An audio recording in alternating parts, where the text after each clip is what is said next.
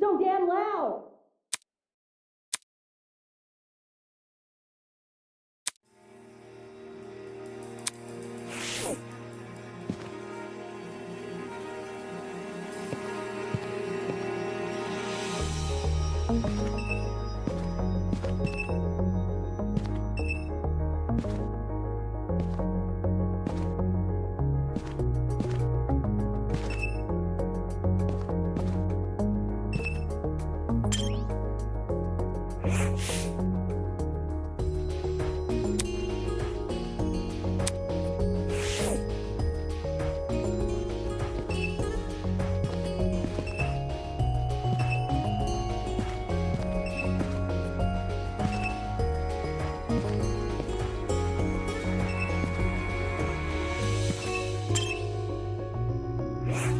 I see.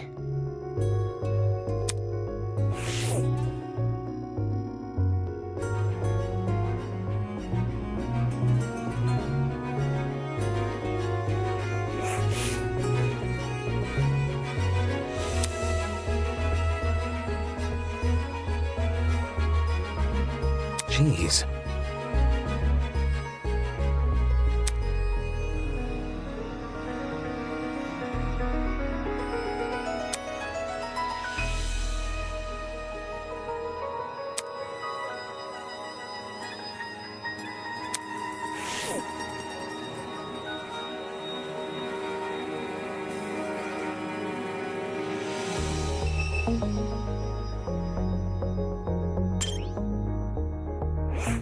Eh?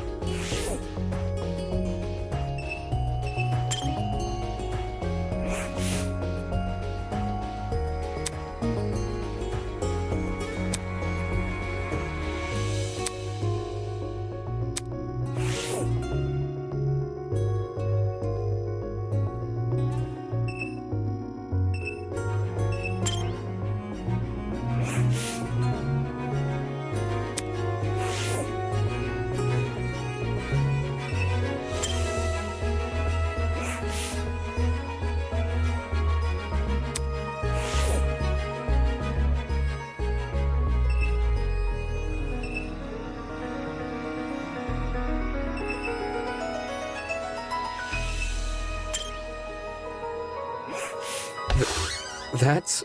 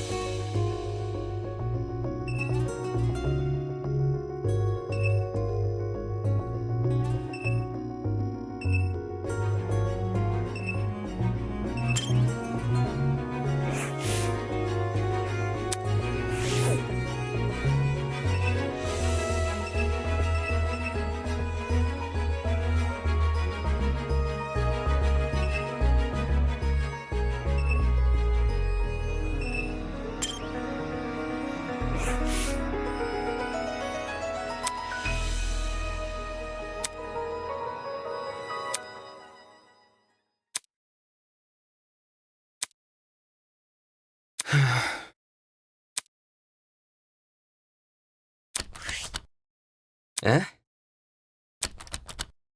Damn it!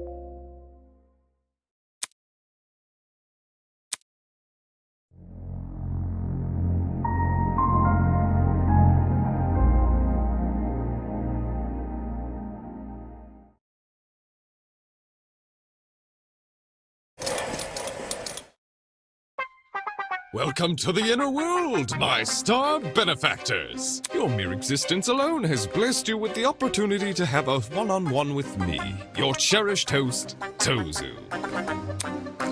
Now, restless as you may be, don't move an inch. The show shall start. Maybe tomorrow. I'm getting the last-second jitters. Alas, the best things in life come later rather than sooner. After all, the chicken tends to enjoy the anticipation more than the final product. And you, yes you, are the chicken!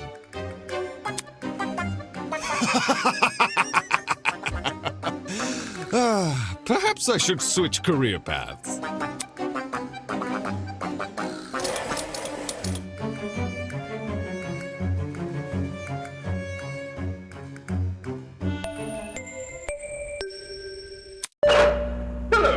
Amicable student friends. It is now 8 a.m. I trust you all had a good sleep? Of course you didn't. You were just rudely interrupted by our very first morning announcement. Yes, this will be a reoccurring feature of the killing game. Best get used to it. The silent crowd, huh? Maybe I should invest in adding a laugh track. Huh? Eh?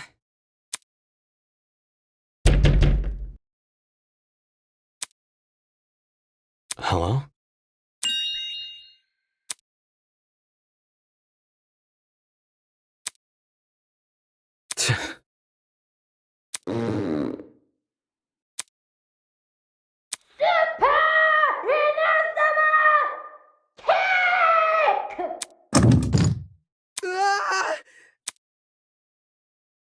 Yo! This isn't funny. Hey, hey! Check it out! That's... Yep. Great! Ugh. Just follow me.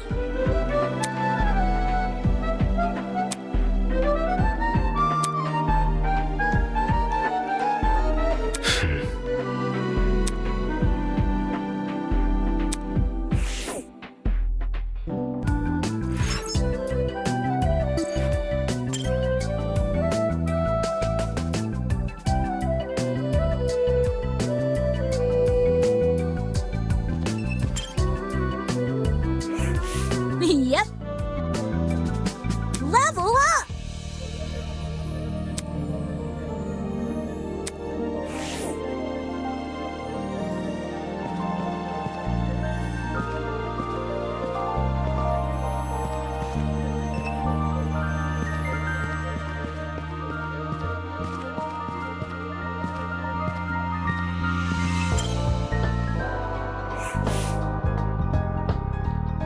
I must take note of this. Eh? Yes.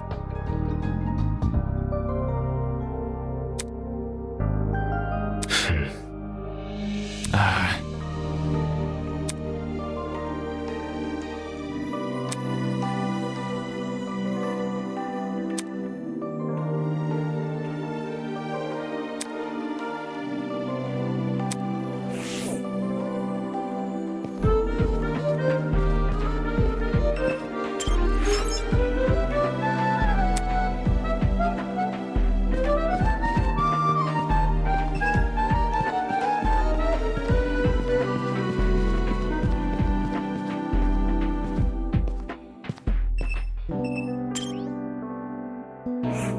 Morning to you. Hey, hey.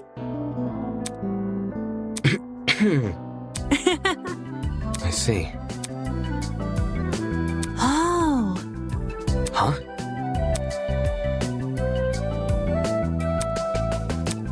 Yeah. Oh. Huh?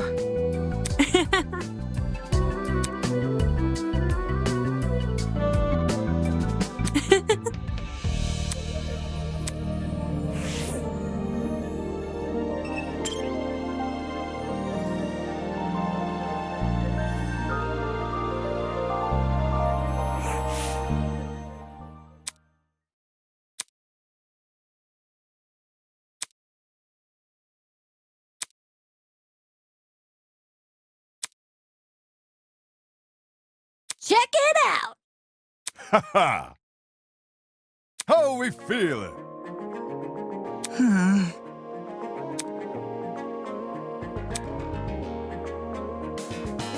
You think? Ah ha ha ha ha! Aye.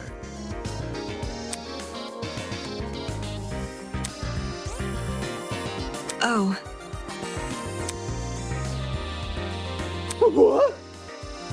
Really? Hold your horses.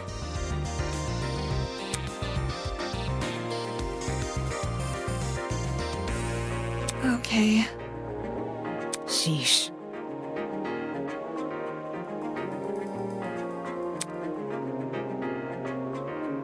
That's right. Oh, really? Take a breather.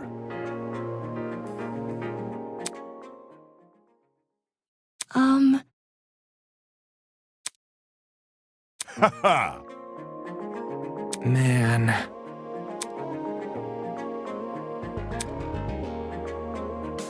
Leave it to me! Huh? Whoa! What? Huh?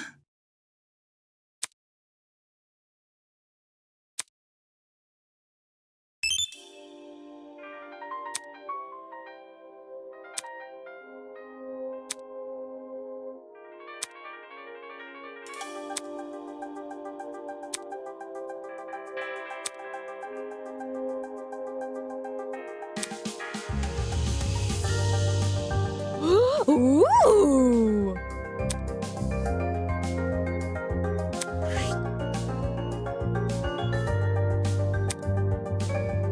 Huh?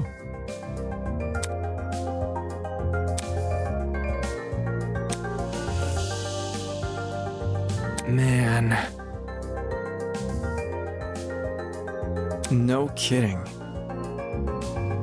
Don't get it mixed up. Perhaps. That ain't it. Aye.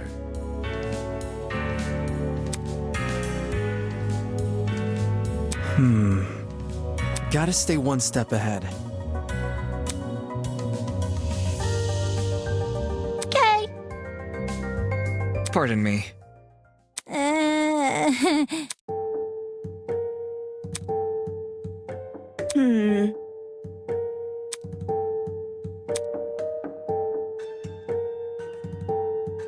Let's see.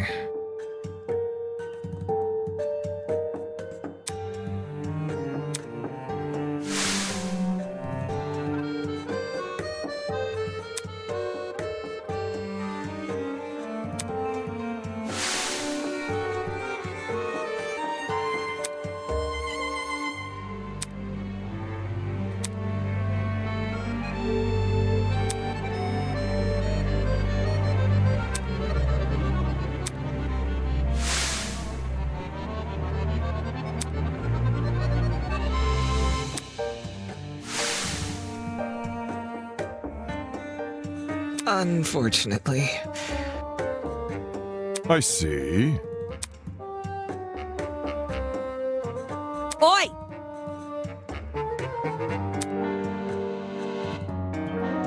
Let's see. Bro? Hell no!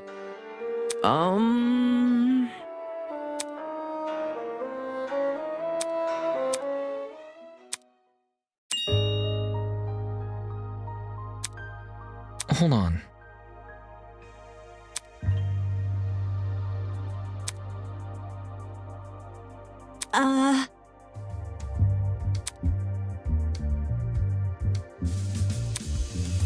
What about...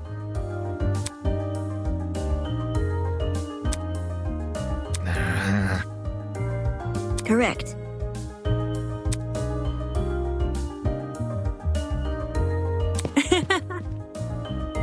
Ha ha!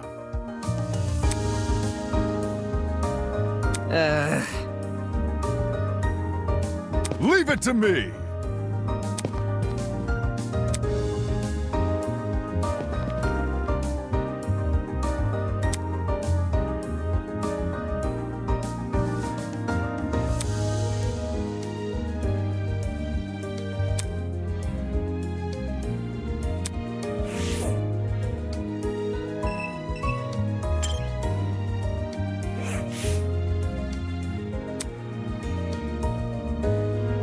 Hello?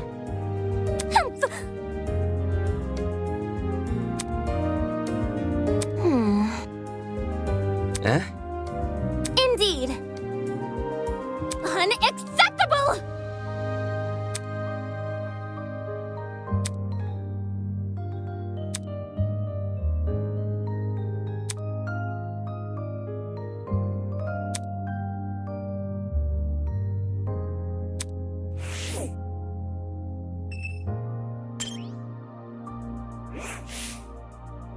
Hi.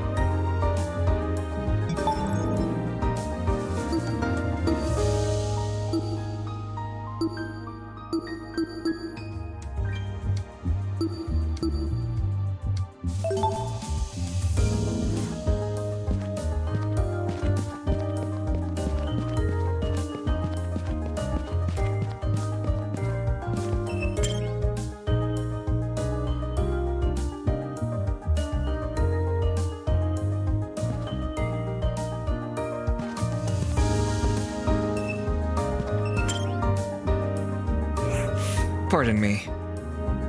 Oh. There's no need to worry.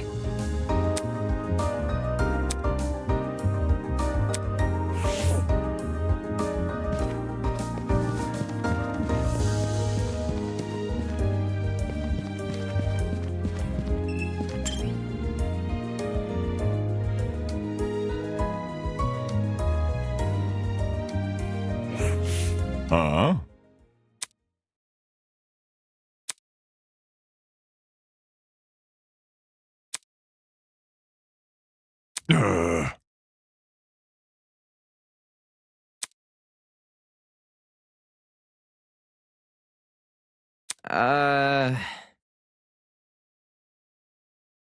Duh.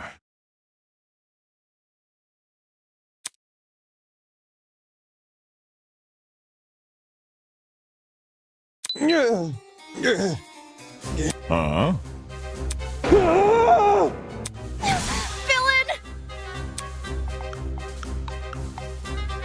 Terrible. Just terrible.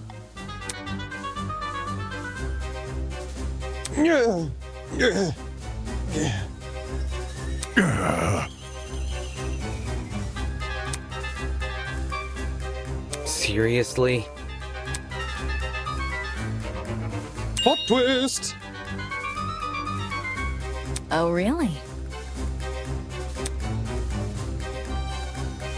Well done. The show must go on.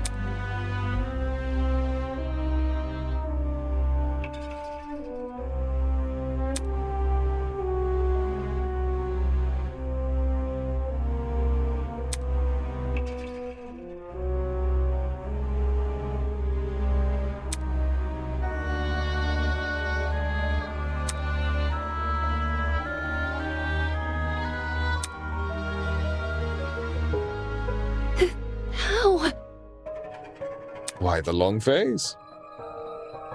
Get out.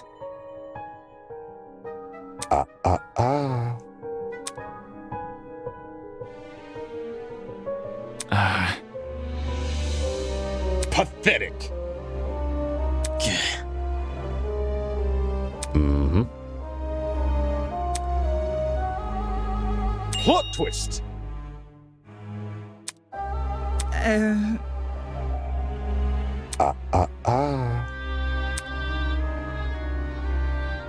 Mm-hmm.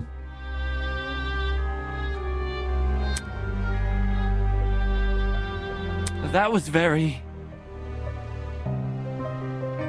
Who? Me? Moving on. Hold your horses. Good morning.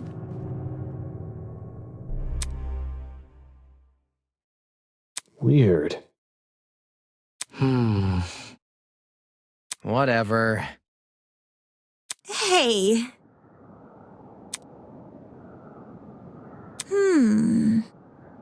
Yep. Whoa!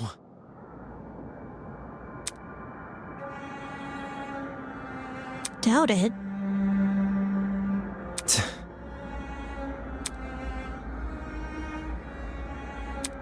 Tisk. Right. Hold on.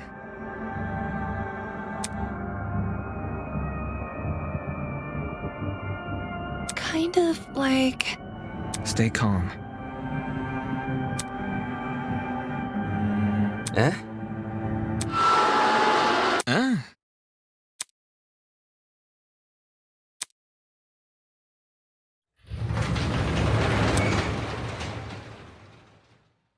Yo!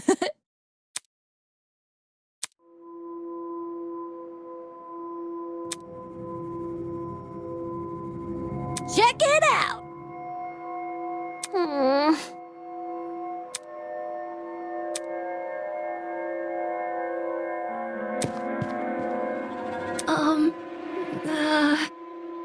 I'm sure. Seriously? Trust in the process.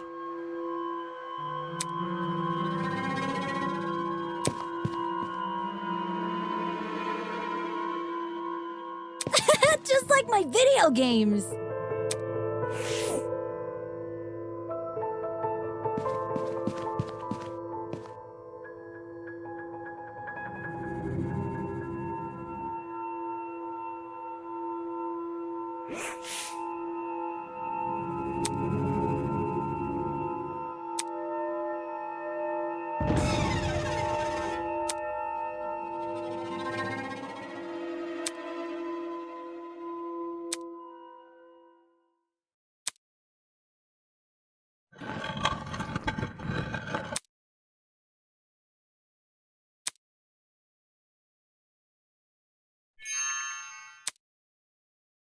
Oi!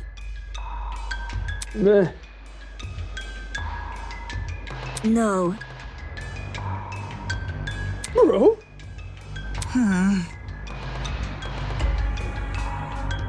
Hell no!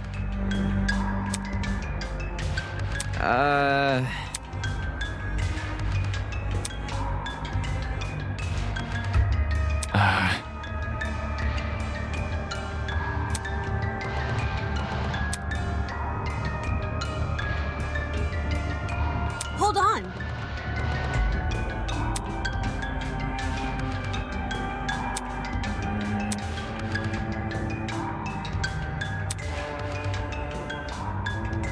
Yep.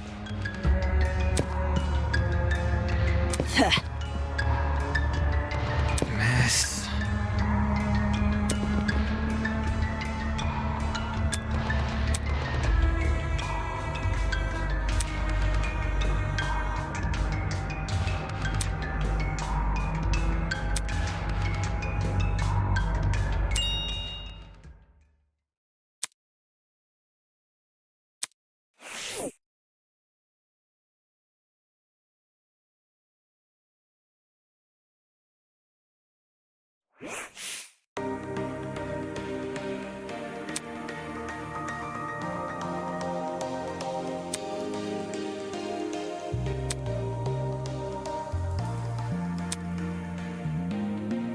Jeez.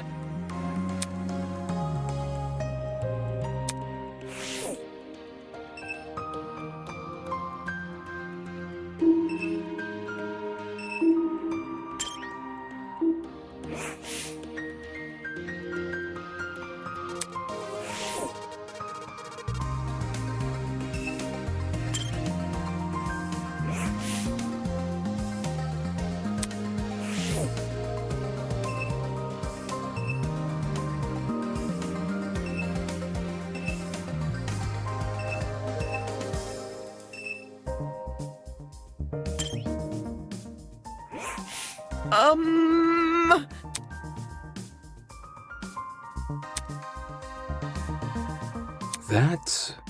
No, seriously. Ugh.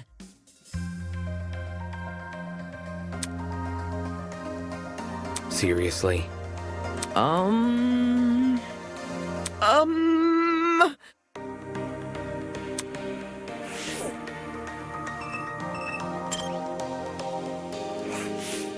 Hiya. Hello? Oh. Now, would you look at that? Anyway. Help a lady out, will you? Huh? I see. Huh. What now? Oh, embarrassing. Huh?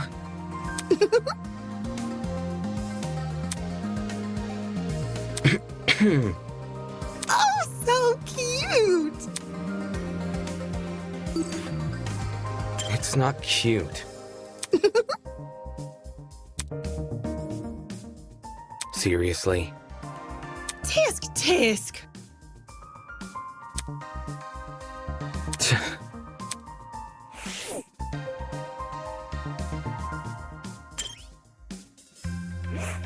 Curious. No matter. Eh?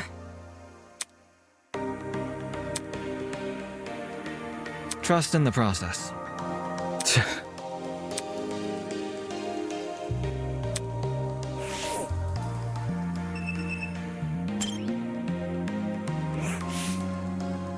Hi. Who cares?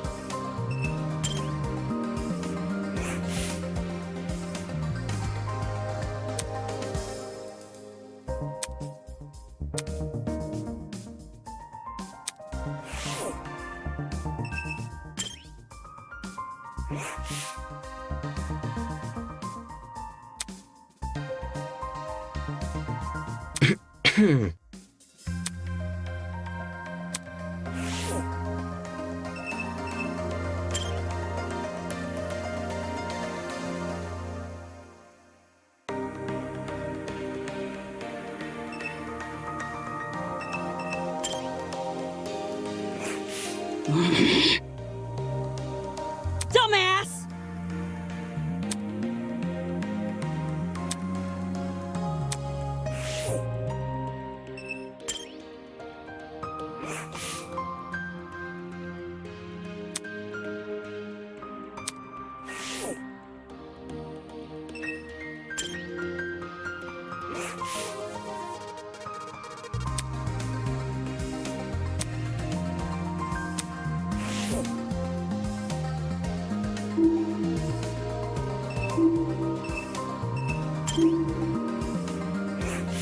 What's up? What now? Yeah. Yeah. Hey. My man! Show me what you got! Damn. Whoops. Adios.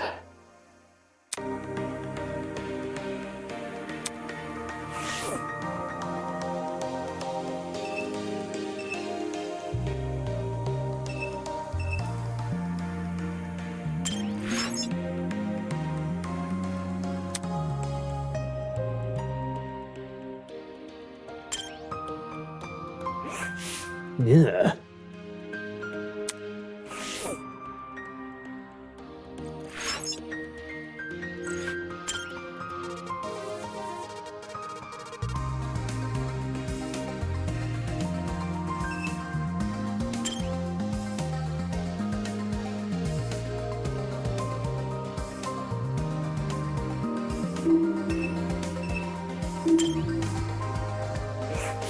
For real?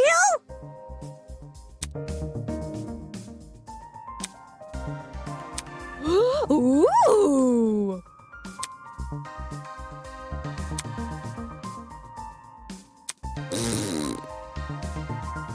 Damon! Seriously? So unfair. Better zip up my fly, my genius is showing. Yep. Check it out.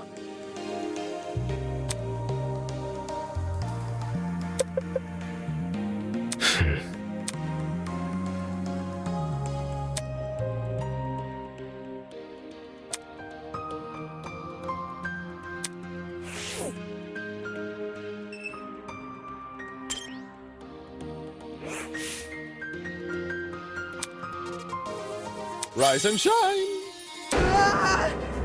Plot twist.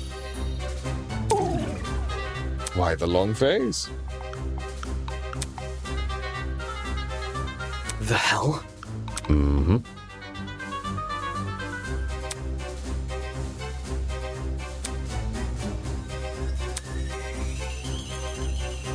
Well done.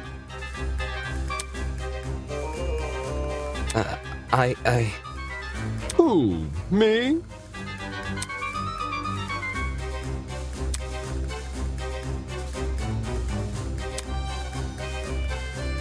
Anyways.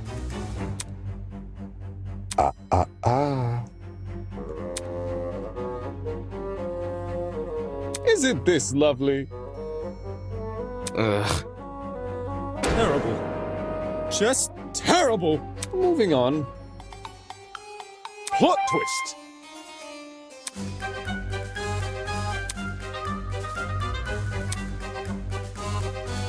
Mm-hmm. Take this seriously.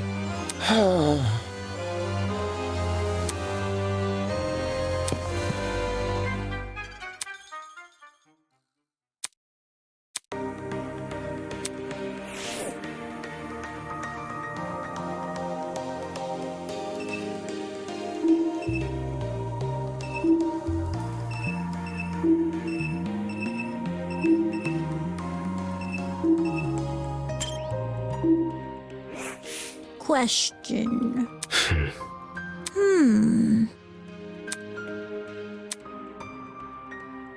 Huh? Duh. Yep. Dude!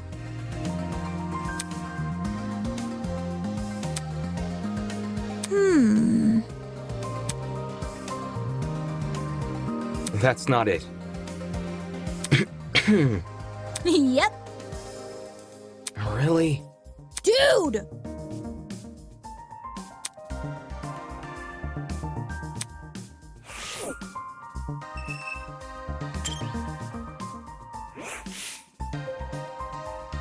I think it wants to fly here. I think it wants to fly.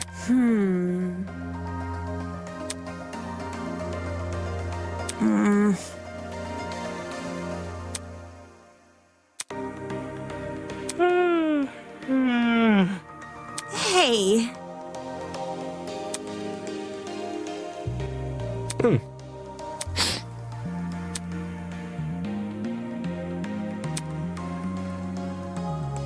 The hell?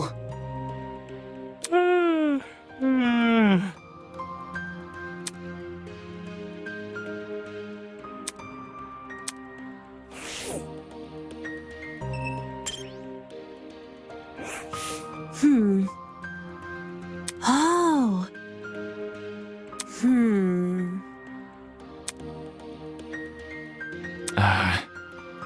Oh. Come again? Actually, Eh?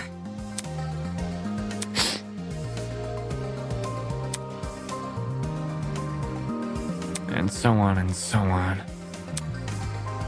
According to my notes,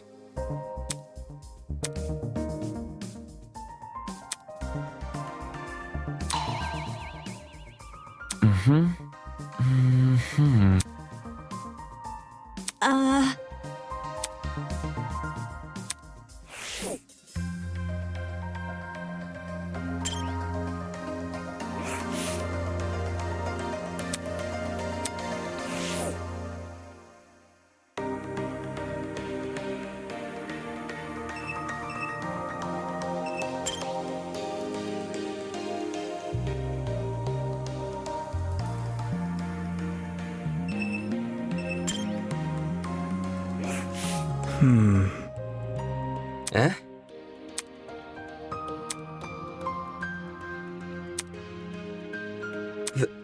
That's... Whoa! fair. No kidding. That's... Think about it this way. Don't worry about it.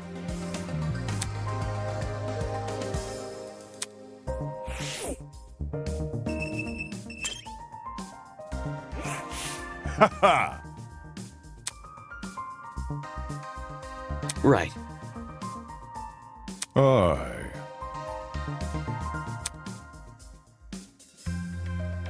Leave it to me!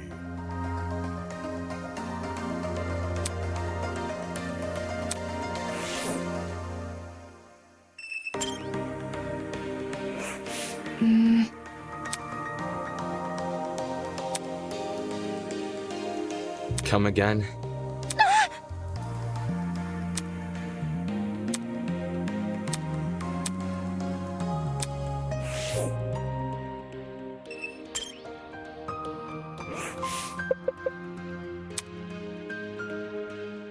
Really?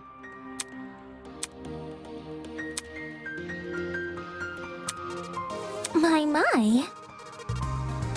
Mochi?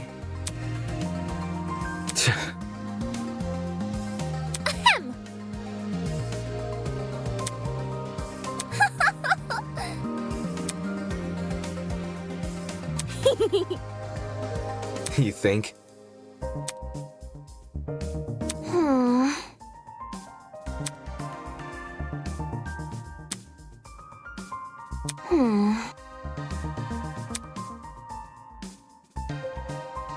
Foul. Eh? Of course not.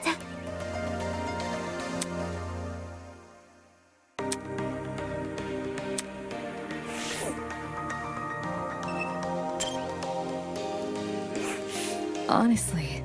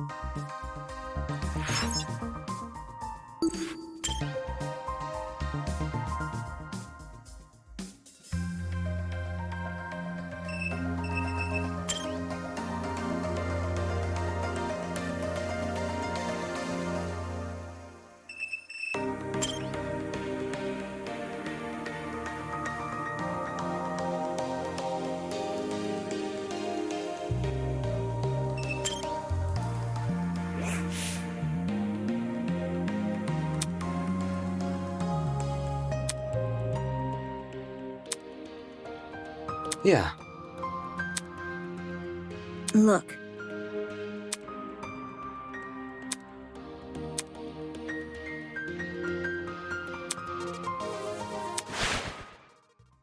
That's...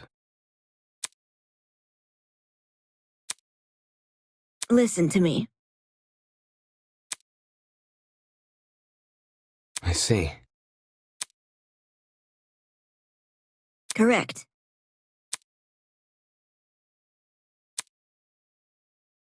Strange. Anyway.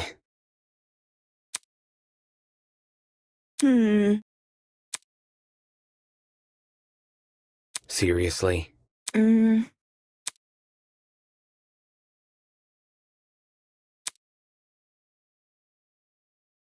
It's simple.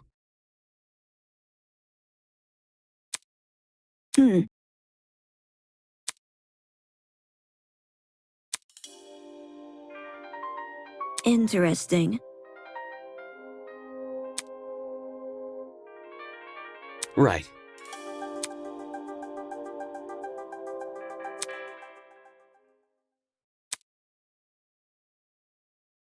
Golly! Eh? Oh,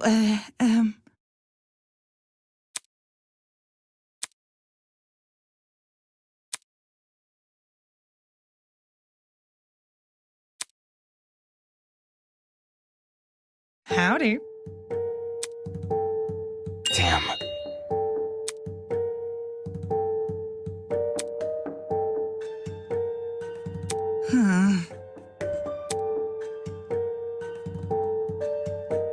My. Very nice. I must take note of this. What about...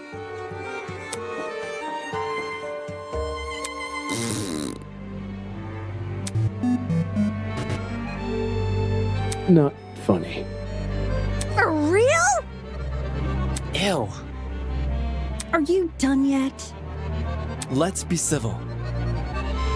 Maybe...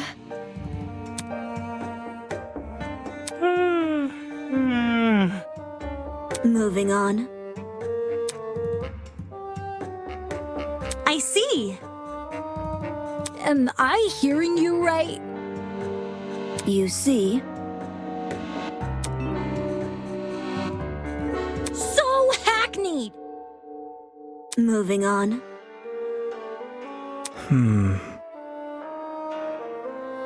Meh. Well put.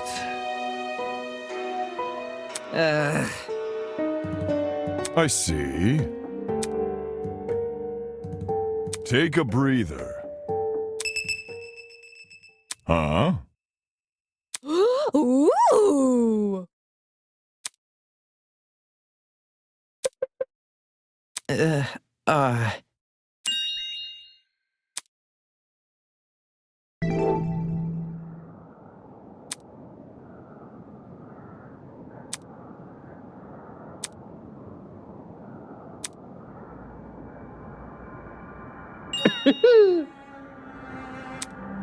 For your information.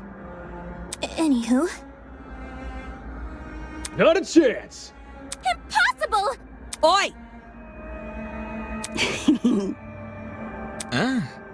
Soybean! Yes. Let's see.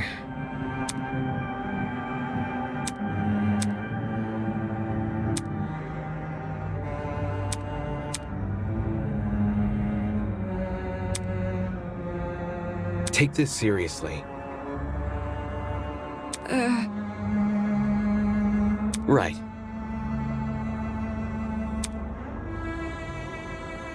There must be something. What if... Do you think? Doubt it.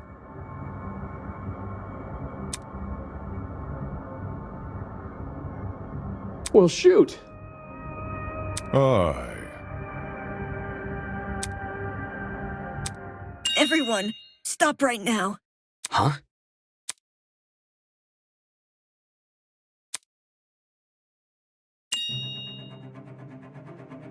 How can that be?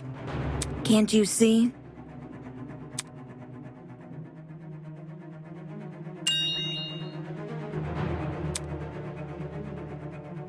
Moron.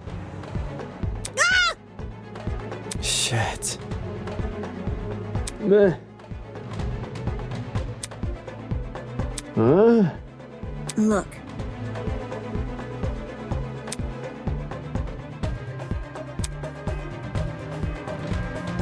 Bro? Listen to me.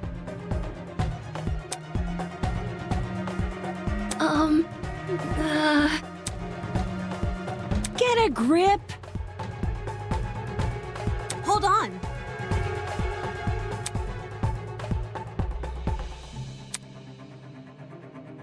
That's enough.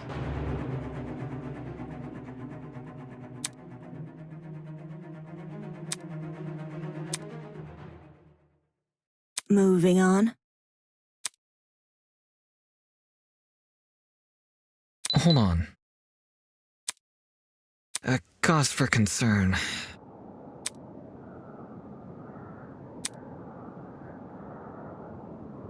I apologize. Hmm?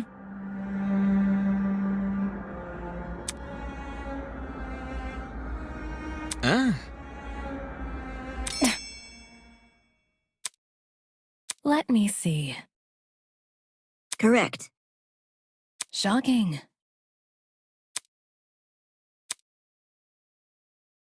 You can't keep me down. Not okay!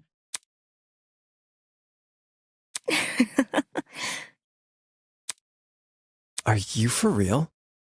Whatever you say. Whoa! Just like my video games.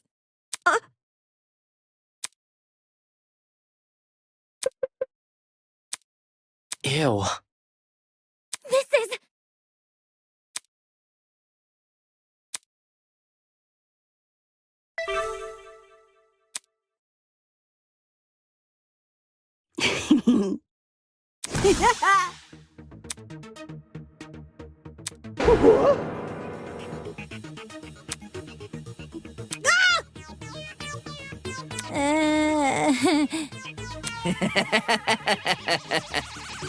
It doesn't make sense.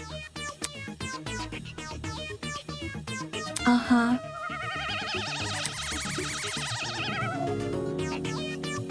That's low. How old are you? Don't be mean. Unacceptable! Fail. Well. What a joke. Interesting indeed.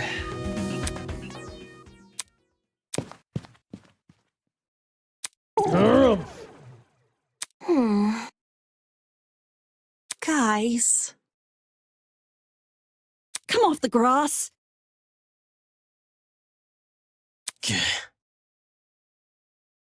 Yes. What can I say? Great! Ha For real?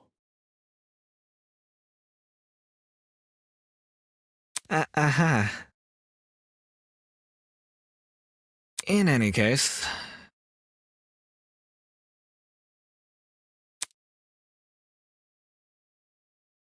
Pardon me. Too much for me. I suppose. Where's my coffee?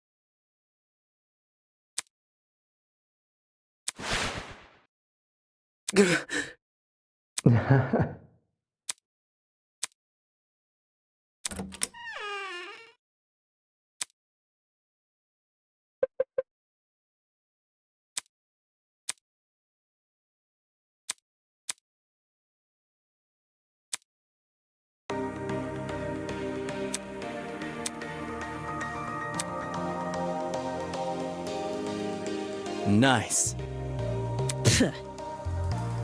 Right.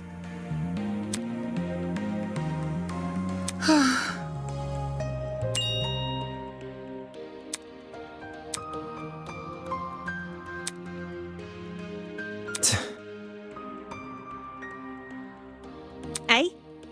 No. Yeah.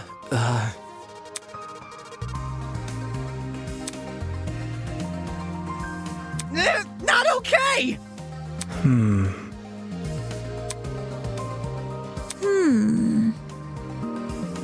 So hackneyed. Whoa. Kind of like. No kidding. This is difficult.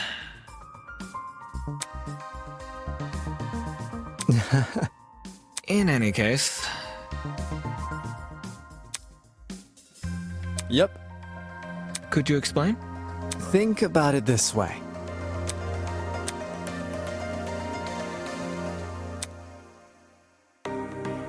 Safety first.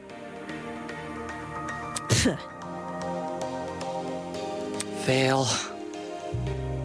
Sounds easy. Yep. I suppose. Let's rock and roll! Huh?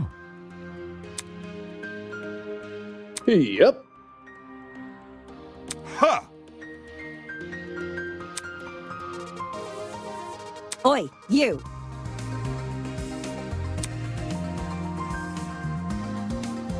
How's that sound? Wait just a sec. Oh.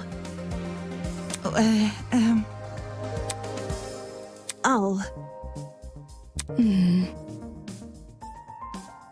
Whatever. Take this seriously. Can I go now? Okay. Don't test me.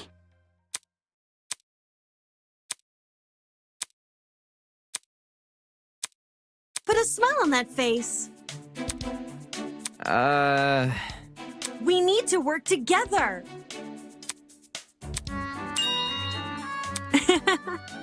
I must take note of this.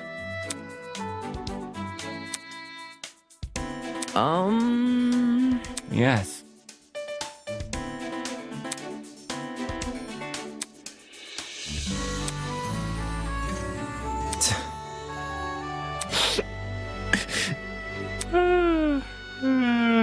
I got an idea.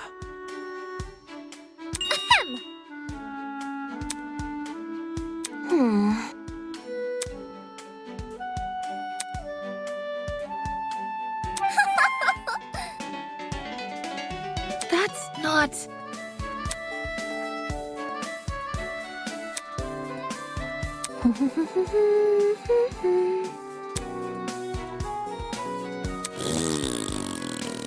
Level up! For your information, check it out! Come off the grass. Soybean.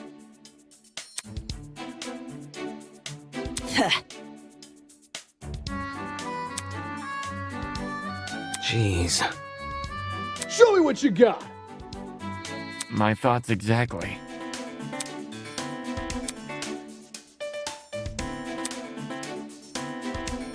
Come on. Help a lady out, will you?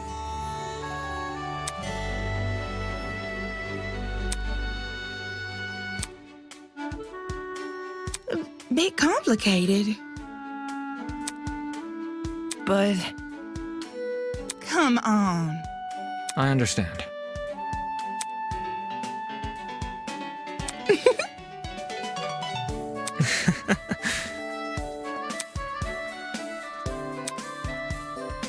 old are you? Trust in the process.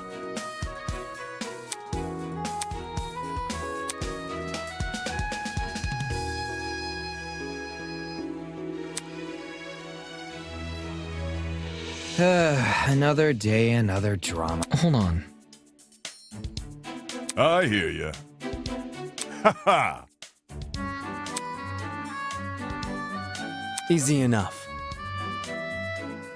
And so on and so on. Yeah. That's right.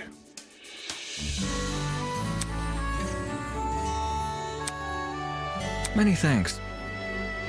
That's... Huh? No matter. Are we ready?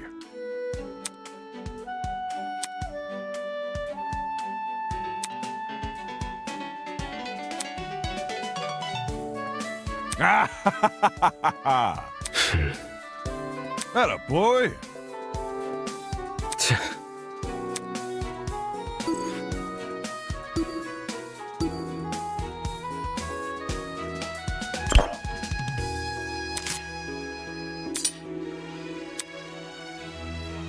I see.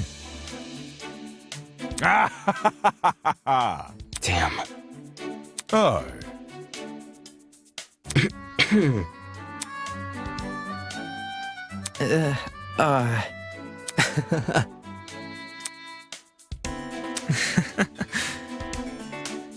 I'm glad.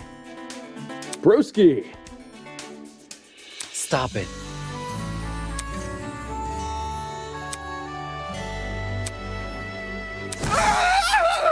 Ugh. Excuse me.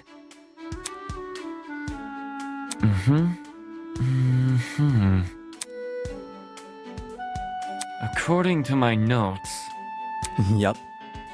I'm sure.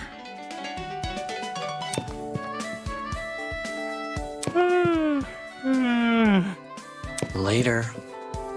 Bro. Makes sense. Ah ha ha ha ha ha! Anybody?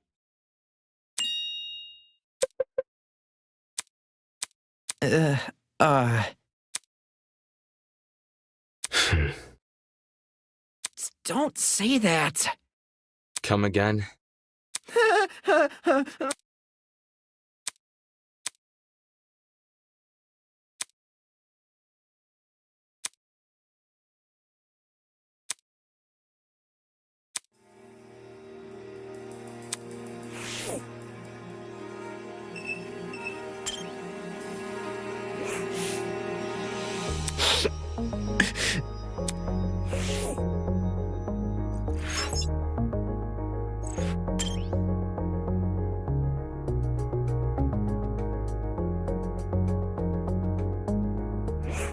Man.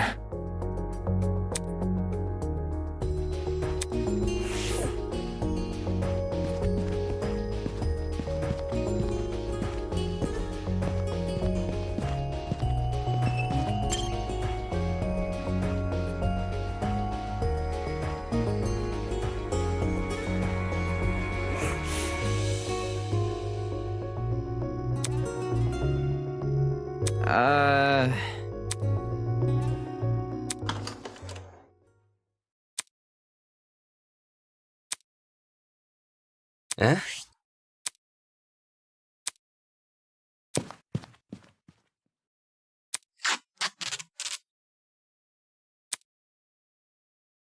What am I looking at? A mark? To divide. See where you're standing? That's your side of the room. This side is mine. If you step over the tape, you'll be in my territory. Seriously? Dude, no!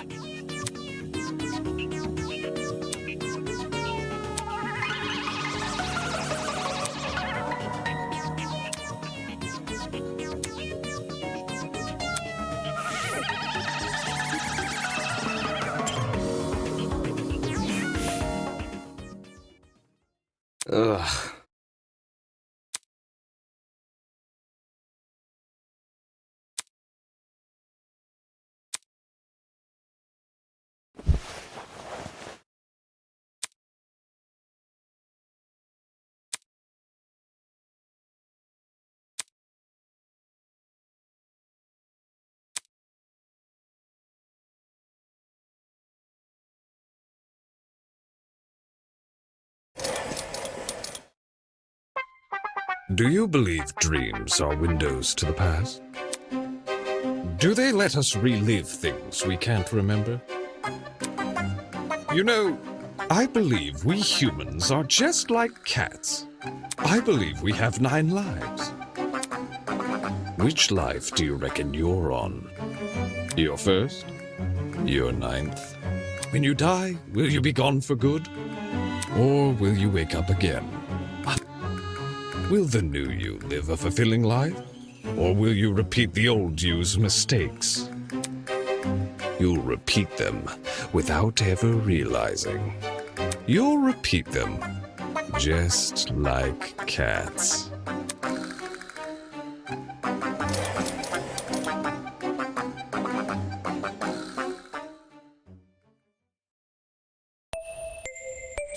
Good morning, my amicable stew. From the looks of things, it's shaping up to be another beautiful morning. I can feel it already. The sunlight kissing my neck. It's as though the world is telling me, Papa, enough with the dramatics.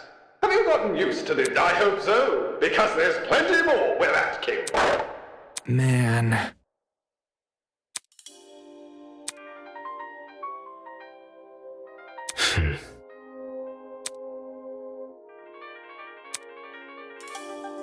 Whatever. Huh?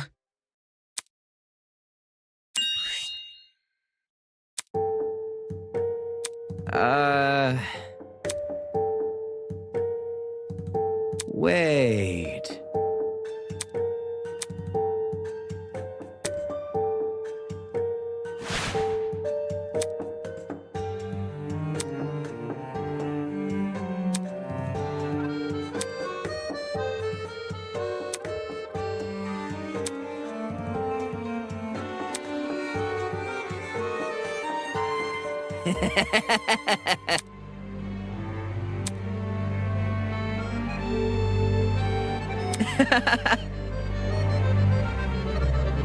Huh?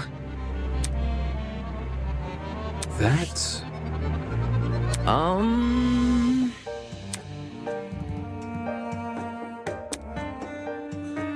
Hey!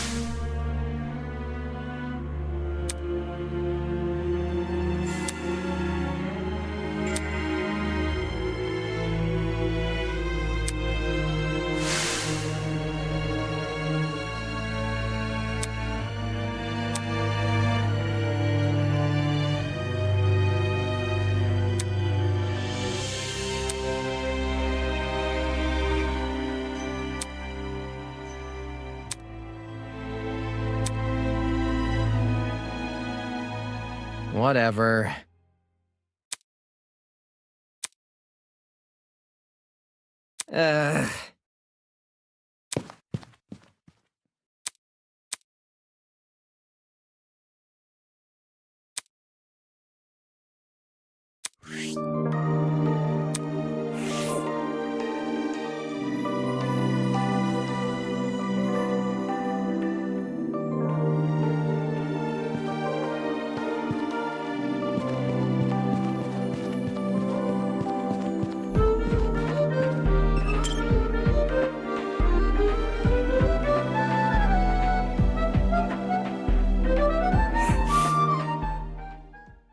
Humph! Jeez.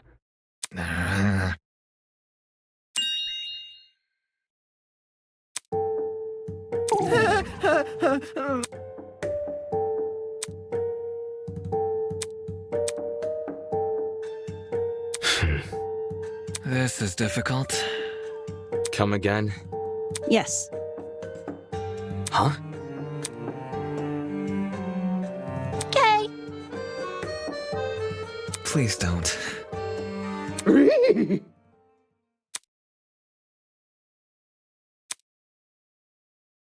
Oh boy.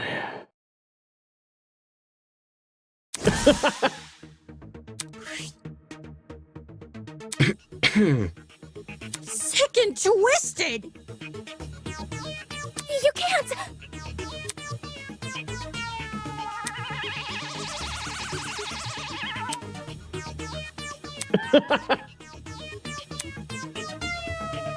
That's enough. Mind your manners. I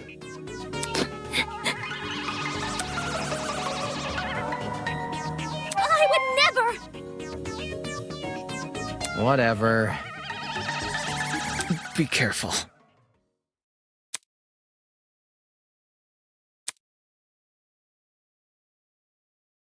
Such disrespect! Whoa!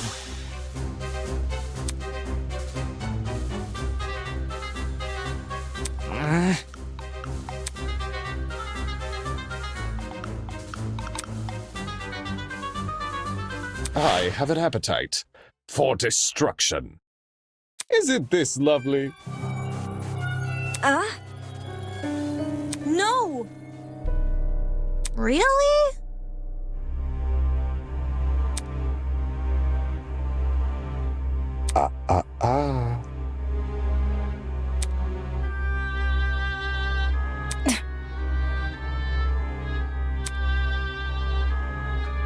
Who? Me? No shot. Why the long face?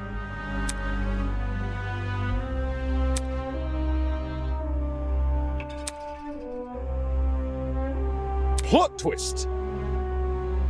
Not okay! Ugh.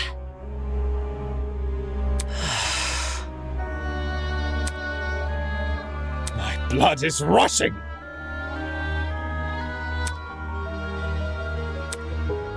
Moving on. Mm-hmm.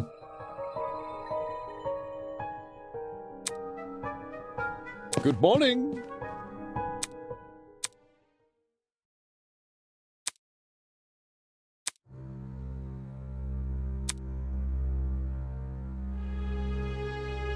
Guys. There's no need to worry.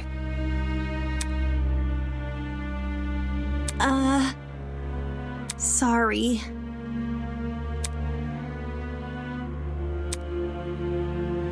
Do you think?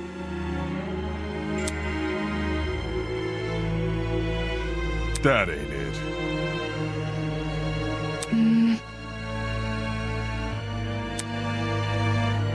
Stay calm.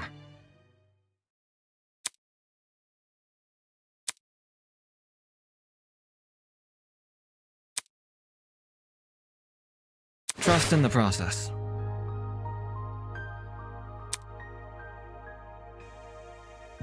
I'm sure.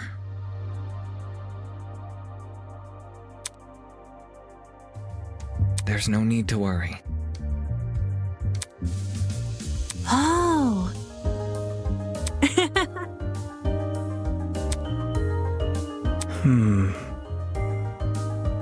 Makes sense. Oh, embarrassing. Right!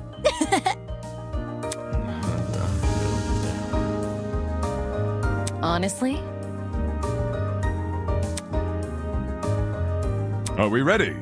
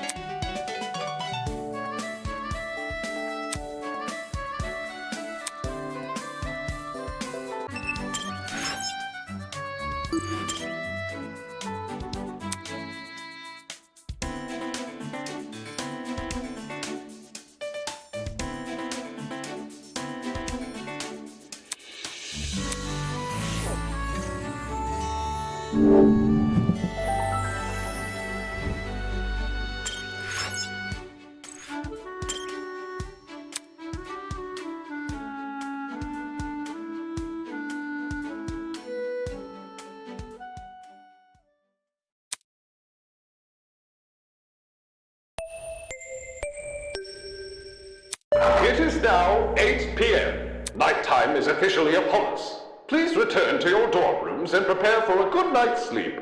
Or don't. I'm not your parent. Just remember, tonight could be the night which changes your life forever. Whether that's for better or worse. Good night.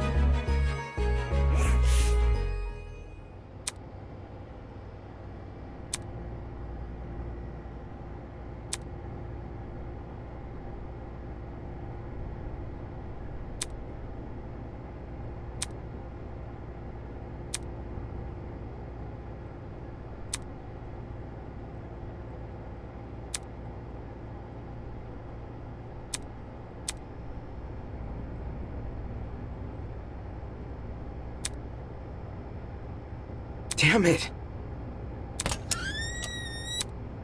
Good evening. Why the long face? Rubbish.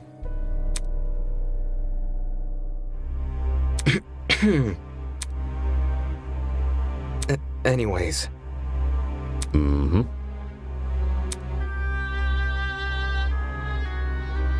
How interesting.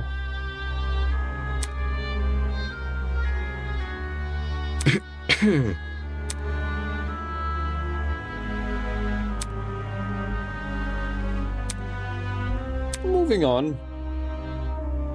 Yeah. I see. Huh?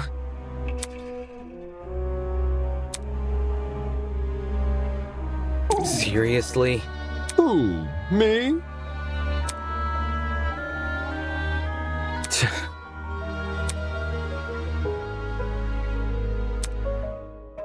Eh?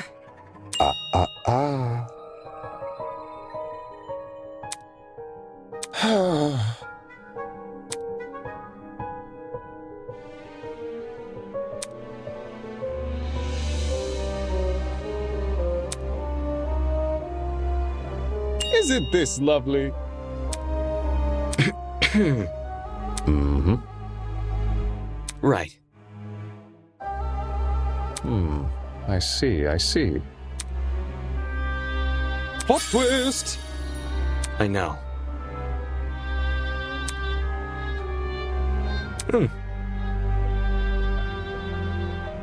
Terrible. Just terrible!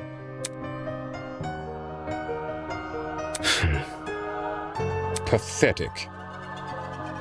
Huh?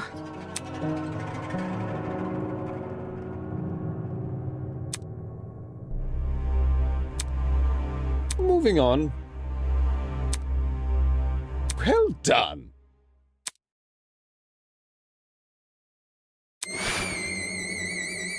Jeez.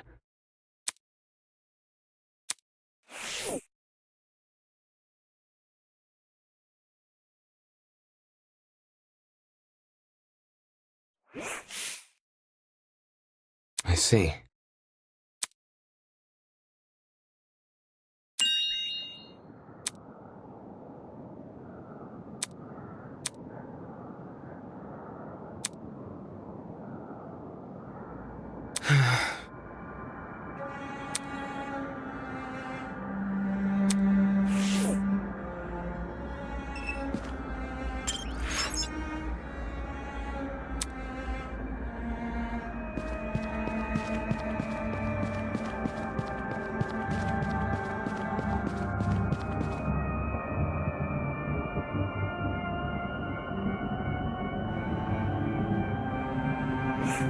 Oi!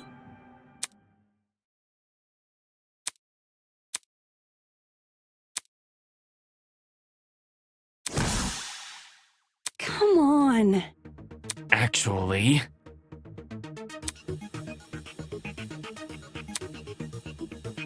Be careful.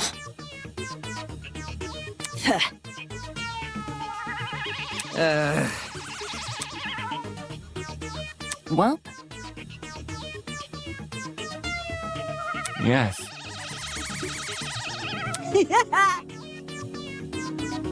Remember the name. Hey!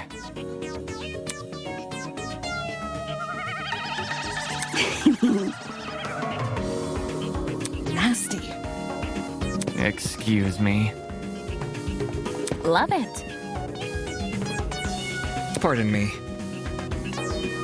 Whatever.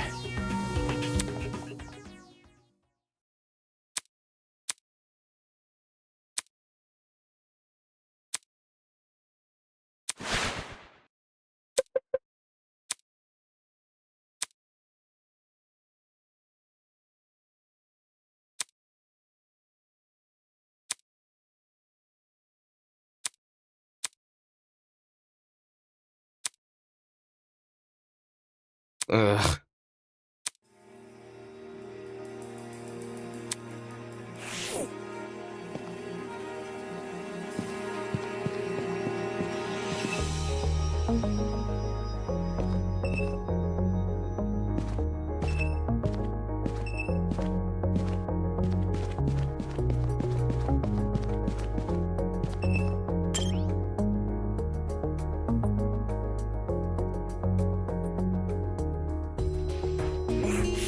Over here! Hi.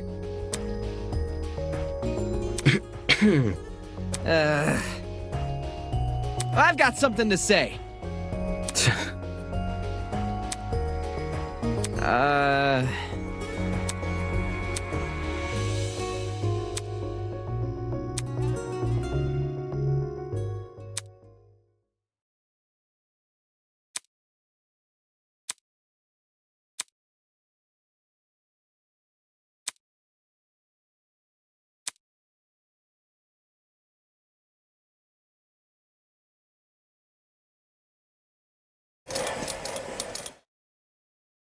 When I was little, I was a huge fan of ships. Every day I would sit on the pier and watch them disappear into the horizon, their sails billowing in the salty sea breeze. Sometimes my friend, a spindly boy with cream-colored hair, would watch with me. However, his love of ships was not nearly as potent as mine. While his interest was, at most, a small curiosity, mine was worship in every... I yearned for the thrill of the voyage, for the sights and sounds of far-off lands, for that distant horizon to finally be at the tips of my fingers.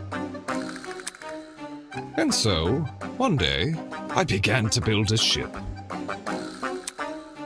When my friend found out, you know what he did?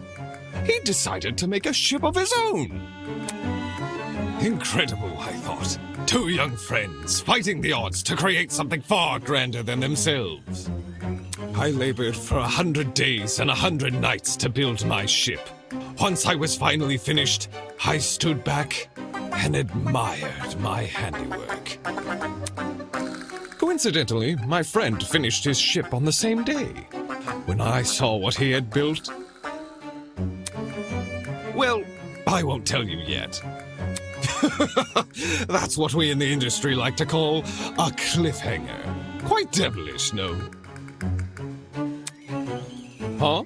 Why are you looking at me like that? Did I do something wrong?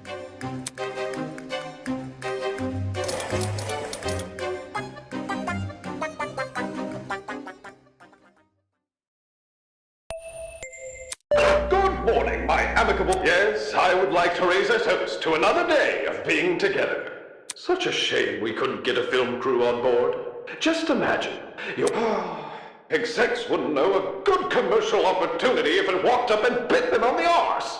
Well, enough about that. It's 8 a.m. Please enjoy the... No. Hell no! That's... Man. You think? I got nothing. Right. Don't say that. Another day, another drama.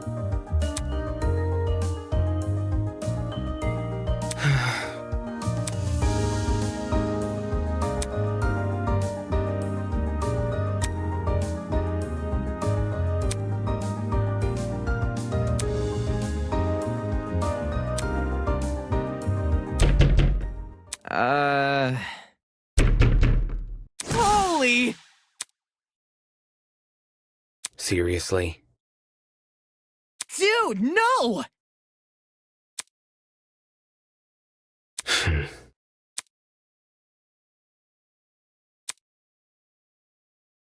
Good morning. Eh?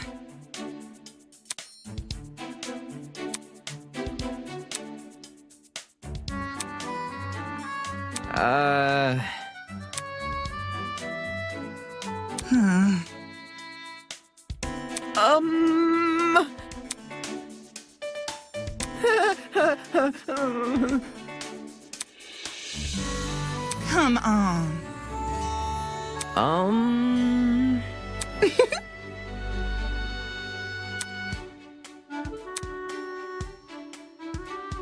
I don't have all day.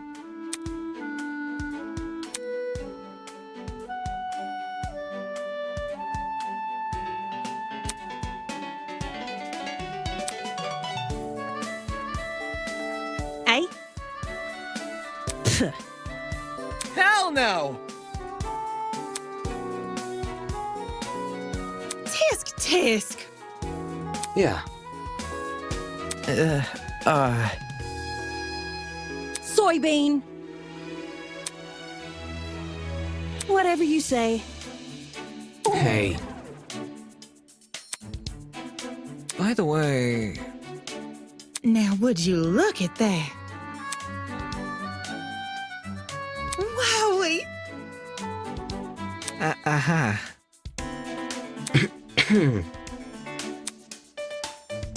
Wait. In any case, Wait just a sec. Oh, so cute!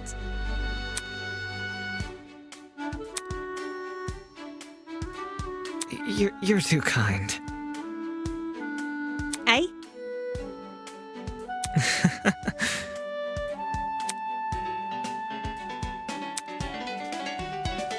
Let's get going! I get it.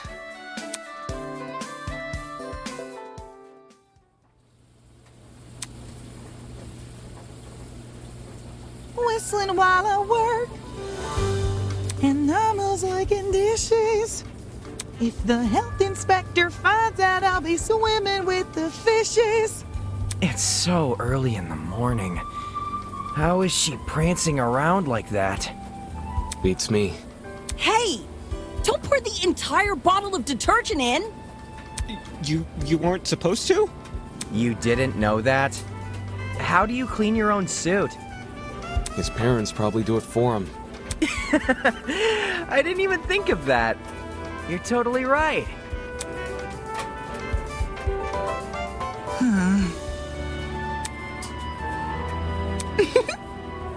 Man.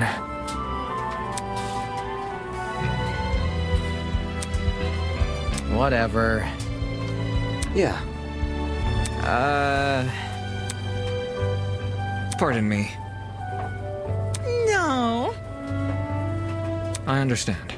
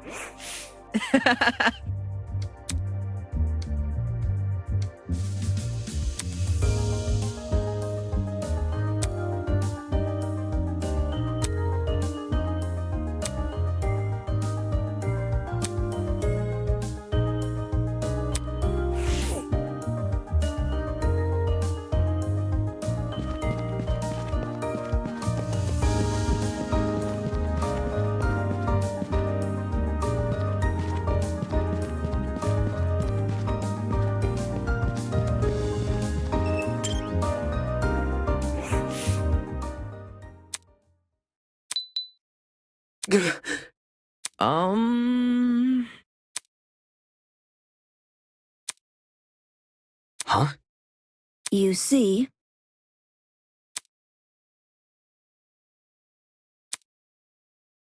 look at this.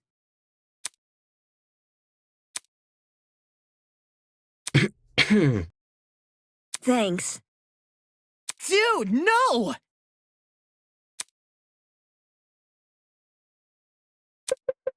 Wait.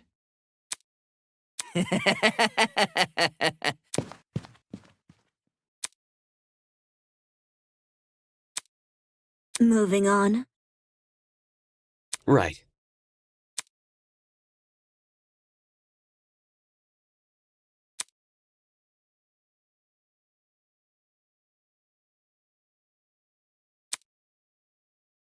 Look.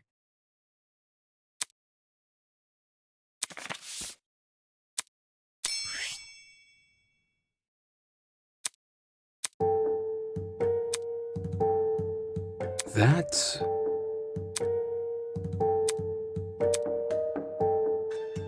You see,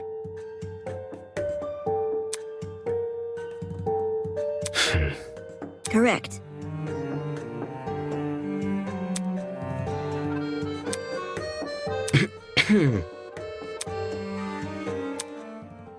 It's because... Where?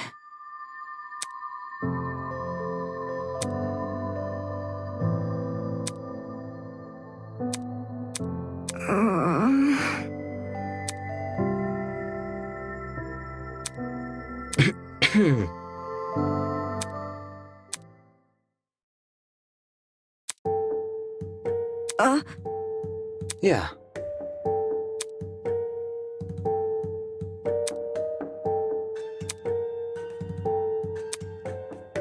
Interesting. Huh? What could it be? I see.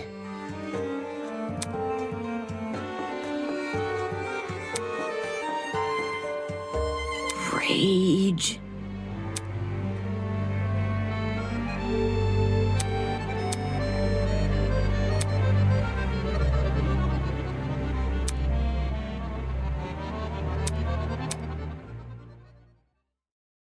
That's not it.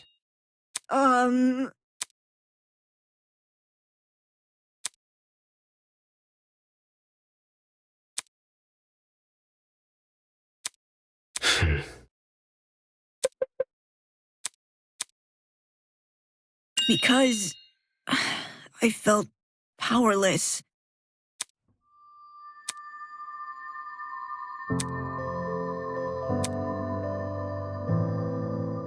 It's not fair. But most of all,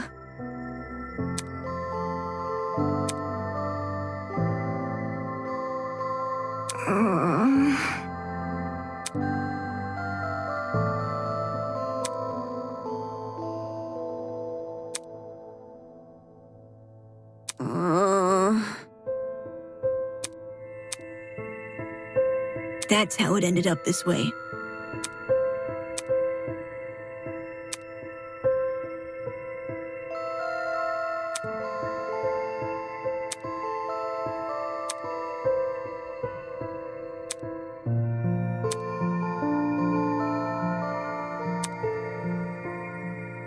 Listen to me.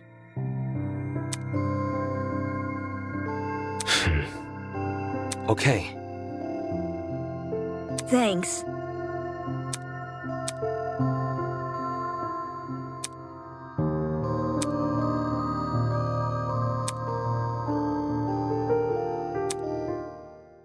Well?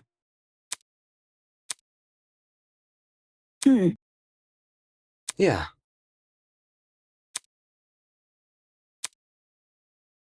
No. Seriously?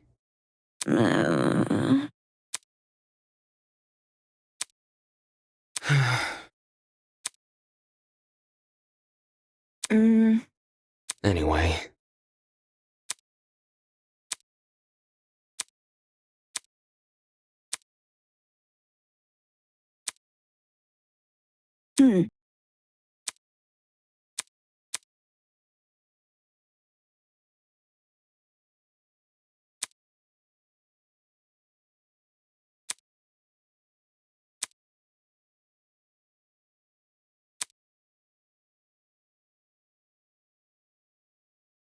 Dumbass!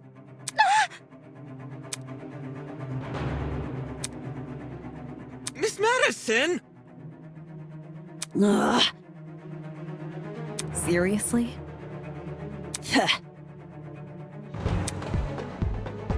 Fail. Hell no!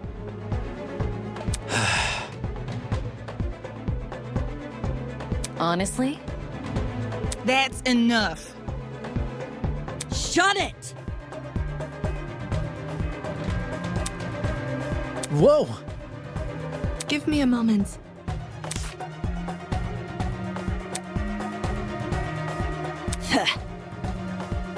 Dumbass!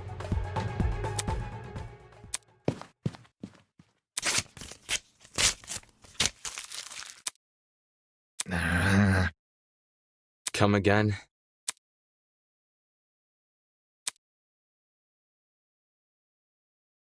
Gross. Ah.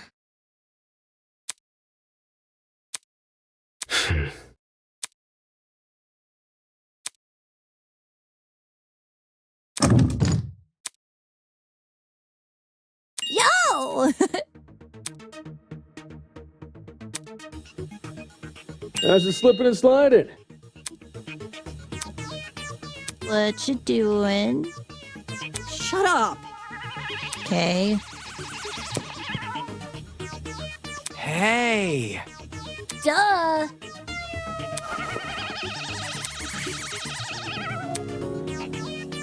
Huh? Check it out!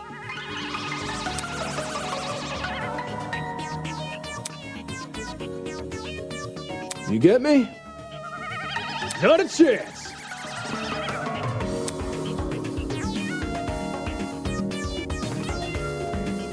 Let's rock and roll! Oh, really?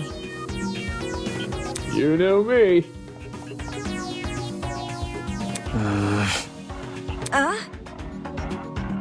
I must take note of this. Elementary, my dear. Yep.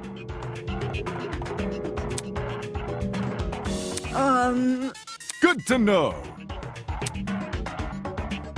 What if... Okay. I see. Thinking. You see,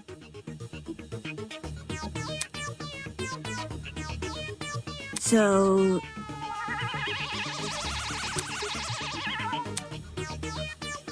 Yep. That's not.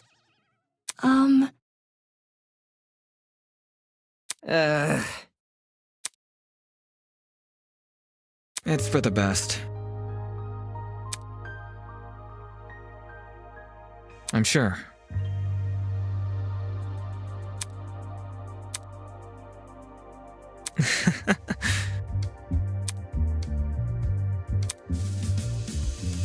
sorry. No matter. You can do it. Atta girl. Yep.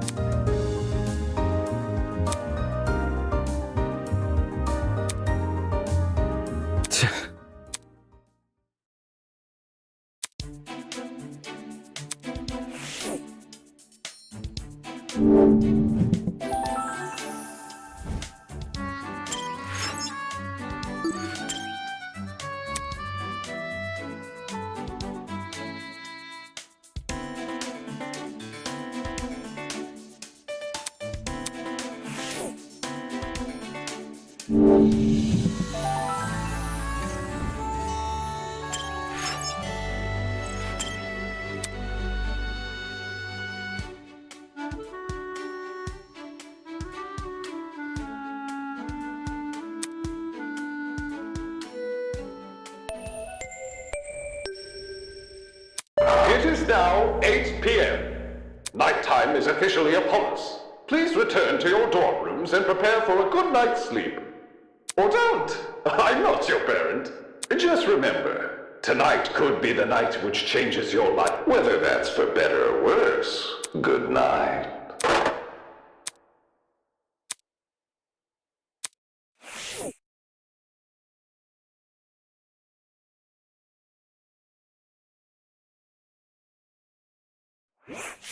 Oh.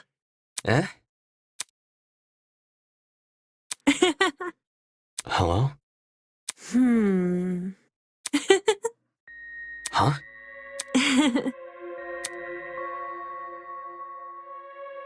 I see. No worries.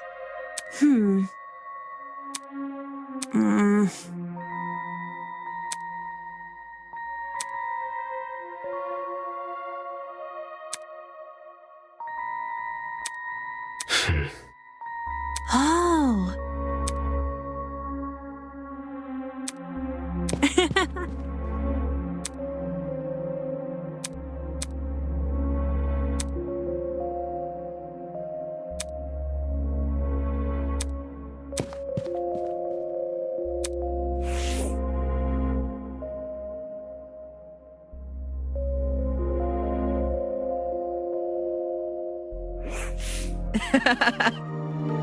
That's not important. Man. What if... Damon!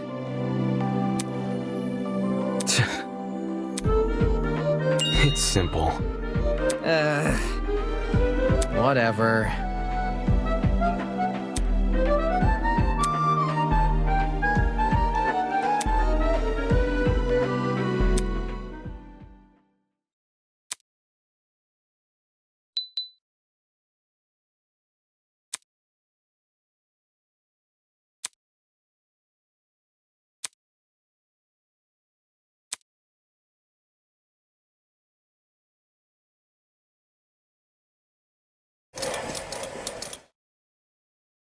I had a peculiar dream last night.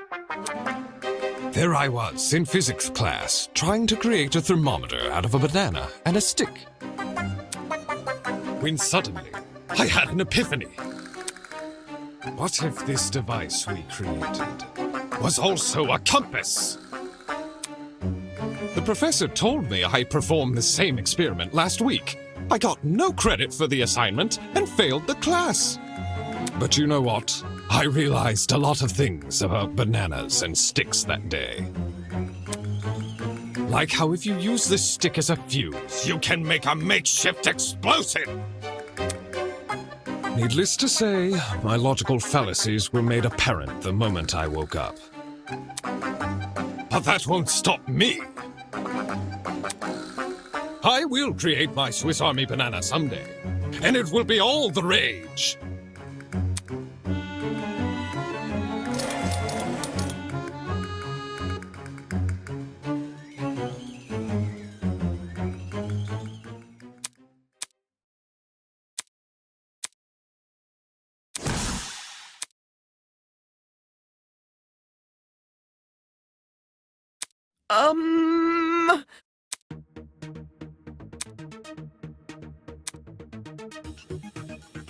What now? Hell no!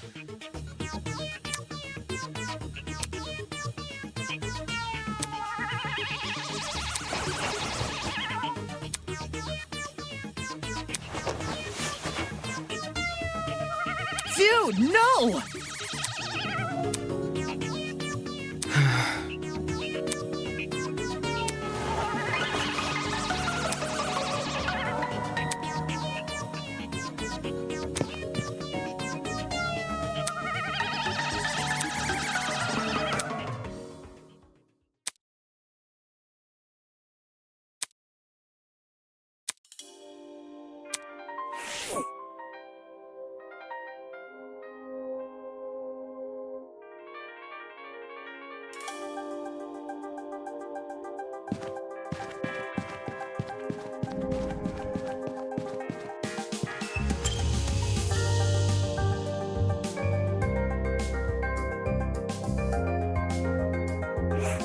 Eh?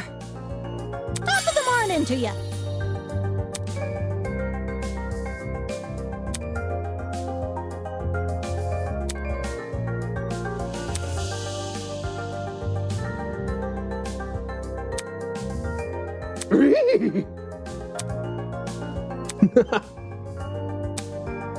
It's nothing. Yo!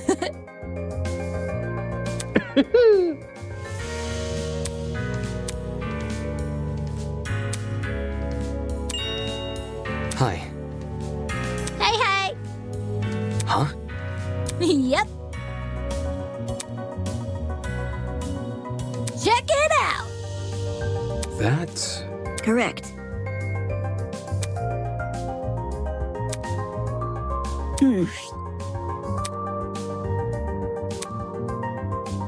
Eh? Yep.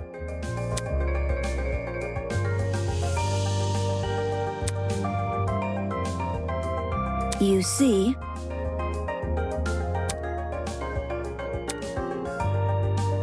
well,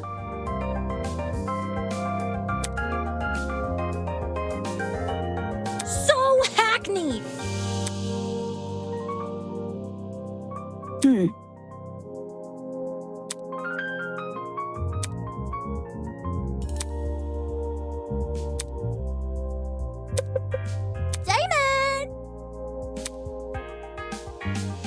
You think? Really? Huh? The hell?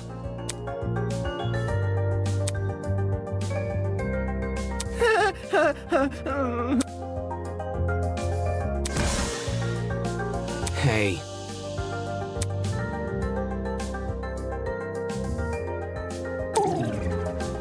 Very funny.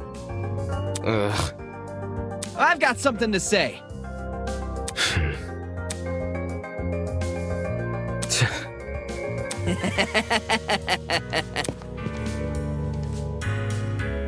Sick and twisted!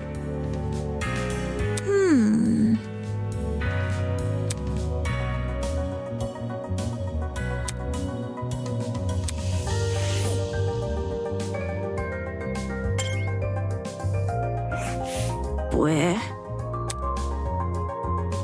Hello? Hi.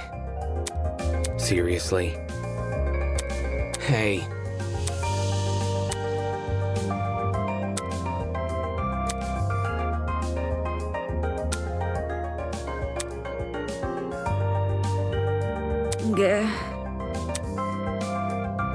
Deal with it.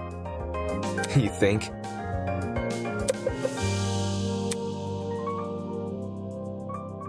Where? No. Eh? Right. However,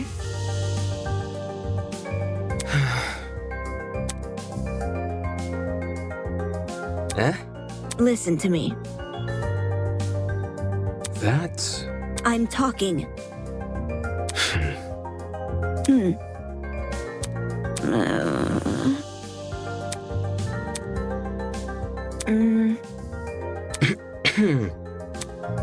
Super gross.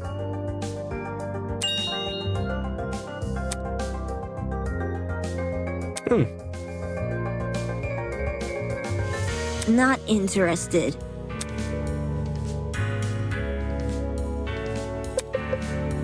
Jeez. Correct. Seriously? It's the truth. Right.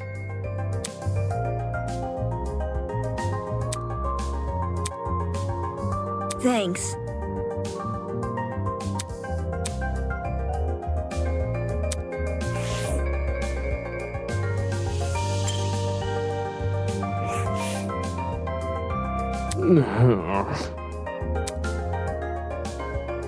Yeah.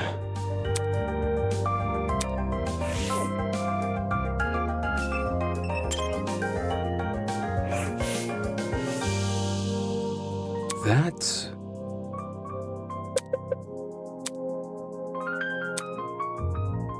Seriously?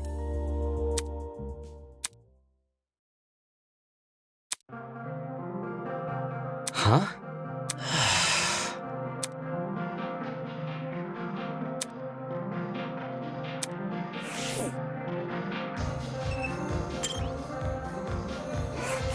Hey, hey! Right. Yep.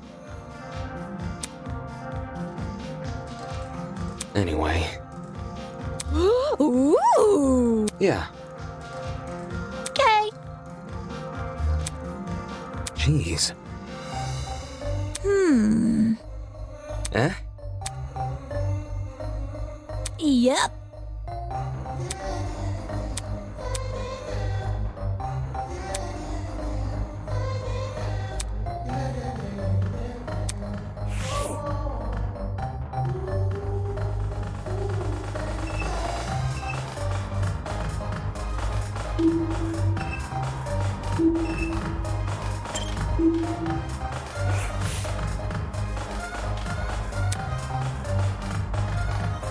Over here!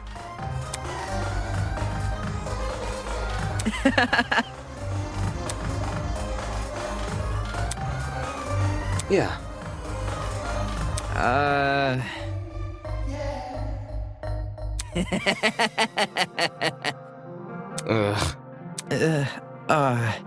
Anyway. Hey!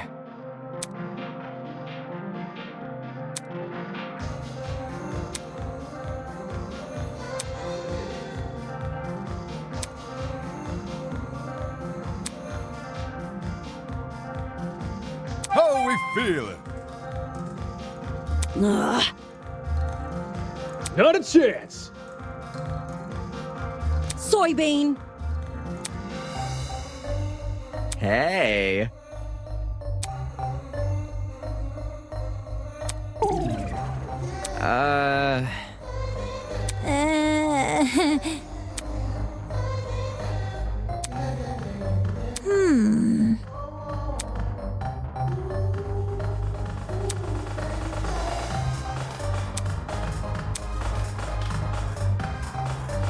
But... Hell no! Seriously? Nope. Come on. Roger that. Huh? Shut it. Whatever.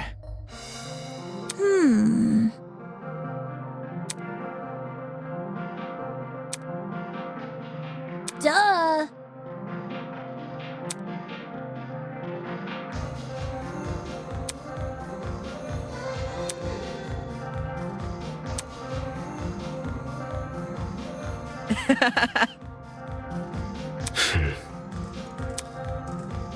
That's pretty cool. Yep.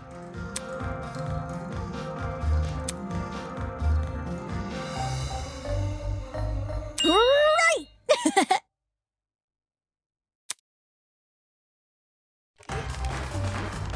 Bro, Kai, you're a natural. Whoa, Damon, watch out! I can't focus if you're yelling in my ear. Now this. You play video games? Not so much me, but my men. Ha! During break, they'll flock like seagulls to my ship's arcade. A personal arcade? On a ship? Man.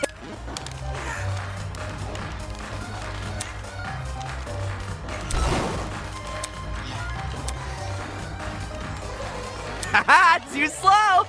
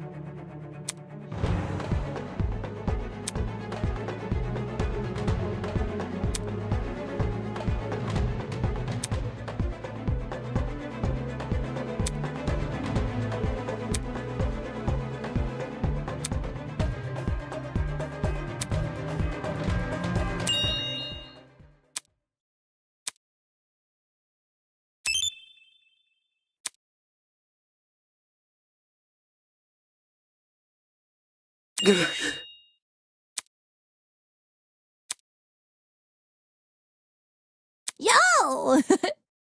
Let's rock and roll. Ha! But...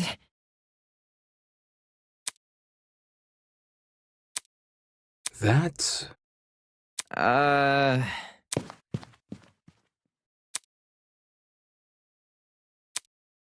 see. Hello. Am I hearing you right?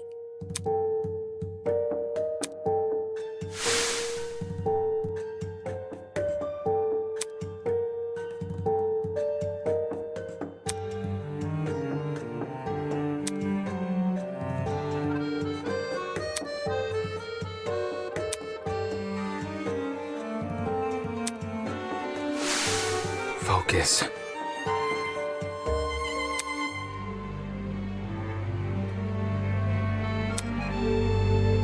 I see. Hey? Hell now! Well, you see, Elementary, my dear. thinking. No.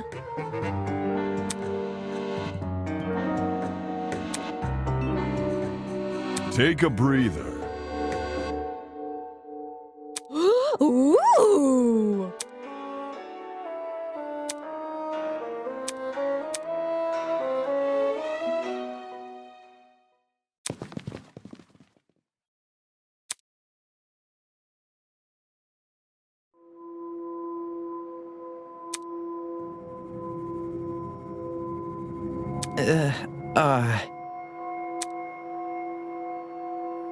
Where?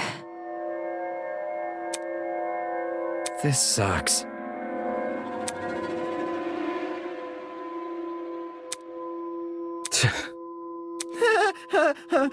Yep. Bro? Duh.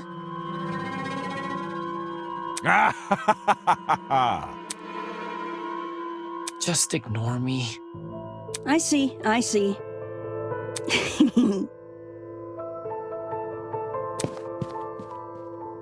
Stupid. Just follow me. Oh boy. I see. Are we ready?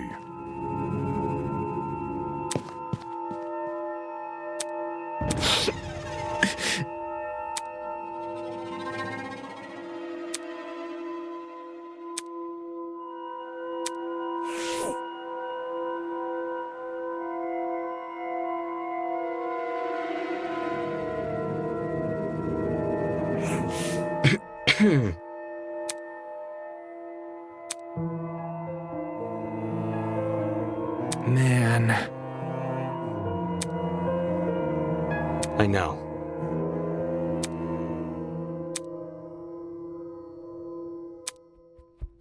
Huh?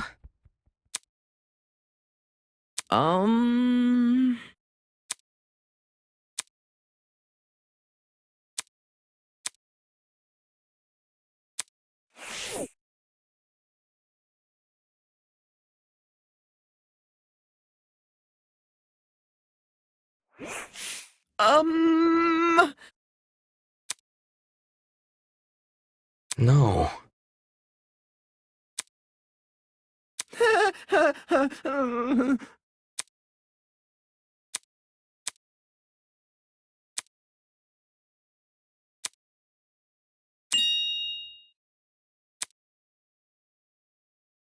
Ugh.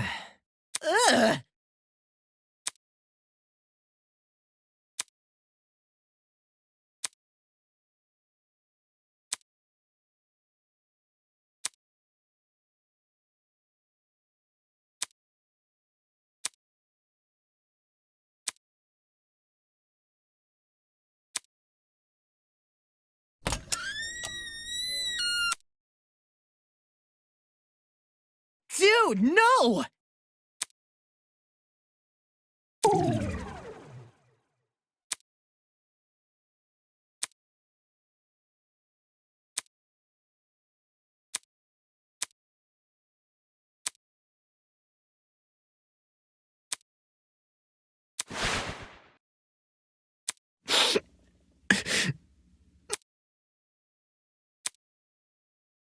Game over, man! Game over!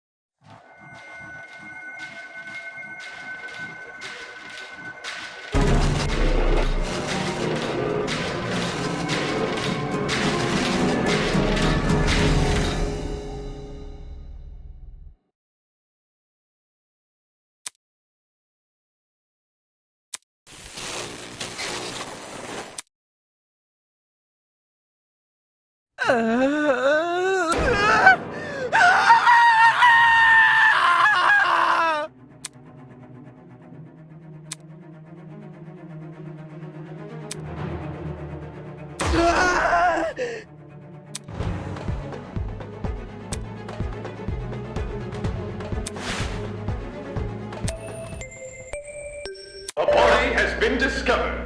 All students must proceed to the boiler room on the underground floor immediately. Time will be allotted for all participants to investigate the murder. And afterwards, the real class trial will begin. Good luck, everybody! Oh, shit!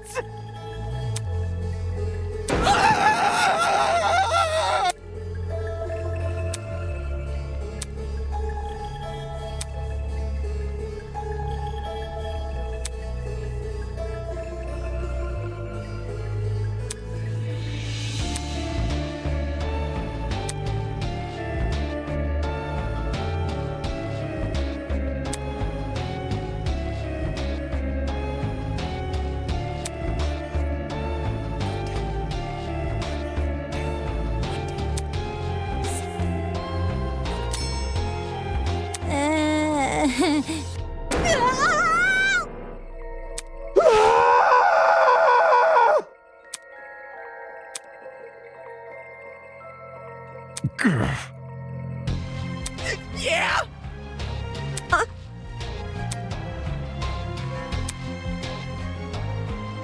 Good morning. Son of a bitch! Why the long face?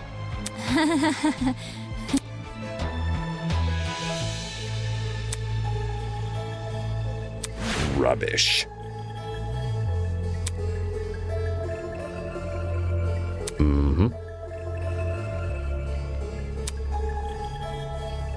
Damn it!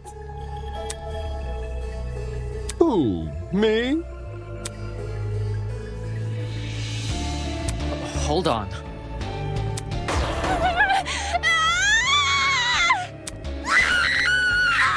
Moving on.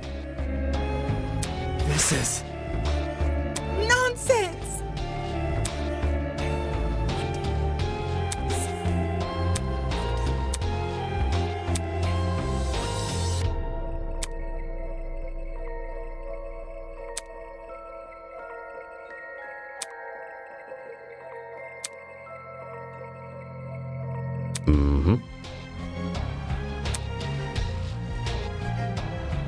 Well done.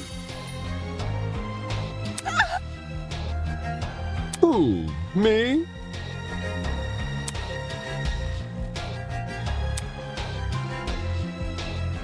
My blood is rushing.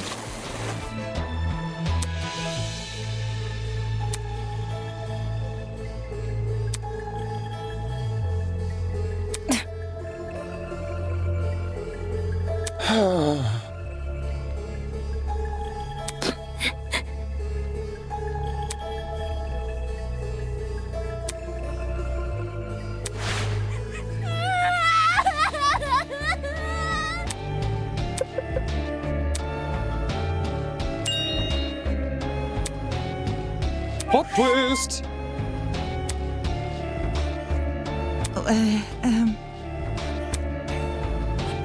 Moving on.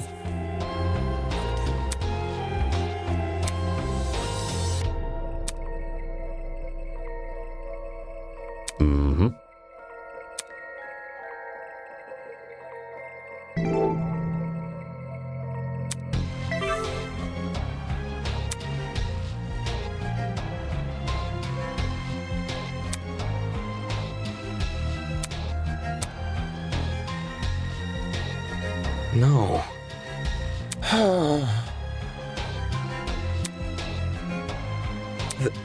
That's...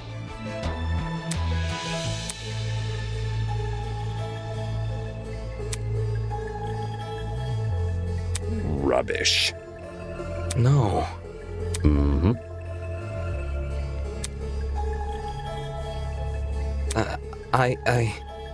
Moving on.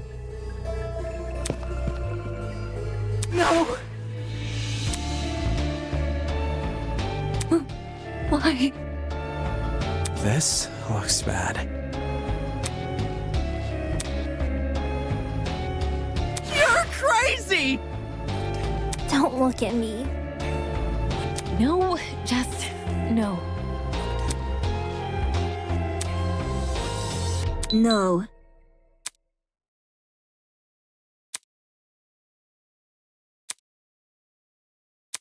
Yeah! Can't you see?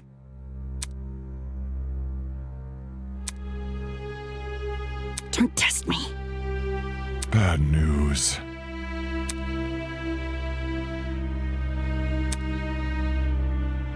It is how it is.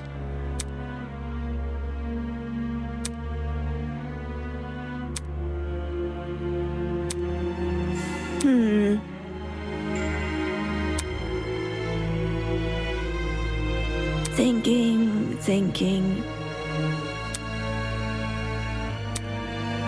Yeah. Oh boy.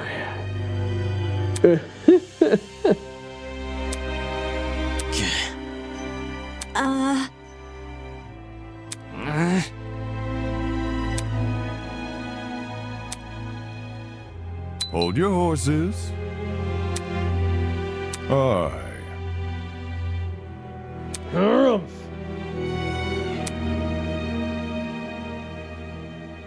Moving on.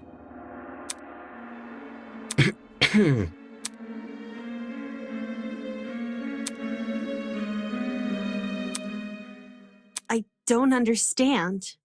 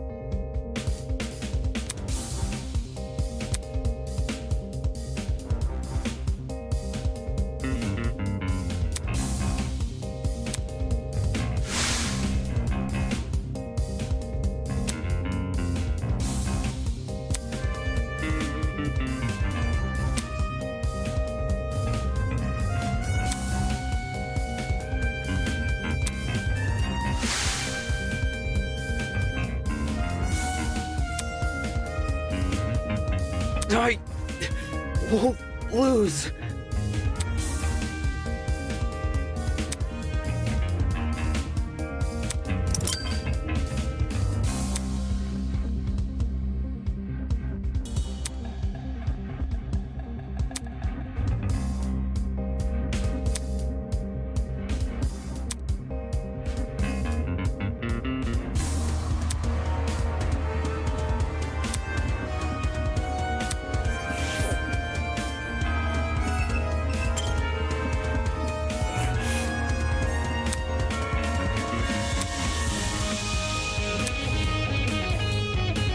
I see.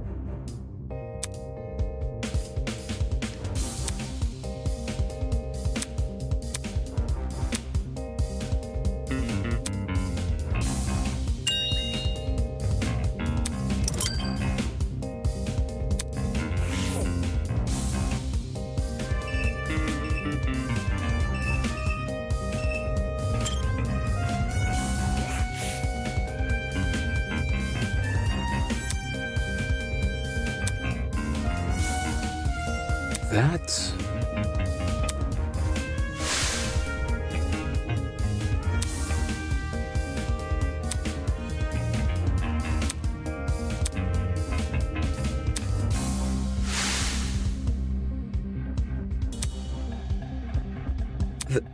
That's...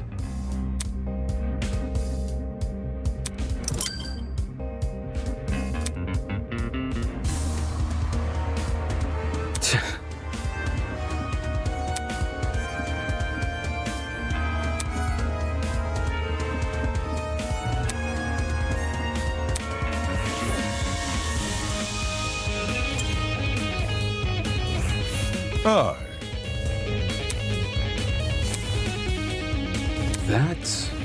That ain't it.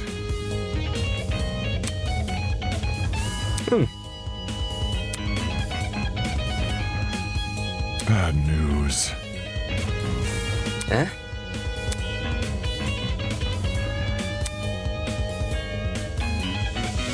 It is how it is.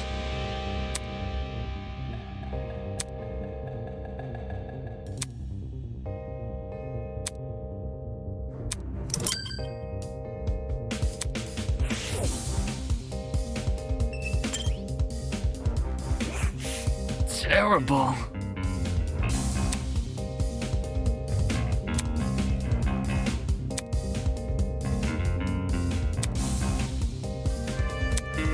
Damn.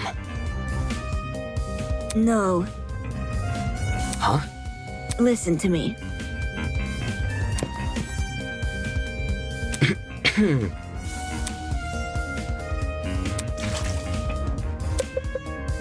Look. Well, I... Okay.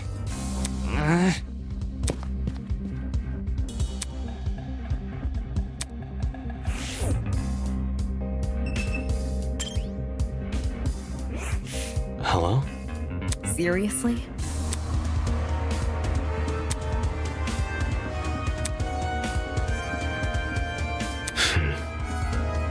Huh? It's simple.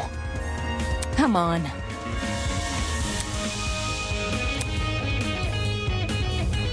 Anyways. Sheesh. Oh, really? Let me see.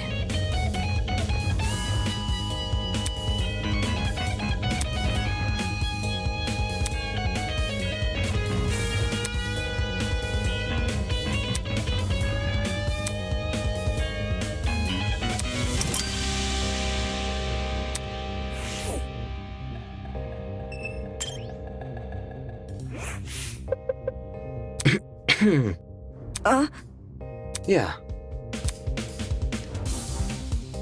Hang on. I see.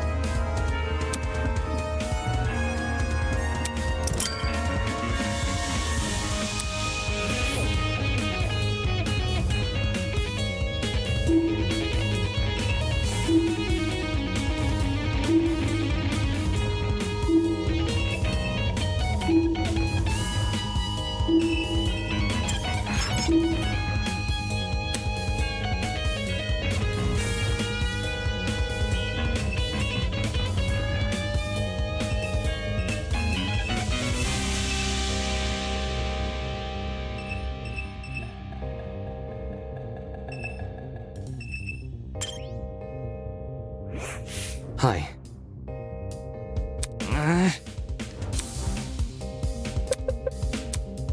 The struggle.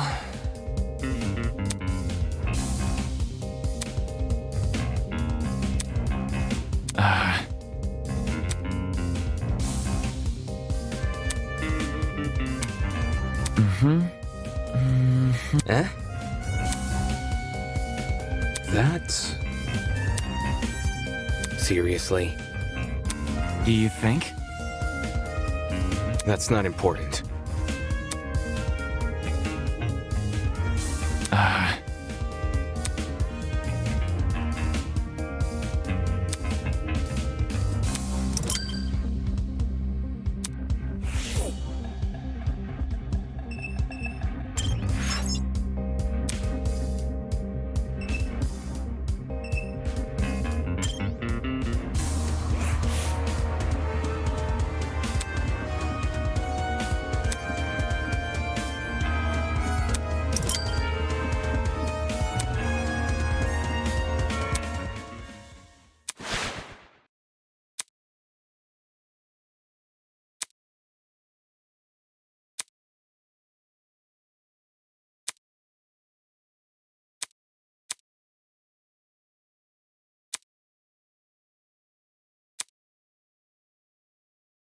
Hello.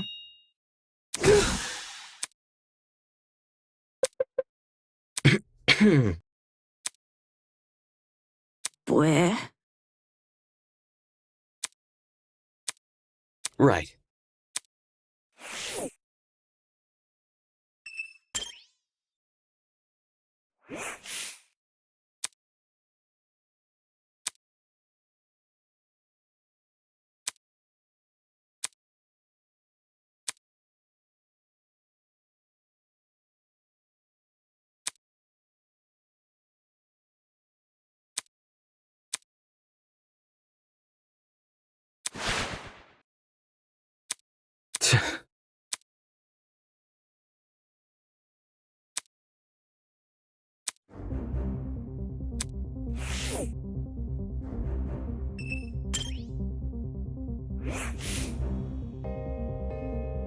Focus. Huh?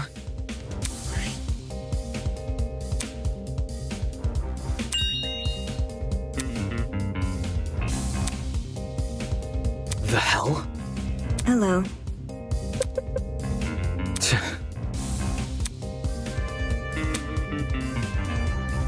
That... Is that really true?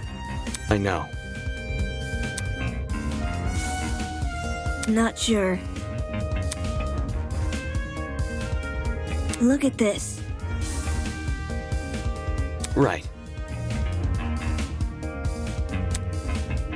Thinking.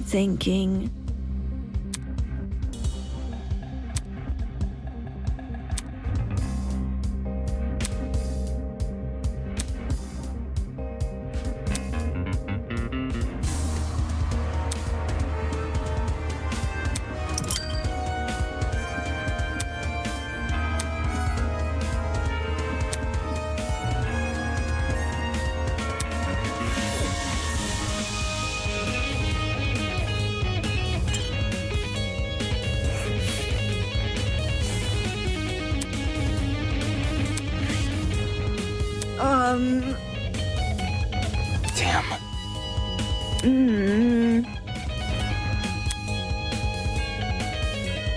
That's...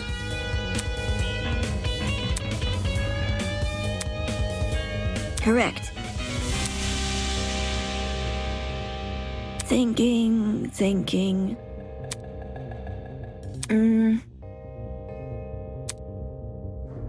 Fair.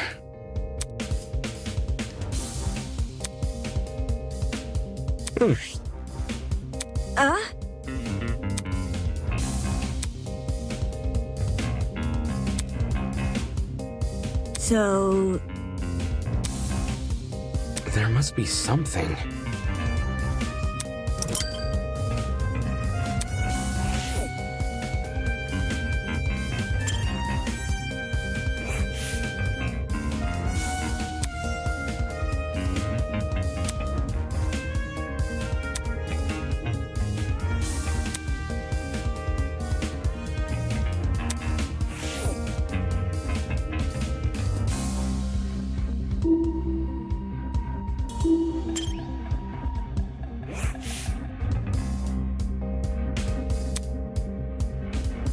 Eh?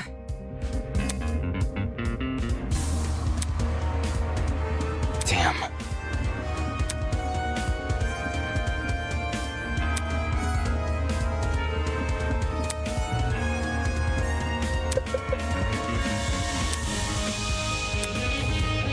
No.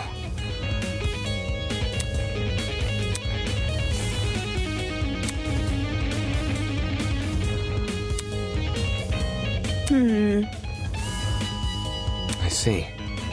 Not sure. There must be something. Well,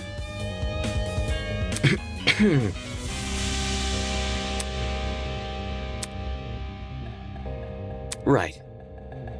That's... where?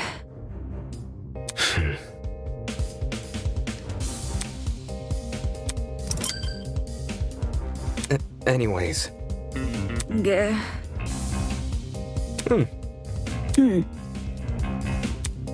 I know. Huh.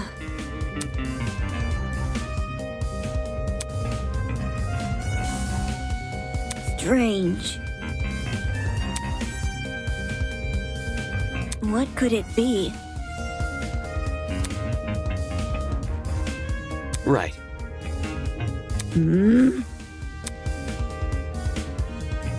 You see? Huh? I see.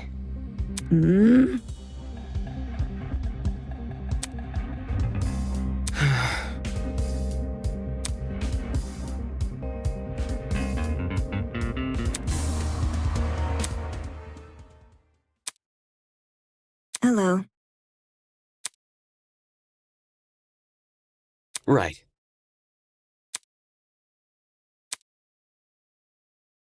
Okay.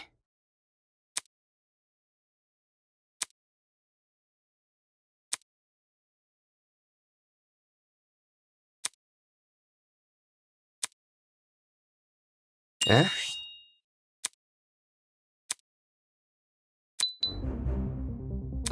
I...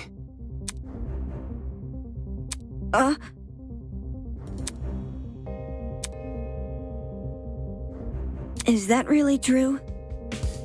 That's... Huh? Is that really true?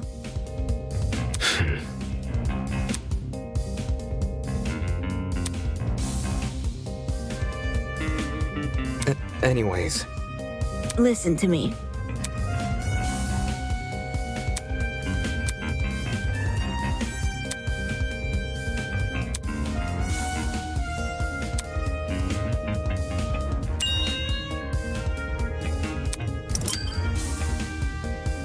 Moving on.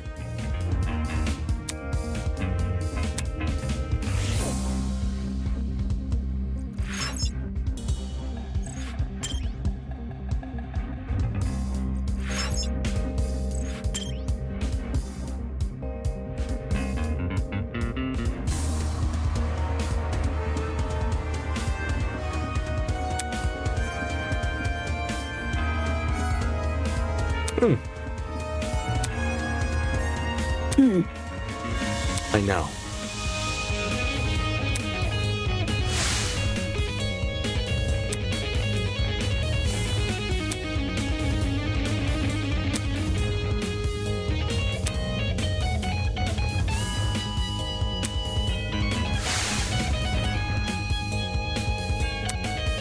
However... Come again?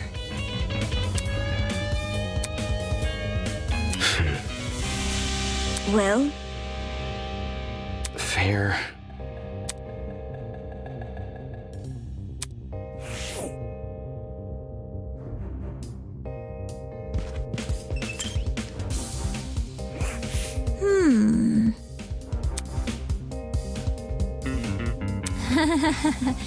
Yo!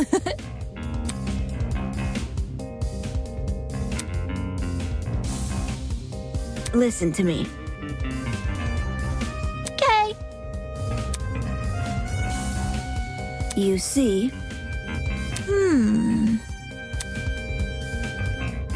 What about... Huh? Well, Ooh!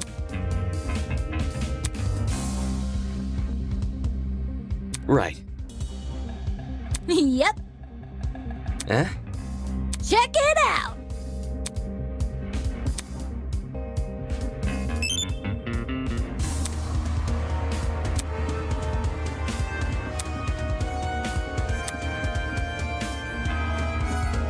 I see.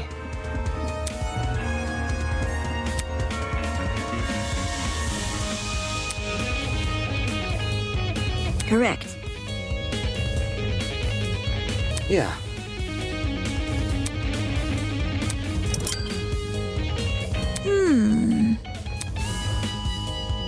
Question. Huh? How? No.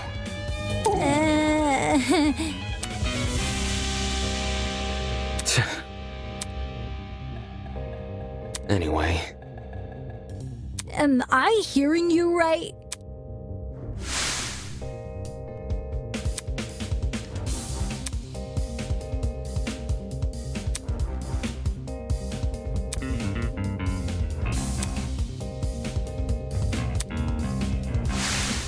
Doubt it. It's the truth. Really? However, F.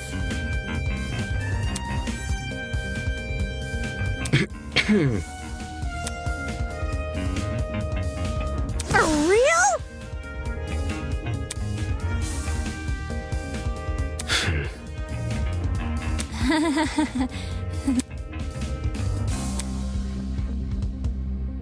What about... That's not important. Ah! Right.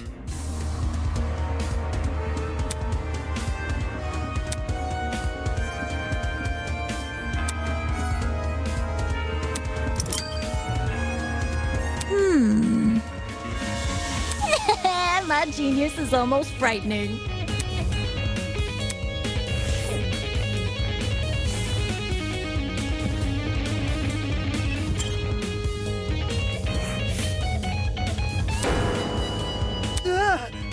interesting. The hell? Seriously? No. Moving on.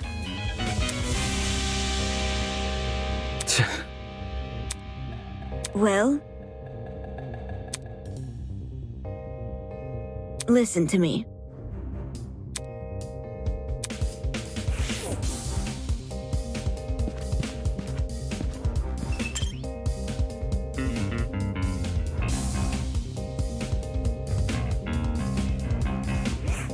Interesting. Right. Look. Eh?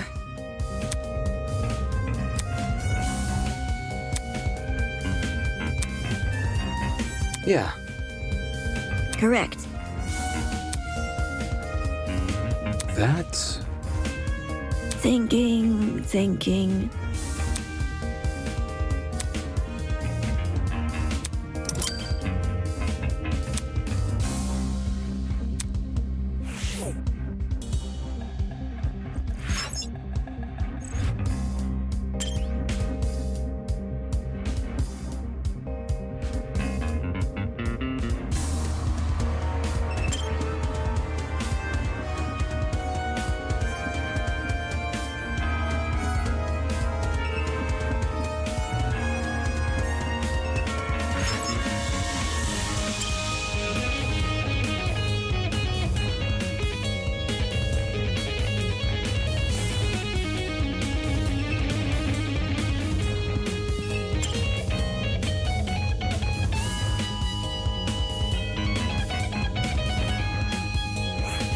Look. Yeah. Hmm. That... Jeez. Well, strange. Okay.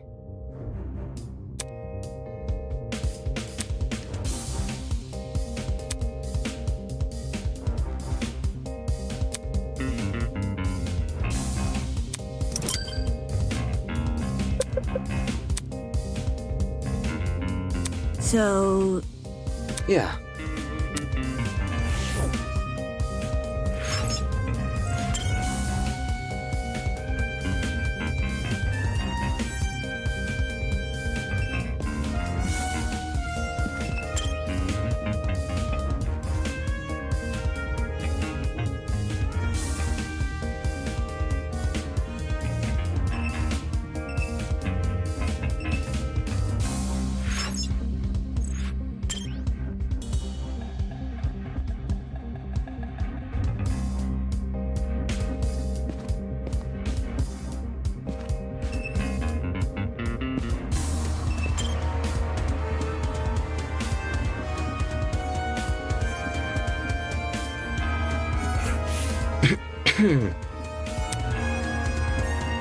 I see.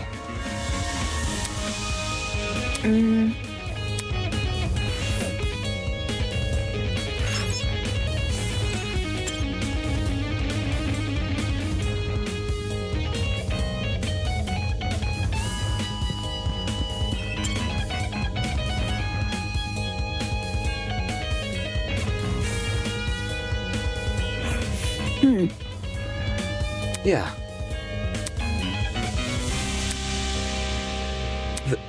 That's strange. I know.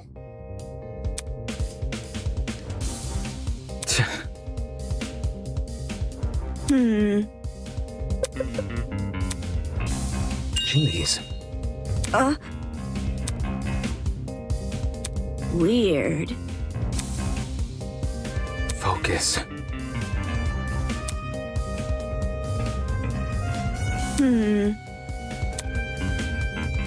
Huh?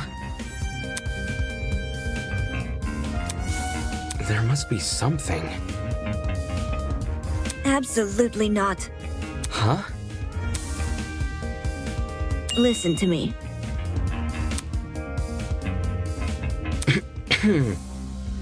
Save it.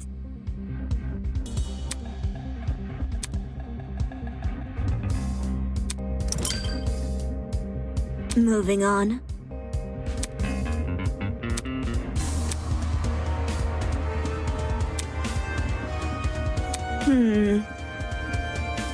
So... Yeah.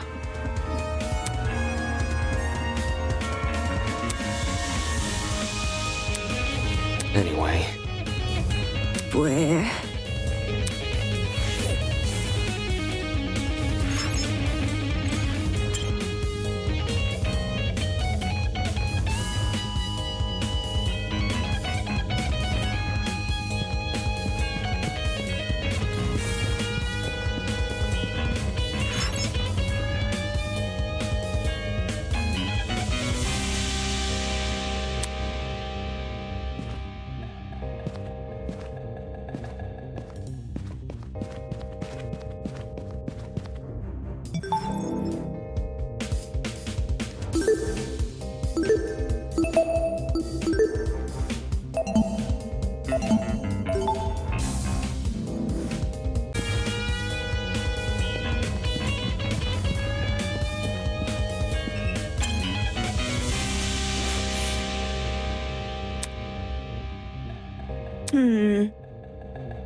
Eh? Correct. I see. So... Focus. There must be something. What could it be?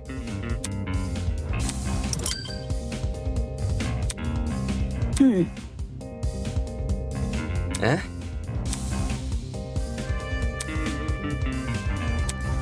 Right. Thanks.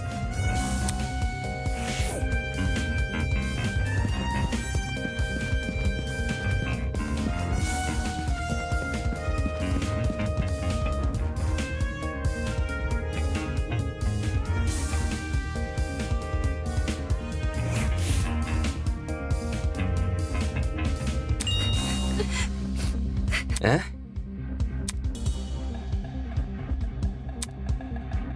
Yeah,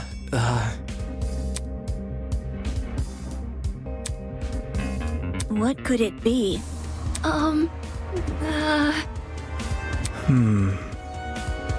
You think?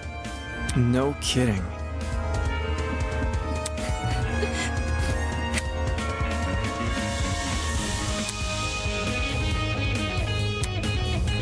Oh. Huh? Shit.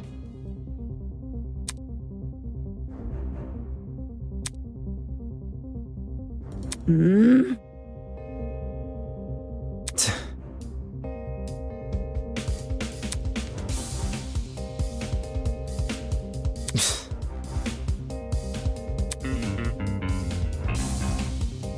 Think about it this way.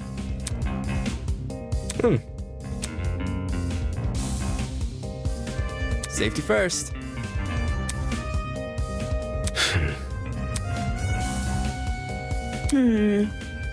I'm out. Eh?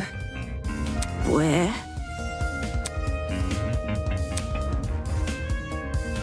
Right.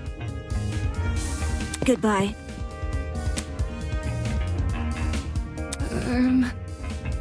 Totally. Okay.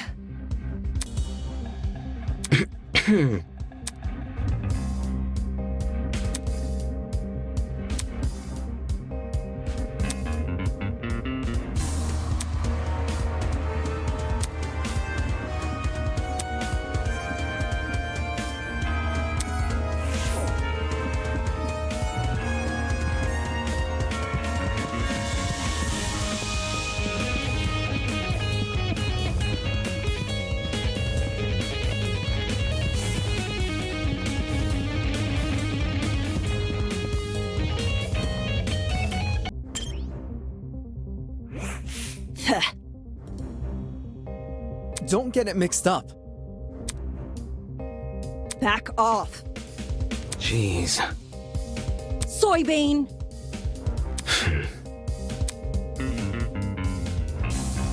See that?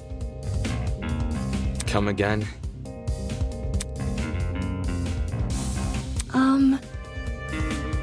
Oi! Just saying. Eh?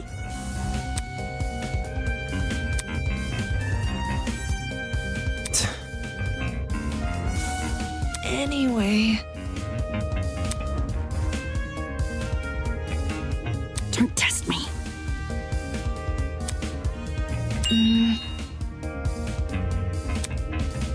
You. Makes sense.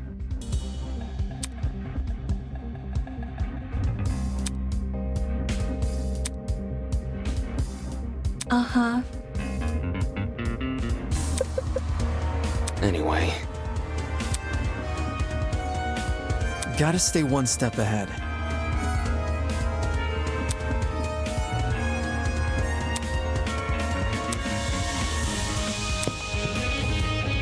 Okay.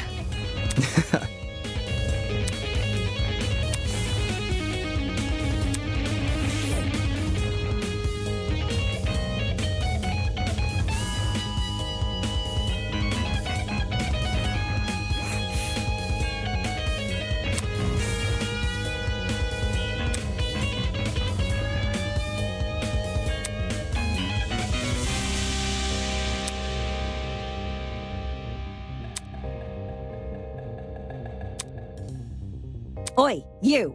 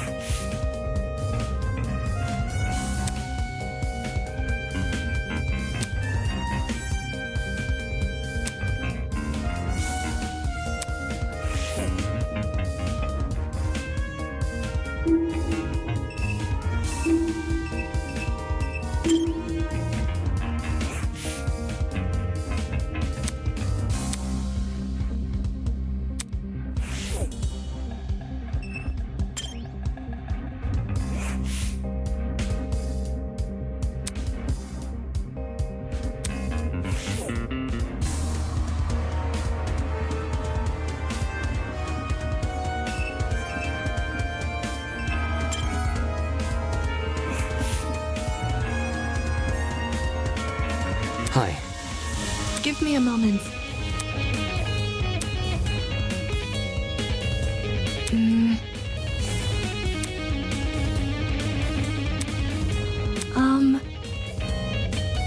Eh?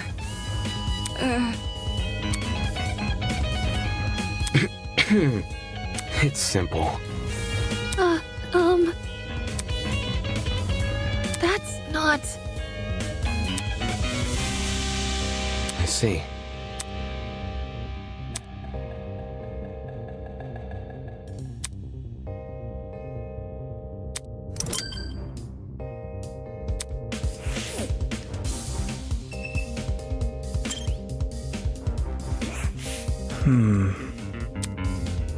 Hi.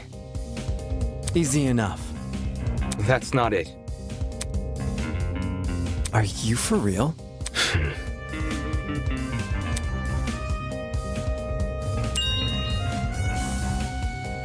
No kidding. Yeah. All good.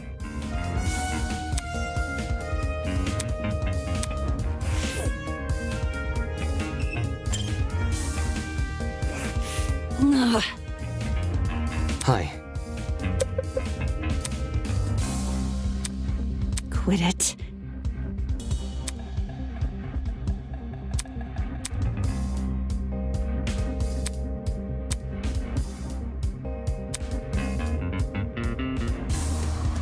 Anyway.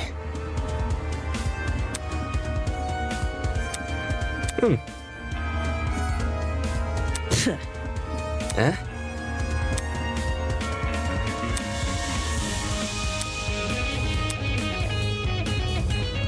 That's not it.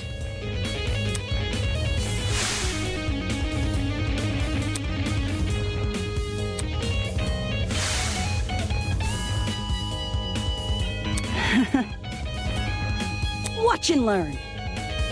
No. Yeah, okay.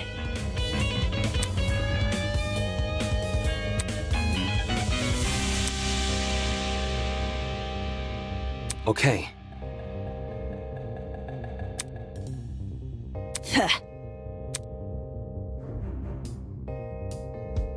Right.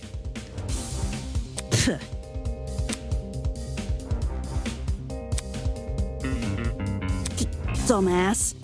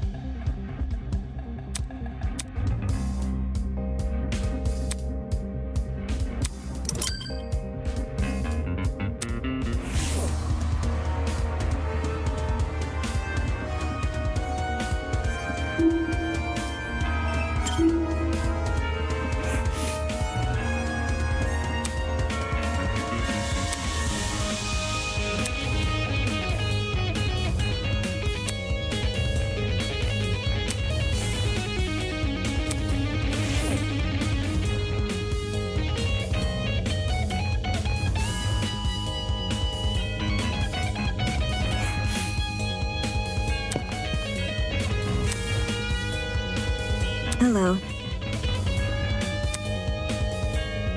Rage.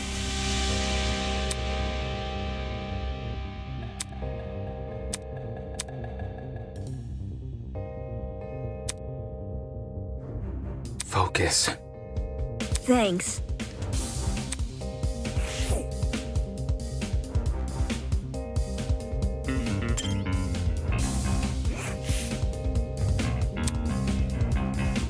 Hi.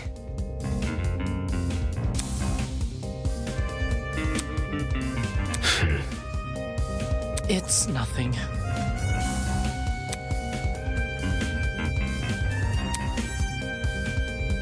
What?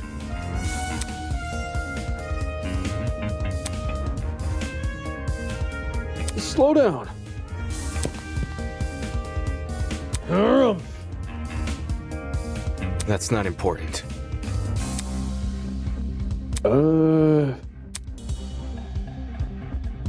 It's simple. What? Broskies always stick together.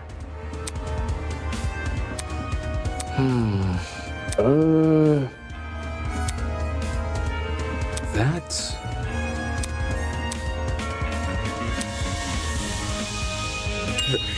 That's...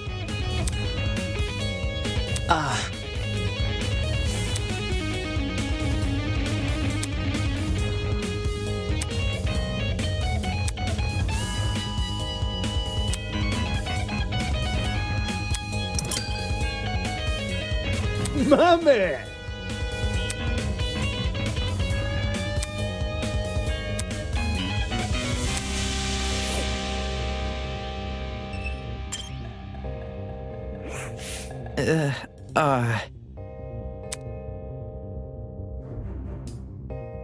Not okay!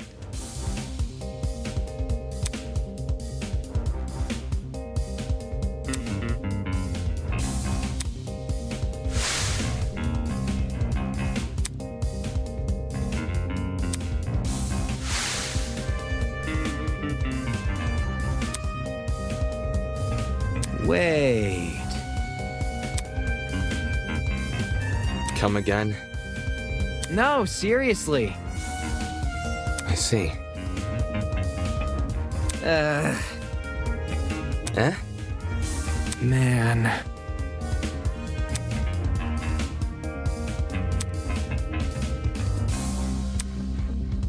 Don't say that.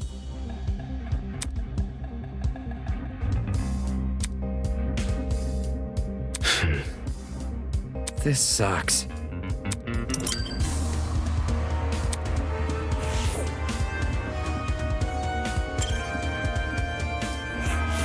Yeah. Come again?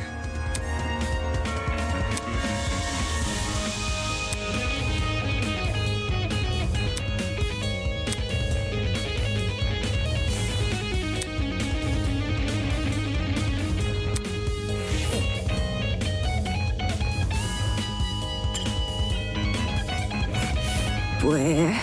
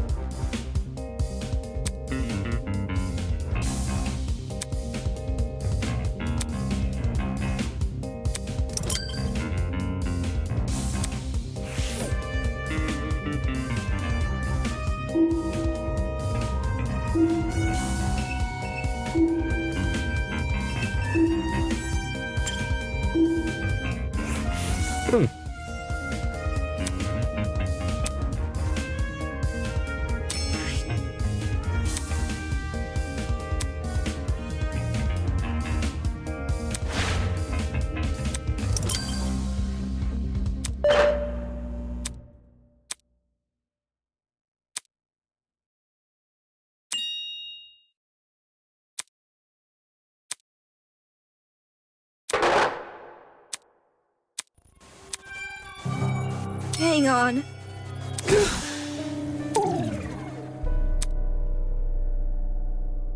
That's... As I was saying, Jeez. I'm talking.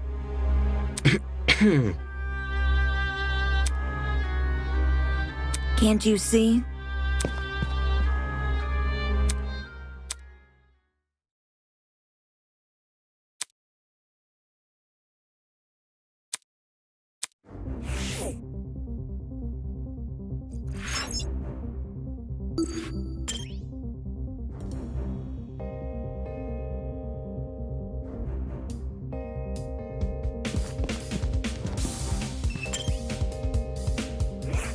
Get to the point.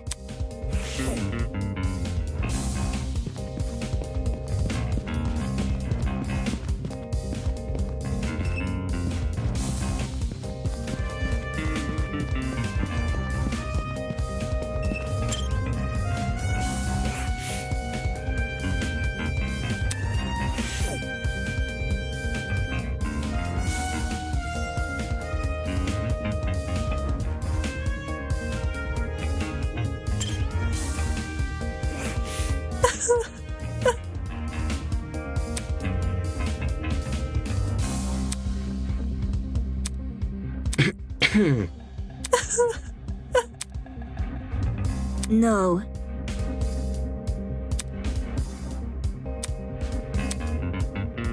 Oh.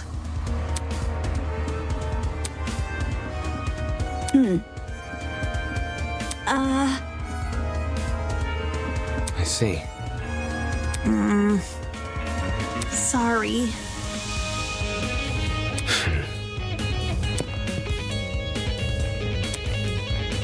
So...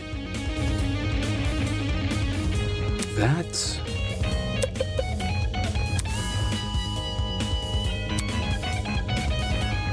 Where?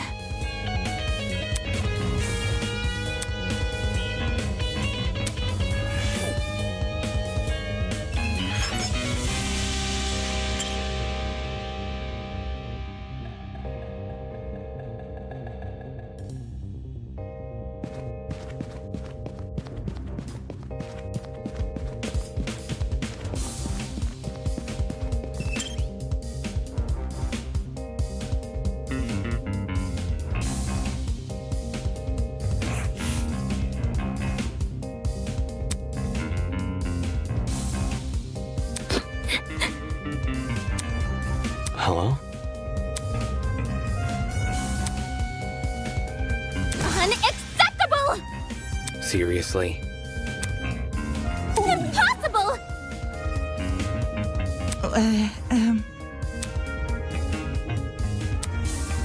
Moving on.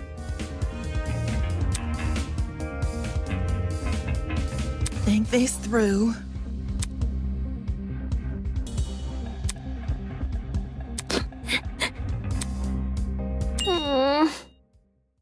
Huh?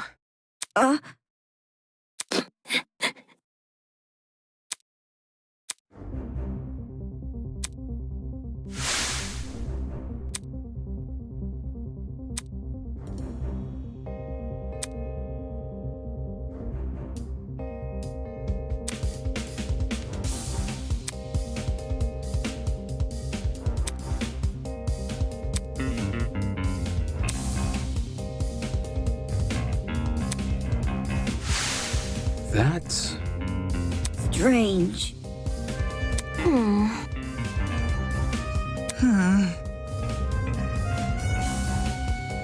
Bit complicated.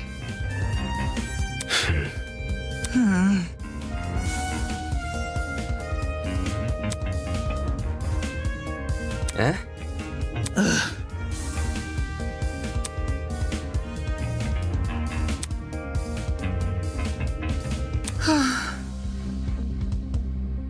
So... How should I put it?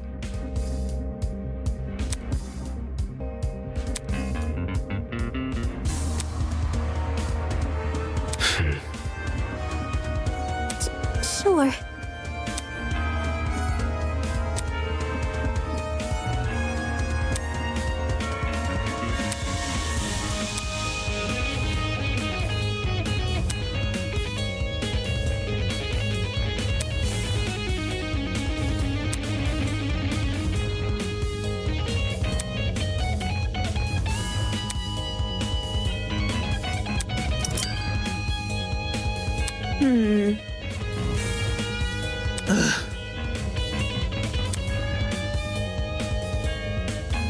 Eh?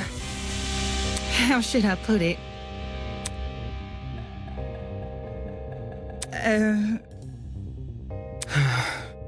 Too much for me.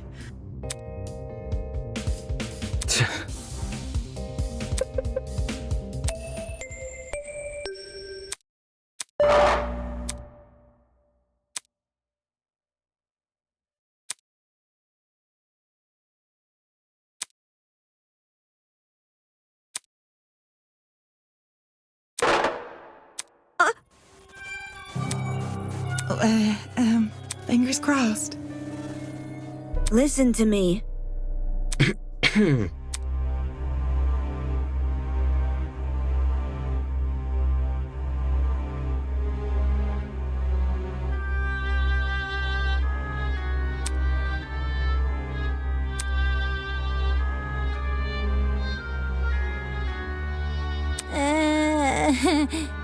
Beats me.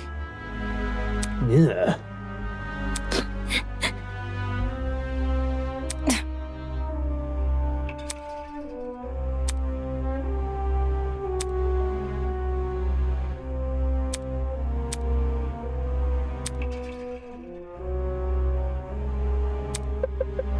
Hi.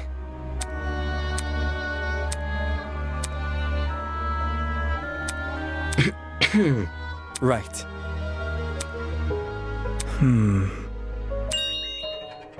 Huh? Eh?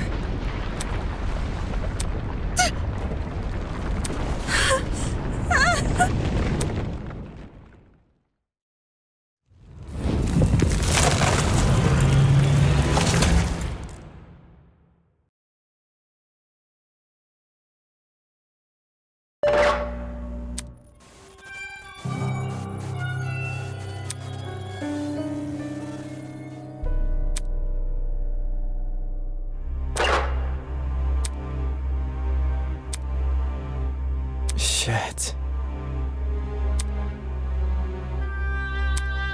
Holy! It is how it is. Game over, man! Game over! Hold your horses.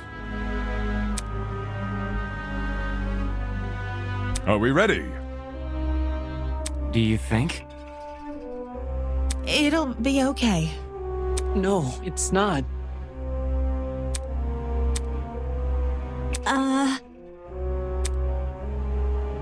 Oh.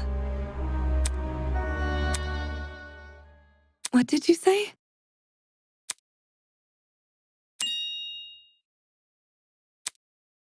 I want to help.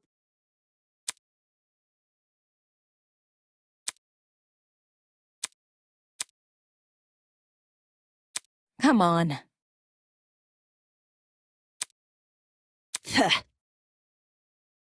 Dumbass! Can I go now? Slow down.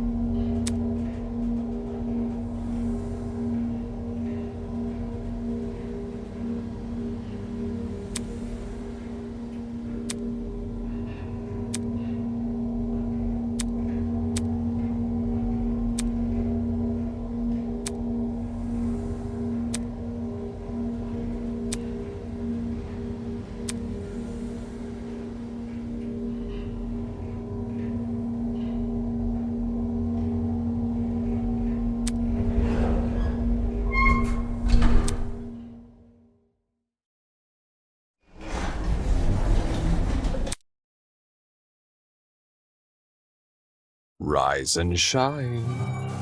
Isn't this lovely? How interesting. Yeah, Mm-hmm. The show must go on. Oh, crud!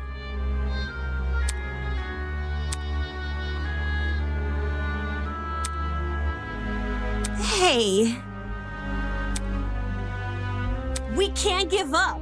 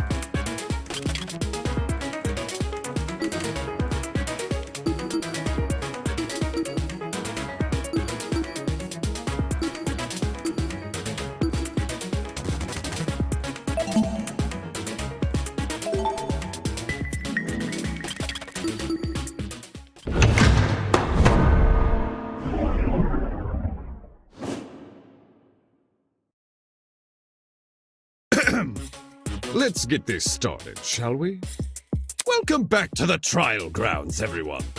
Unlike previously, today will be no circus. No mockery woven with stitches and needles. A true, fair, and proper trial will commence. A battle of wits between the blackened and the spotless. I doubt I have to explain the rules to you again. But even so, you must vote for who you believe is the blackened. If the blackened receives the majority of votes, only they will be punished, and the rest of you will resume your killing game experience. However, if you vote for the wrong person, then expect no sympathy from your hosts. All spotless students will meet a tragic end, while the blackened will be granted release from this academy. Happy discussing! We pray for your survival and success! Can someone please break this silence? I don't want to talk about this. Wolfgang deserves justice. But putting everyone's lives on the line like this is... Oh, crap. Without a lawyer, we're totally screwed. Whenever I turn my head, I keep expecting to see him at his podium. Oh, don't cry, Toshiko. He's in a better place now, you hear? Whichever one of you sick bastards did this, whatever it takes, no matter if I have to kick the brains out of every single person here, I'll find you. Do you really gotta resort to violence? Let's just stay calm, okay? Making peace with our situation is, the first step in handling it. How the hell can I stay calm when there's a killer on the loose? That bastard is watching us right now, fully content putting our lives on the line. Is that what you call peace? Being at the mercy of some dickhead silent observer? Well, nobody knows for sure if the killer is even a silent observer. If anything, the killer might try to feign innocence through other means. For instance, pretending to be outspoken about the case. What the? Are you accusing me of something? I mean, what you did during the investigation seems really suspicious. What did Grace do? She stood in front of Wolfgang's dorm room and wouldn't let anyone go inside. Intentionally or not, it really hindered our investigation. Because of Grace, almost everyone who planned to investigate Wolfgang's dorm gave up and went elsewhere. It was only after some of us started protesting that she finally relented. You know, for someone who seems so adamant about finding Wolfgang's killer, it's odd she tried to conceal potential evidence.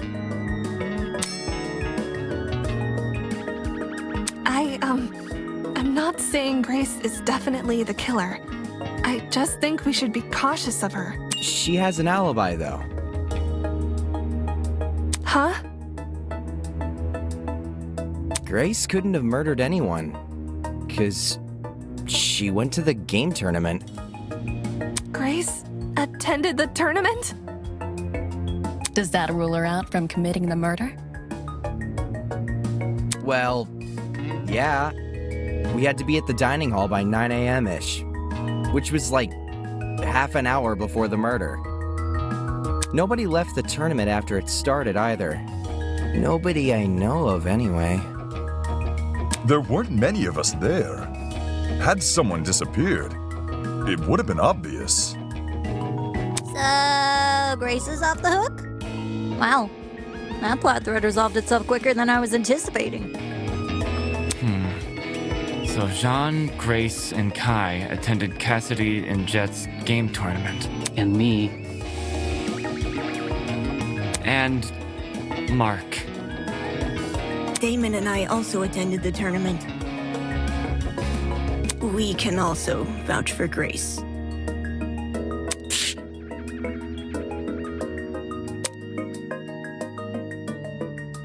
You guys aren't lying, are you?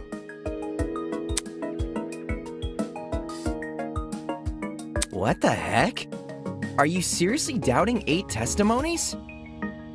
If the 8 of you were really together when Wolfgang was discovered, then Kai, doesn't that contradict what you said before the investigation? You told everyone you and Damon found Wolfgang first. How is that possible if you guys never left the dining hall?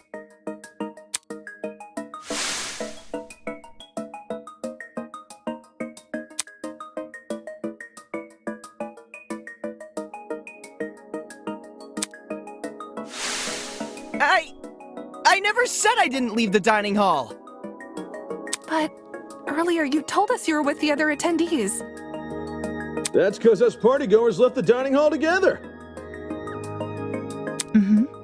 When the blackout struck, the tournament folk joined arms and headed straight downstairs. I would know. I saw him. There was a blackout?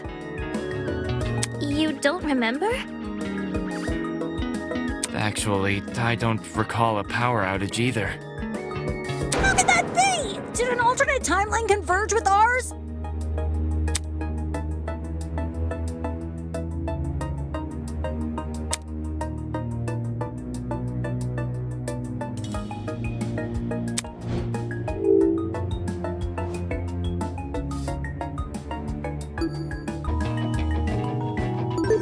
I got it. The reason not everyone experienced the blackout is because only the building containing our dorms was affected. If I had to guess, the courtyard and tree area are connected to separate power sources. So the tournament attendees were affected, yet they left the dining hall? Because we were the ones who brought it back. It didn't seem like the power was being restored anytime soon, so we took up the challenge of fixing it ourselves. And just our luck, boom! We found a spare generator lying in one of the storage closets. Of course, then we found Wolfgang. She's right. The 8 of us split into 4 pairs and inspected a storage room each. Because of the toaster trinket map, we know which ones, too. Eva and Grace check storage closet A. Damon and Kai check storage closet C. And Jean and Mark check storage closet D.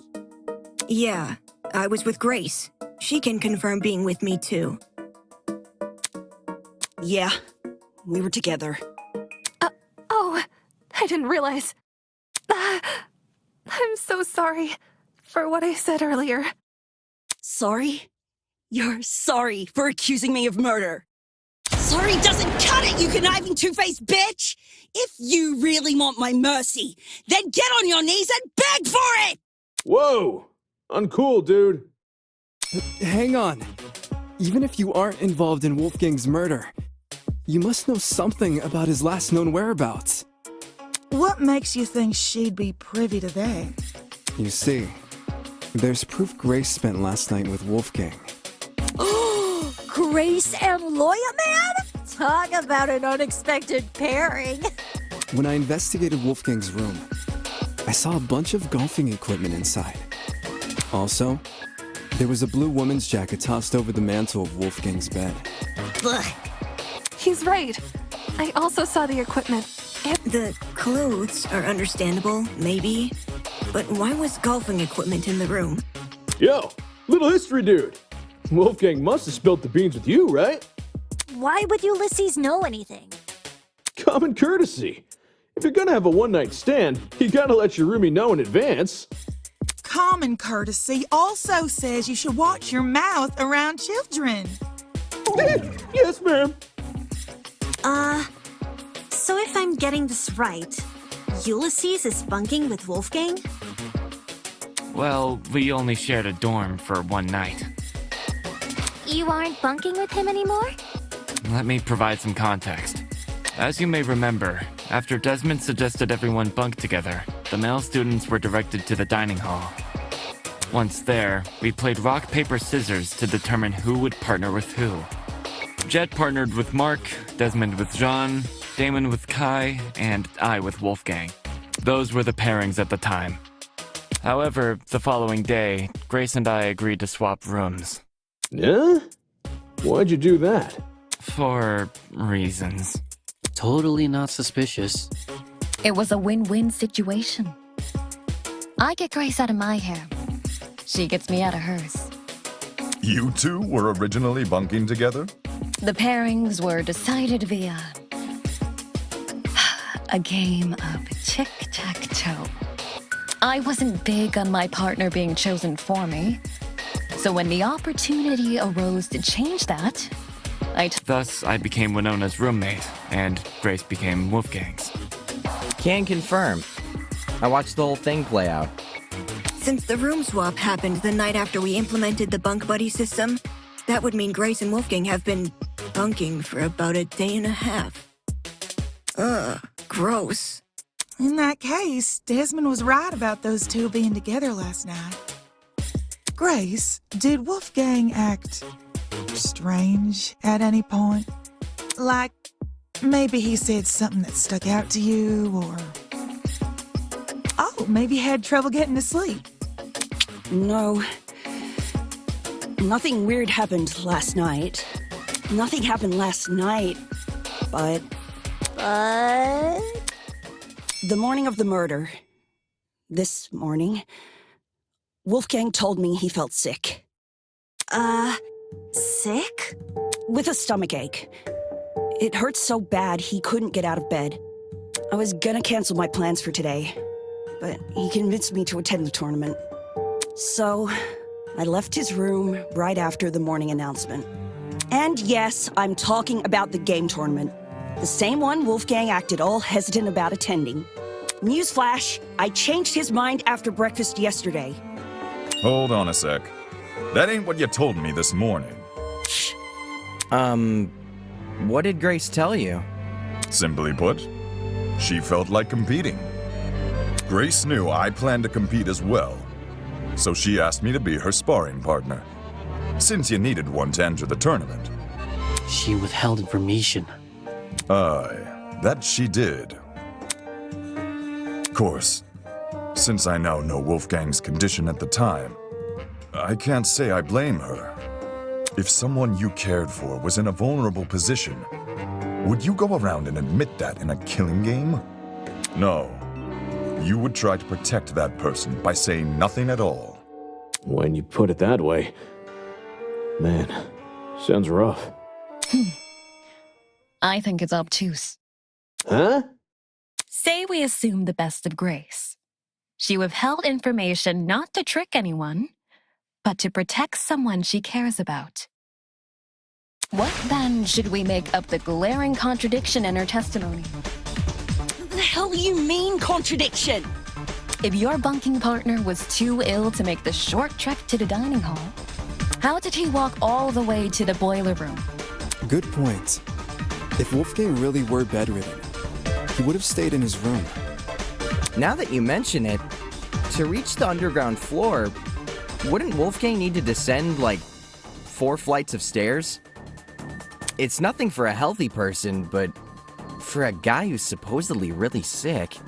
It's not my fault it doesn't make sense. It's just what Wolfgang told me. Yeah. Didn't we decide Grace wasn't the killer anyway? That's not to say she doesn't know more than she's letting on. I'm not withholding anything else. Leave me alone.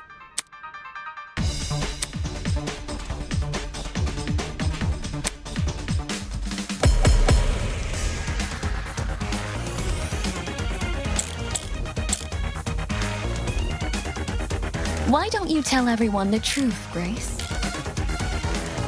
I've got nothing else to explain. The last I saw Wolfgang, he was in our dorm room. Okay, hear me out. Secret hallways.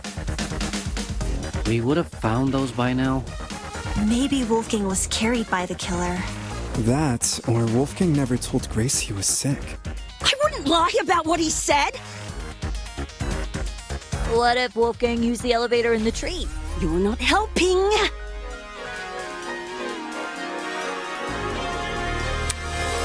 Why don't you tell everyone the truth, Grace? I've got nothing else to explain. The last I saw Wolfgang, he was in our dorm room. Okay, hear me out. Secret hallways. We would have found those by now. Maybe Wolfgang was carried by...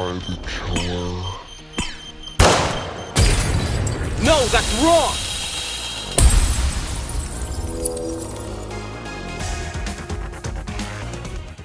It's true Grace's testimony is inconsistent with where we found Wolfgang's body. But that's not Grace's fault. The only person we should be blaming is Wolfgang himself. What the heck? What? Simple. Because he lied about being sick. Seriously? You can cooperate. Can't you, Toshiko? During the investigation, you told me you saw Wolfgang in the hallways at 8:10 a.m. That's after I left. Yes. I remember now. Ingrid. She had developed a headache, so I went to the pharmacy to find some medication. The trip itself went fine, but when I returned to the hallway, I found myself face to face with Wolfgang? Hold the phone! Toshiko actually saw Wolfgang? We had a normal, pleasant exchange. He appeared perfectly healthy and even mentioned going to the tournament. Of course, he never made it. I don't want to be that guy, but can anyone confirm this? Mm-hmm. I heard them chatting a while in my room. Though I was bedridden like a sitting ghost, I could still make out their voices here and there. Strange. He told Grace he wouldn't attend the tournament, but then said the opposite to Toshiko. Sounds like he was telling fibs to conceal his actual intentions. And what's his true plan supposed to be? To go to the boiler room. Most likely. I'm lost. What business would a guy like him have down there?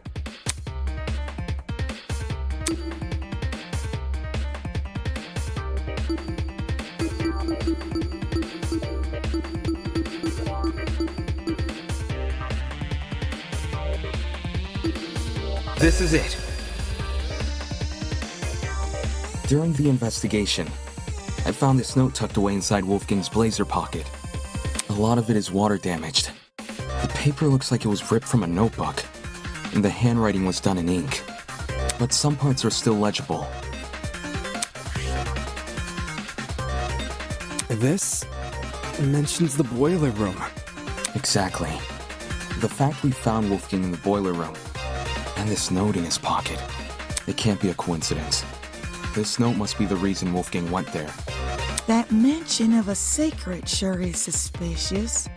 I'm willing to bet Wolfie's reason had something to do with it. Agreeing to meet a stranger in some spooky dark place? Wolfgang had nerves of steel. Ulysses, Grace, do you remember Wolfgang getting delivered a weird note? No. The only time I recall him receiving anything was when Tozu distributed those envelopes. I don't know anything about a note. Really? Wolfgang shared nothing with you guys? Guess he didn't want them to know what it said. Right. And if Wolfgang wanted to keep this note a secret, he would obviously want to keep the meeting a secret too. Then the reason he told Grace he felt sick was to remove her from the picture. Once she's not in the room, Wolfgang has his opportunity to sneak out and head downstairs. That's also why he encouraged her to attend the tournament. Didn't this same guy ask us to share our blackmail with each other? Talk about double standards. Are we sure he wasn't just trying to protect Grace? Maybe he knew he was meeting someone dangerous, so he thought it would be safer not to involve her. That does sound like something Wolfgang would do. Not to interrupt, but on the subject of blackmail, did Wolfgang ever confront the person he had? Oh? You don't know whose blackmail he got? Well, if you recall what Wolfgang said originally.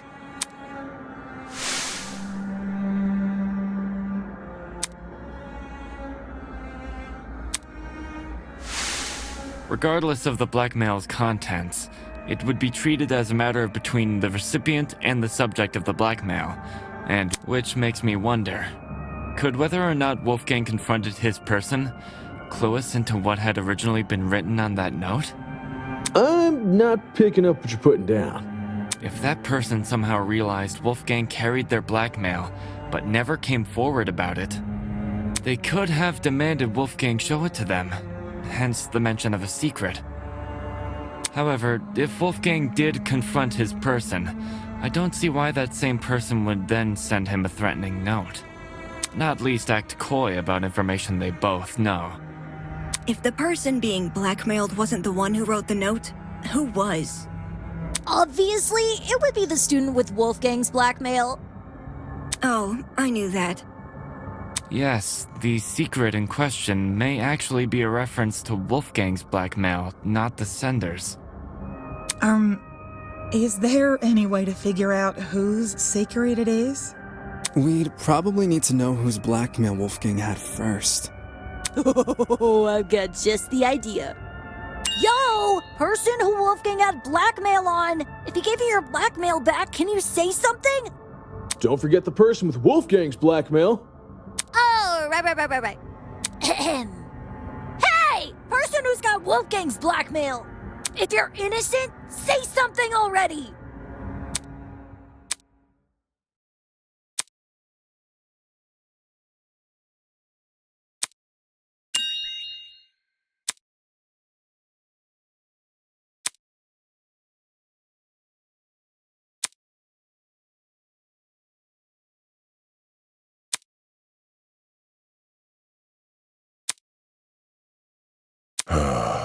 I was hesitant to admit it, since I knew it would put me on the spot.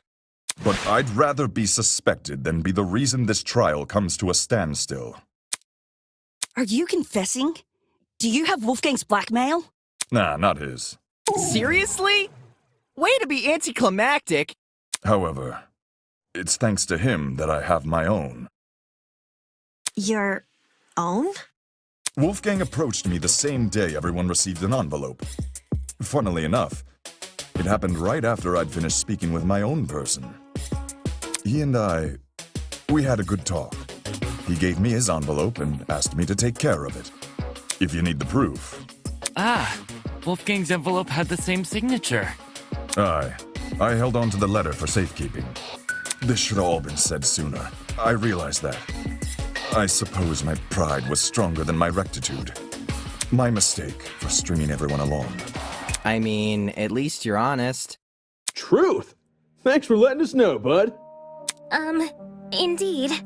To acknowledge one's own misdoings is a most virtuous feat, I believe. Right. It's very noble.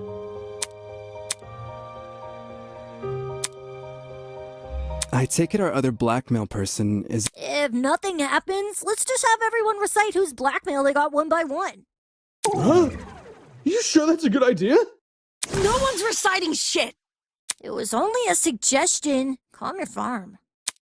Even if we knew who had Wolfgang's blackmail, that doesn't necessarily mean they're his killer. It's annoying they won't speak up, sure. But unlike John, they would actually need to reveal Wolfgang's blackmail to prove they have it. This person might just want to respect Wolfgang's request to keep the blackmail between two people, especially now that he's gone. I don't know. Is it really okay if we never find out?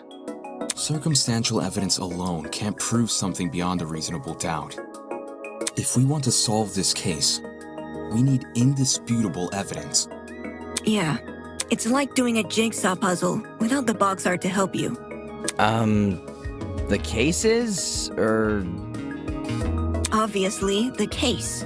The more pieces you connect, the clearer the image you're constructing becomes. The clearer the image, the more you can assume about it. Do you see what I'm saying? Once we know how Wolfgang died, the rest of this case should fall into place. You certainly talk a lot stranger than you used to. But Well, I don't want to be the one to start, but we can all agree Wolfgang was stabbed to death, right? When I was in the boiler room, I saw a knife bobbing around in the water near him. And on the ground, there was blood. Dried blood, on the boiler room floor and on the hallway floor. That's gotta be Wolfgang's blood, right? The knife was bloody, so... Huh. Seems like a brawl happened in the hallway. While poor Wolfie was minding his own business, he was confronted by the killer, who attacked him and chased him into the boiler room. That would line up with how we found him.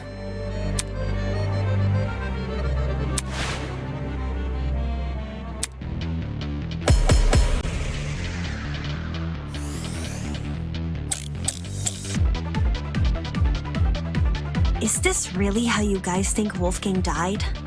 The bloody knife is way too big of a coincidence. It was floating in the water right next to him. Not just that. There's blood on the boiler room floor and along the underground hallway. A confrontation must have happened in those hallways. Nah, it was probably a sneak attack. The killer snuck up on Wolfgang, stabbed him from behind. No, that's wrong!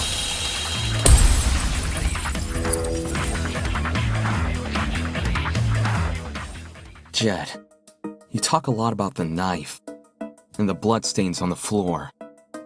But did you ever look at Wolfgang himself?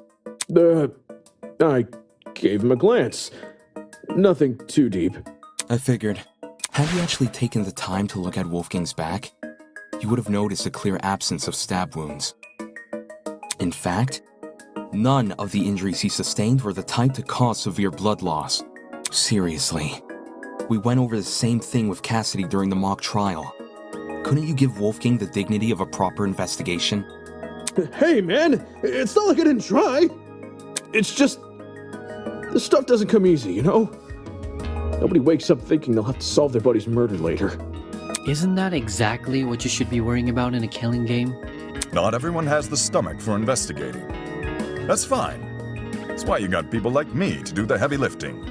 Since some of us here weren't able to investigate Wolfgang's body, I'll lay out his injuries. There were 2 marks on the back of his neck, a bruise, and a tiny red dot. His hands were burnt too, so 3 injuries in total. Besides that, I caught nothing else. Burns, you say? Junior high, my dear Wilson. The killer used a flamethrower. These didn't look like normal burns. Not the sort you'd get from a stove fire, or a hot iron, or a flamethrower, I suppose. Contradicting my theory outright? Jeez. So this is the thanks I get for vocalizing my thoughts? Sorry, lass. Yes, if I may add on to what John said. The burns actually bore a strong resemblance to what you might see in cases of coronal paralysis. Chiaro... Huh? Ooh, now this I know. Coronal paralysis.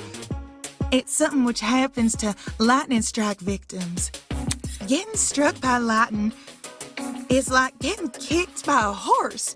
The impact is so shocking. I was aware of lightning paralysis, but even I didn't know its official name. That's a nice head you've got on your shoulders. Lots of people tend to overlook the importance of lightning safety, especially where I'm from. My grandpappy once tried working out in the open during a thunderstorm. Pure luck's the only reason he lived to see the next day. Sorry to hear that and all, but what does lightning have to do with anything? Well, if I had to guess, Ulysses, did it look like a big old tree was drawn on Wolfie? A big old tree. Yes, that's how I would describe the burns on Wolfgang. So Wolfgang had lightning strike scars? Huh? We're trapped inside a building, though. Lightning can't come from anywhere. Could he not have been struck before the killing game? Fate is stronger than will, you know. Perhaps the deity decreed the glow of his altruism from their heavenly abode and felt him a threat. Nay, those burns were fresh. One look was all it took for me to know that. If he had these scars before, we would have noticed them anyway. But if those marks were recently inflicted, wouldn't it mean Wolfgang somehow went? Not necessarily.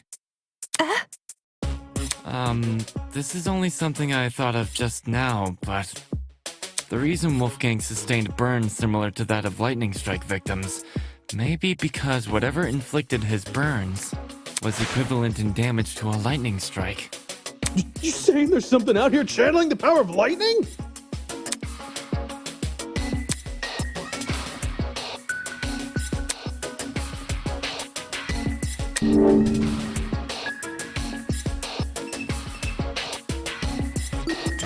This is it. Ulysses, since you write everything down, do you have a description of the boiler room in your notebook? Yes, I do. Why? Since some people here never investigated the crime scene, they probably aren't as familiar with the room as we are. So, you should read out your description of it. Sure. The boiler room consists of a small concrete platform surrounded by ankle-deep water. Throughout the room are boxes filled with various garbage, and in the back looks to be a generator, charred beyond belief. What you just heard is a brief summary of my notes. Hear that? There's a generator inside the boiler room. Of all the things which could deal similar damage to a lightning strike, doesn't a generator sound the most likely? Didn't Ulysses say it was destroyed? At the time of the investigation, sure. But it wasn't always destroyed. You probably don't remember. But back when we found the dummy, I mentioned something about the underground floor.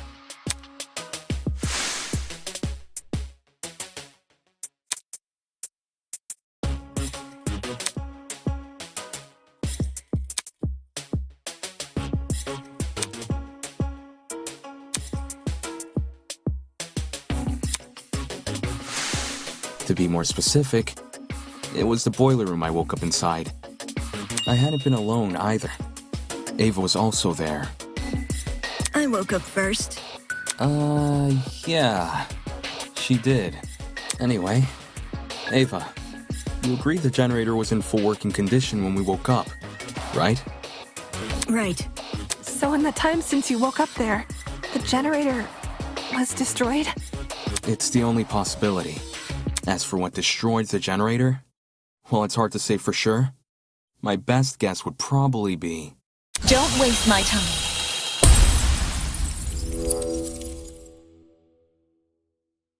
Two things. First, destroyed is overly vague. Ulysses explained the state of the generator much better. Charred beyond belief. Second, and more importantly, where's your proof the generator inflicted those burns? What are you talking about? The generator must be involved. It's near where Wolfgang is lying.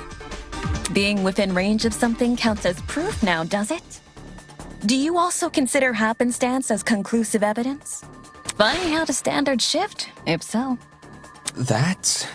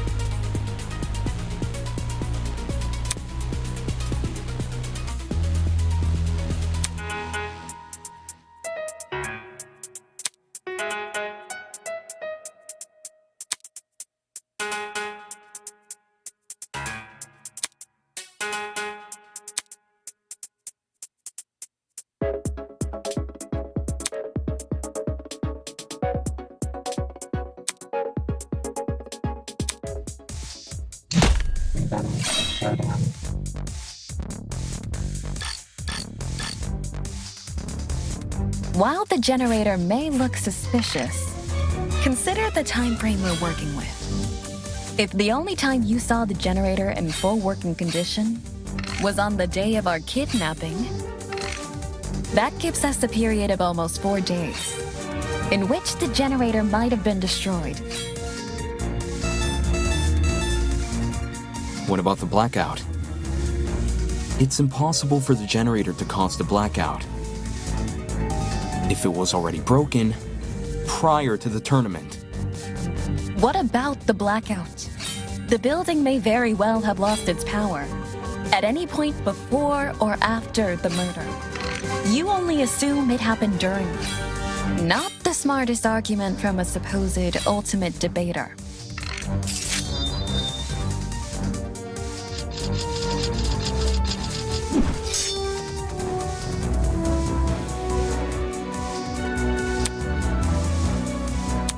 What about the blackout? The building may very well have lost its power. At any point before or after the... I'll cut through those words!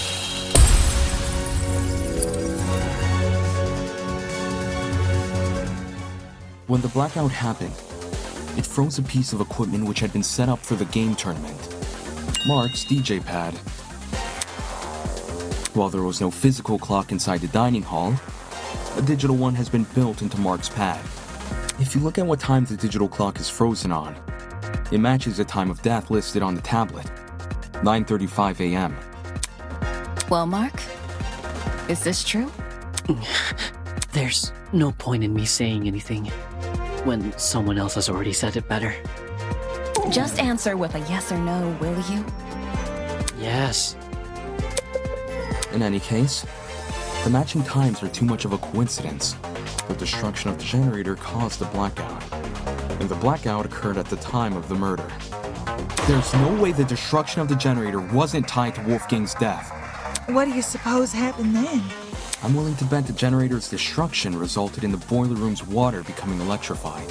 Since Wolfgang was discovered kneeling in the water, we can reason he was standing in it at the time this happened and... Damon, you and I both know that's not true. Huh? Did you forget? It's impossible for the water in the boiler room to play a role in Wolfgang's murder, because it isn't even conductive. It's not? After Damon and I woke up in the boiler room, I wanted to investigate the flooded area. So, I tested the water.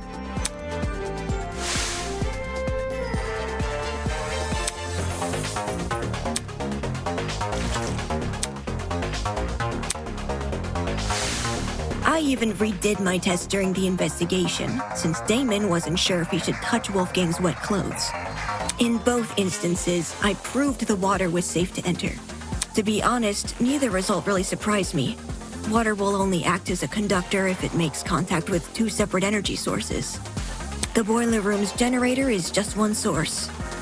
If you're standing in the water, one outlet should be enough.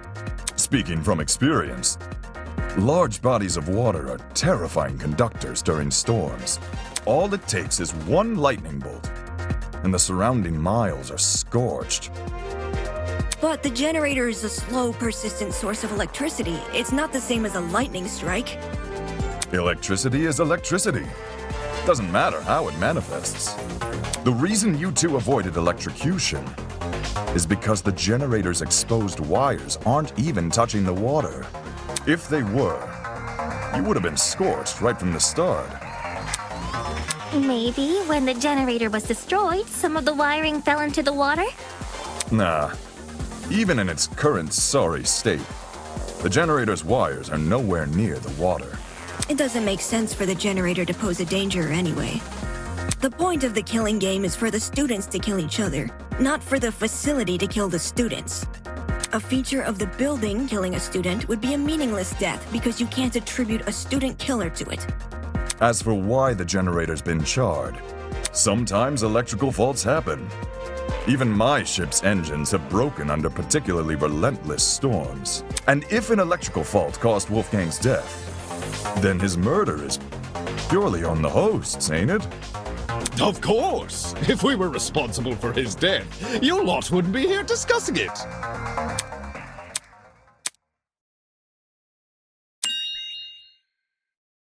Okay, since we've ruled out the generator, what else could have electrocuted Wolfgang?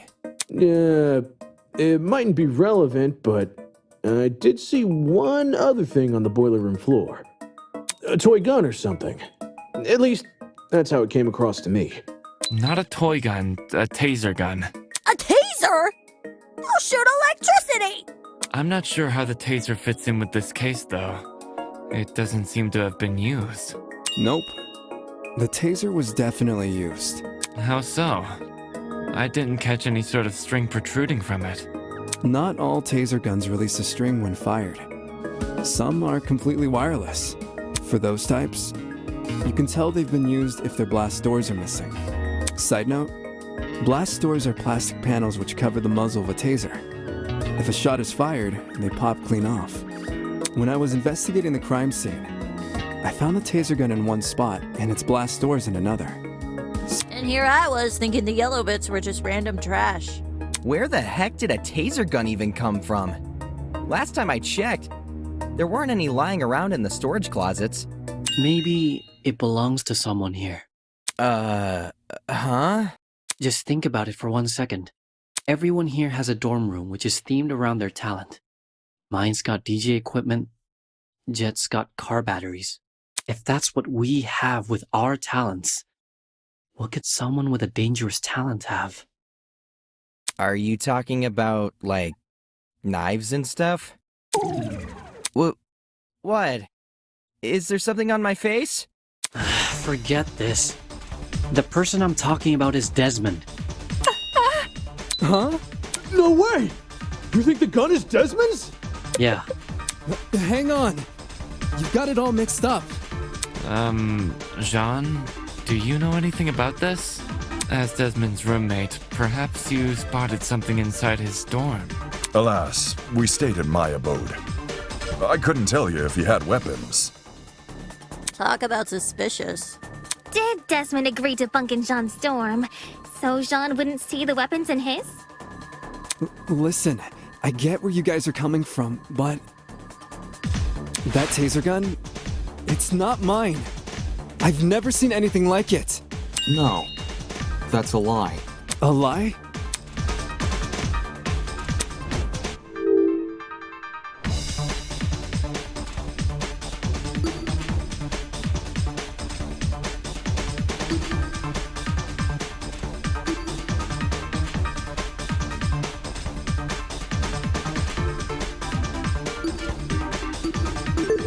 I got it.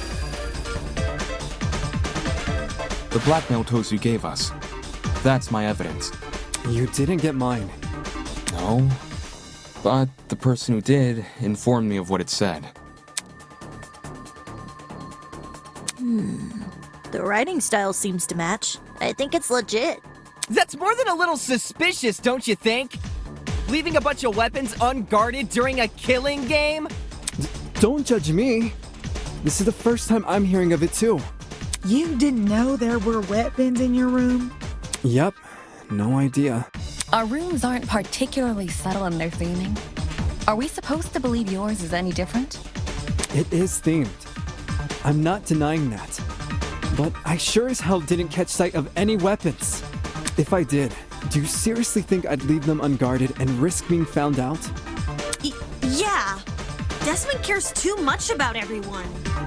He pointed out the broken doorknobs and gave us the idea to bunk together. Why would he hide weapons in his room? Someone must have gotten the idea to rifle through my dorm because of my talent and found the taser gun hidden inside. There's no other way to explain it. So while Desmond gets a bunch of guns, all I get is an old game console and a dead controller. Take the bad with the good, dearest pupil. No one fears game consoles. Well, no one besides parents and the religiously inclined. Enough talking about consoles. Why are you guys believing Desmond so easily? If the taser gun belongs to him, then he's the killer. Any argument he makes against it is just a flimsy excuse.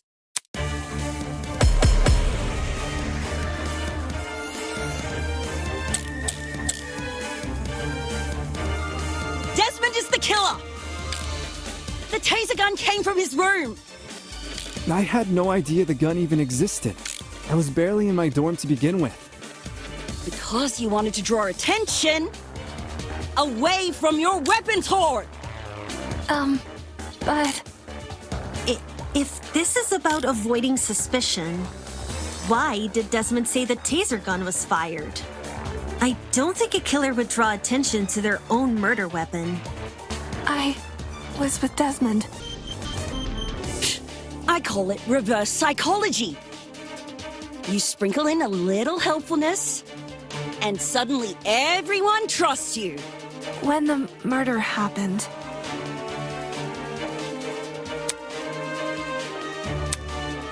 Desmond is the killer!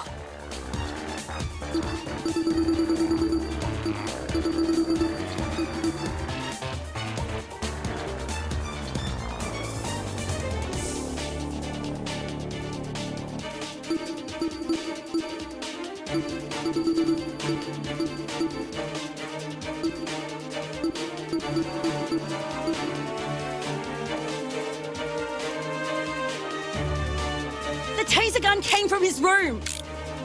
I had no idea the gun even existed. I was barely my door to begin with. First you wanted to draw attention away from your weapon core! If this is about avoiding suspicion, why did Desmond say the taser gun was fired? I don't think the killer would try Attention to their own weapon. I got it.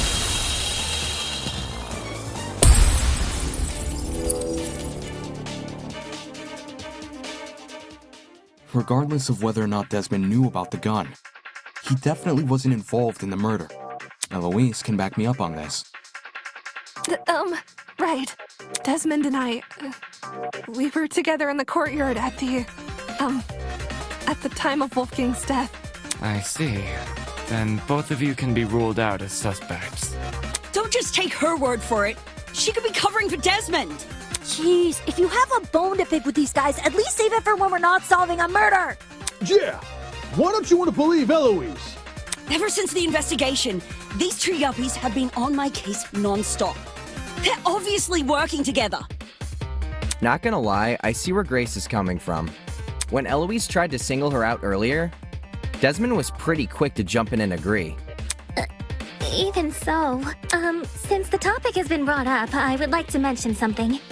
During my trip to the pharmacy, I believe I saw Desmond and Eloise in the courtyard together. You also said you were back in the hallways around 8-10 a.m., didn't you? That means those two were wandering around unsupervised. Either one of them could have left the courtyard. If Desmond was the killer, what would Eloise gain from defending him? Should the wrong vote be cast, nothing about the rules suggests an accomplice of the killer would be exempt from execution. That's right! And even if she was exempt, Eloise is too nice to be an accomplice to murder. Grace, I realize Desmond's irked you, but that's no reason to keep steering everyone down a dead end. Let's move on. A person who's always steering others down a dead end, huh? I guess they needed a GPS. Anyway, we should totally thank Desmond for clearing things up now.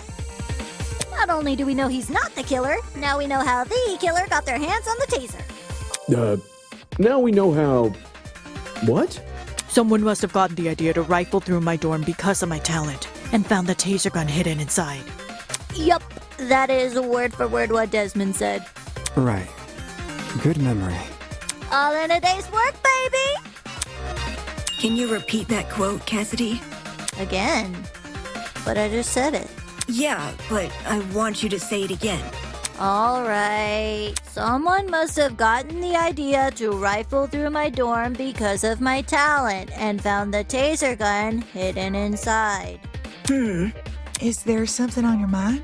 If Desmond's testimony is anything to go by, wouldn't this mean the culprit has to be male? What? If I remember correctly, all the guys were aware of each other's pairings. With that sort of knowledge, a male student could try and infiltrate another male student's dorm. None of us knew which room we'd be bunking in. It only takes a quick peek to check if someone's inside or not. Anyone could have done that. And who's to say the thief didn't barge in before we started bunking? Or while people were having breakfast. Seems there was a mountain of opportunities for our culprit to sneak in unnoticed. Doesn't exactly help us narrow things down, does it? Well, guess this taser gun was a bust. Look on the bright side. If it's been fired, then it's probably what electrocuted Wolfie. If trying to suss out who stole it isn't feasible, why don't we, talk about Wolfie's other injuries instead?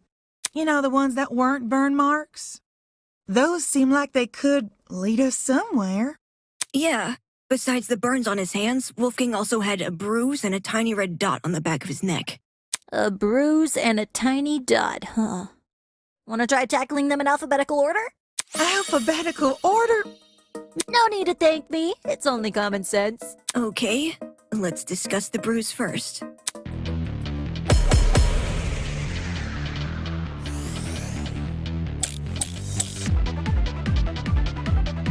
I think it's safe to say the killer didn't use a flamethrower.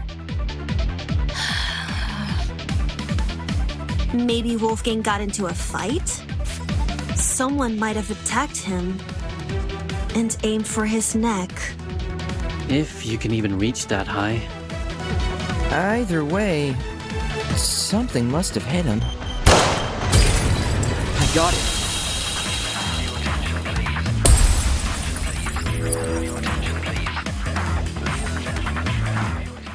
Kai is right.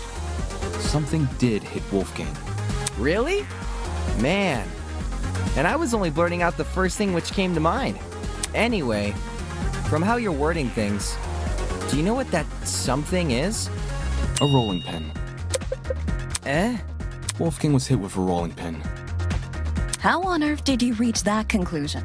Ava and I found this pin inside storage closet A, which is just a few feet from the crime scene. Coincidentally, the pin also has a dent. You sure that's enough to say it's involved? Could just be a flimsy pin. No. There's something else which solidifies this pin's role in the murder. Handprints. 2 of them on the edge of the pin. So the killer used a rolling pin to attack Wolfgang? It certainly explains the bruising on his neck. They must have wanted him to be unconscious so he wouldn't fight back. Exactly. It would be easier to drag him into the water if he's not awake. You reckon the killer purposely put Wolfie in the water? Bam! With one electrified blow, Wolfgang is zapped to bits with the taser! Since he's lying in the water, he's definitely a goner. Considering the logical ethos of the killer's rectitude, especially when governed under constricting pressure, leaving him catatonic would be the most facile solution. I guess it makes sense.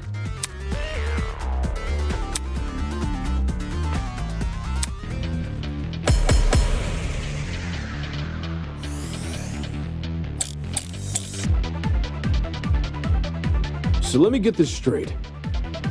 The killer knocked out Wolfgang with a rolling pin, and then chucked the pin into closet A? When exactly did they discard the pin? They couldn't have done it when Eva and I were already downstairs, because the 2 of us went inside closet A. Why were you inside the closet? To find the backup generator, remember? Jed and I checked closet B. Raymond and Kai checked closet C. Eva and Grace checked closet A. And Jean and Mark checked closet D. The killer just discarded the pin. Before we came downstairs. Yeah, I think Mark's right. 'Cause the killer could run upstairs and go back to their room immediately after discarding the pin.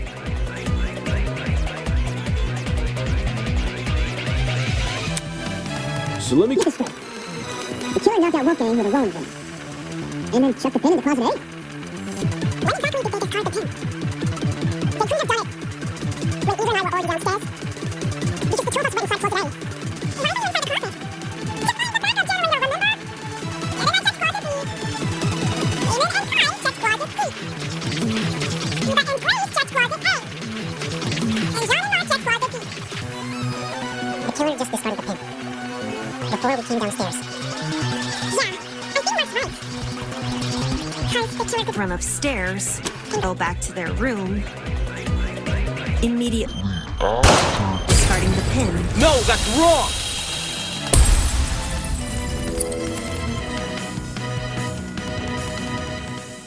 Diana, there's proof the killer fled the underground hallway at a later time. When the tournament attendees were looking for a backup generator, Kai and I heard someone run past our room. Huh? Oh man, that's right. We were just exploring the closet when all of a sudden we heard. That's when Damon decided he was gonna follow where the footsteps came from. Did anyone else hear these footsteps? Nope. Not ringing any bells. Yeah, Jen and me didn't really hear it over all our talking. I heard the footsteps. Huh? You did? Well, I initially thought it was my imagination, so I never said anything. Ashamed to say I also brushed off the footsteps. However, since other people can attest to hearing them. Then someone else was on the underground floor with us. Before anyone tries to bring it up, none of the tournament attendees could have been the person running. Since everyone explored the closets in pairs, they all have solid alibis. I'm sure we can all vouch for that, aye? Everyone was still in their closets after Damon and I found Wolfgang. So, considering the footsteps were moving away from the crime scene, I think it's safe to say they belong to the killer. Wouldn't that mean the killer fled while you guys were exploring the rooms? Hold on! So the killer had been right next to us? Doy, that's a given. huh? How are you so calm after hearing that? The only thing which stood between us and a murderer was a door. What if— Well, they did it, so I don't see what the problem is. Sheesh, you're weird. Why not run away earlier, though? Fleeing while everyone is searching seems really risky. Maybe it was a miscalculation? It's not impossible. If not that, then maybe the killer returned to the boiler room after discarding the pin? Sounds pretty meat-headed if you ask me.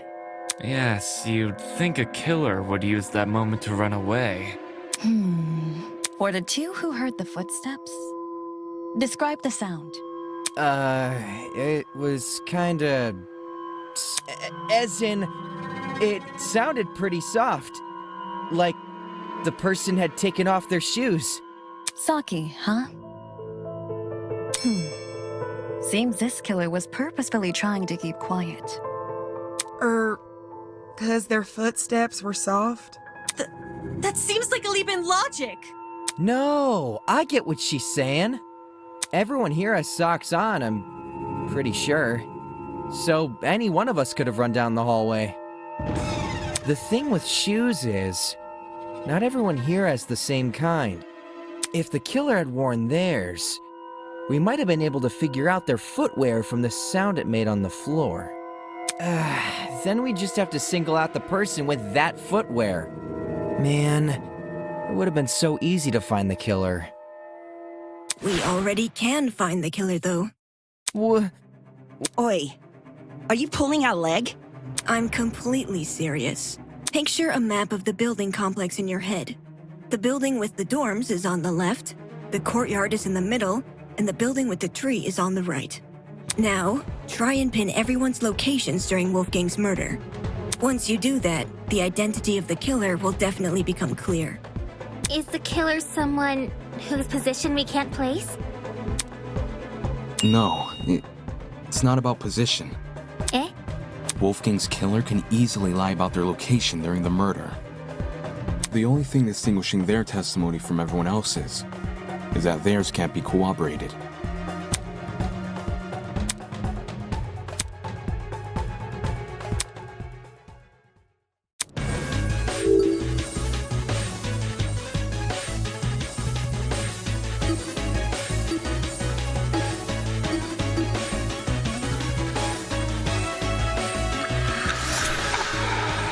It has to be you! Diana, it's you, isn't it?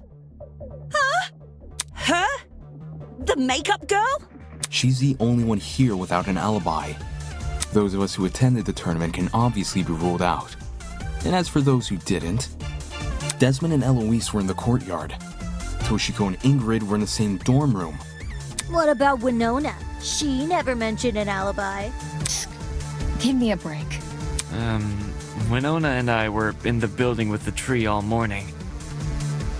In fact, yes, Desmond and Eloise should have witnessed us walking over there, as those two were in the courtyard at the time. Yeah, that's true. In that case, Diana really is the only one without an alibi. Guys, if she's the person who fled the boiler room, those footsteps we heard make a lot more sense. Heels make a pretty loud clop sound on hard floors, and the underground hallway's floor is pretty hard. Diana would obviously want to take them off. Also, heels aren't comfy to run in. Whoa! I didn't even think of it like that. You're totally right, though. Since Diana's the only one here with heels, she would have to take them off. Guys, what are you talking about? Me? A killer? Do you really think I could be a killer? The fact you weren't at the tournament is incriminating enough. Not just that. Everyone but you has an alibi. But I do have an alibi. Right, Ava? You woke up with me this morning, and you never saw me leave my dorm. During the brief amount of time we were together, I never saw you leave. What you did after I left for the game tournament, however, is anyone's guess. Ava wanted to help me and Cass set up the tournament, so we told her to swing by early. For that reason, I left Diana's dorm at 8:05 a.m. I know the exact time since her room has a clock. I probably entered the dining hall around 8:10 a.m.-ish. So much for an alibi then. Diana, don't tell me. Holy smokes, it's all falling into place! Are we sure there hasn't been some sort of misunderstanding? It's not possible. Diana can't be the killer. No! I refuse to believe it!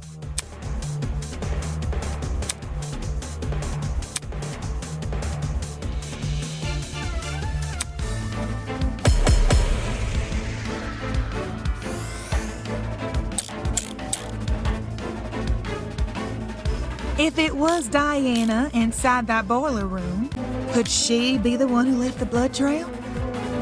Because if so, that might be her blood on the knife, too. Diana's blood? Are you saying she wounded herself? Wounded herself? What makes you think that? I don't know! Why else would the killer's blood be on their own weapon? Did we not already agree the killer was wielding a rolling pin? Well, maybe they had both. The rolling pin in one hand, and the knife in the other. Dual-wielding weapons? Holy, this killer's next level.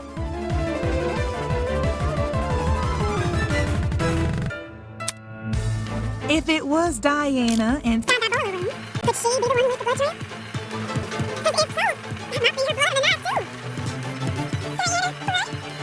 right? Are you saying she wounded herself? Wounded herself?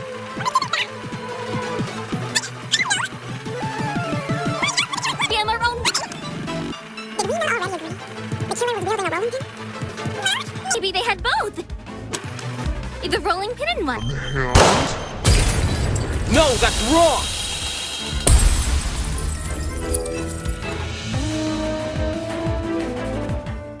No, the killer was only wielding the rolling pin during their confrontation with Wolfgang.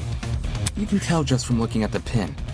There are two handprints wrapped around the edge, as if the killer had been holding the pin like a tennis racket. Which makes sense, because you can swing with more force if you use both hands. And that's what a killer wants when trying to knock out a grown man. Then, who held the knife? It wasn't the killer, so it was most likely the only other person in the boiler room. Wolfgang Akire. What the hell are you talking about? Wolfgang, carrying a dangerous weapon? Bullshit! If you were in his situation, wouldn't you? Wolfgang received an anonymous message asking him to meet in a basement, all whilst in the middle of a killing game. At that point, it doesn't matter how much of an optimist he is. He'd know better than to come unarmed. A knife isn't super hard to find, either. Wolfgang probably just stole one from the kitchen. Besides, if Diana is the one who got stabbed, it would explain the blood trail. Think about it. She arms herself with the rolling pin and attacks Wolfgang, getting hurt by him in the process. For some reason, possibly because of the blackout, she doesn't clean the blood trail she's leaving. and returns to her dorm room after. No! That's wrong! Huh? I wasn't stabbed. If I was stabbed, then I'd have an injury. But there's nothing, right? There's nothing on me. Depends. If a vein got nipped, you'd be seeing blood no matter the size of the cut. Of course, that also means a small cut will need bandaging, which I'm not seeing on you. You may not see any injuries on Diana, but that doesn't mean they aren't there. Huh? If she wanted, she could simply hide her injuries from view. After all, someone like her has exactly what it takes.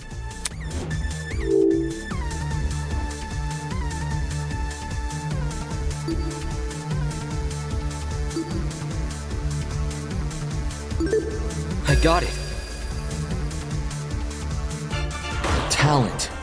As the ultimate cosmetologist, Diana could easily cover her wounds. It makes sense. With the right equipment, she could probably disguise even a bandaged wound.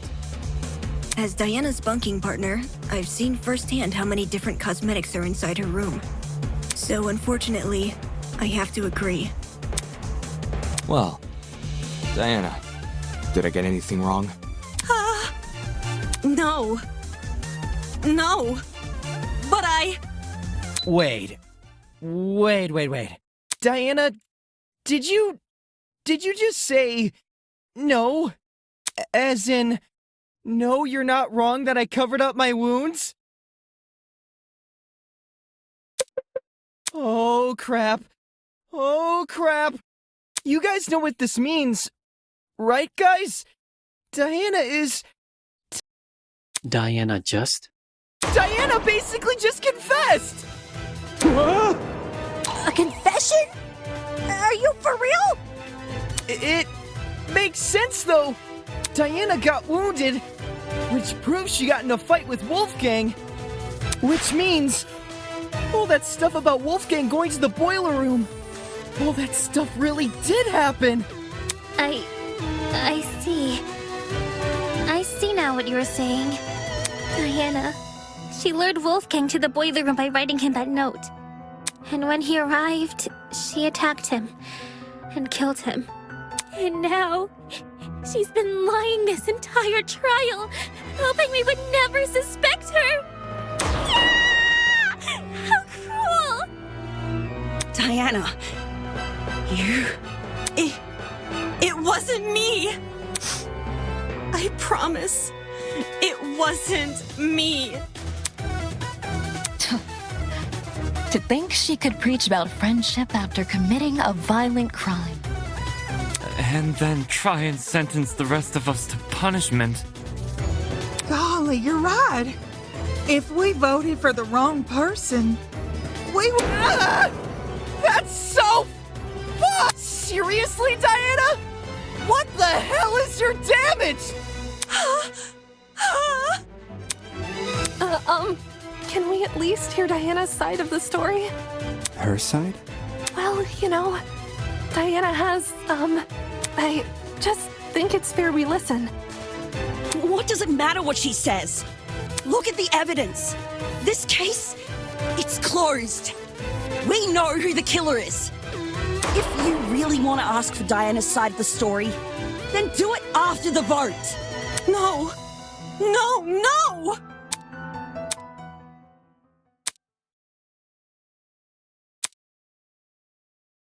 No. No. No.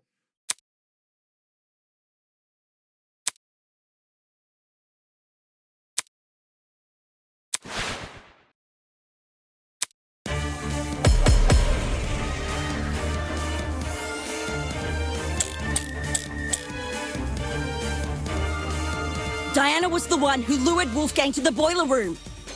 Once he got there, she killed him immediately. Then she fled the crime scene, hoping the rest of us would never learn the truth. How could you, Diana?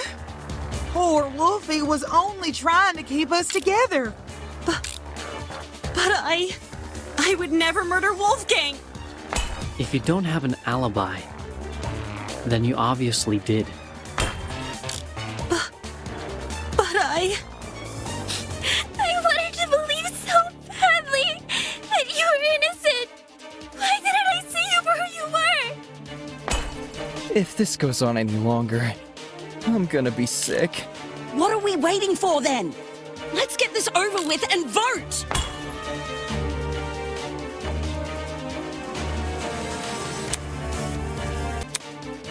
Diana was the one in the room.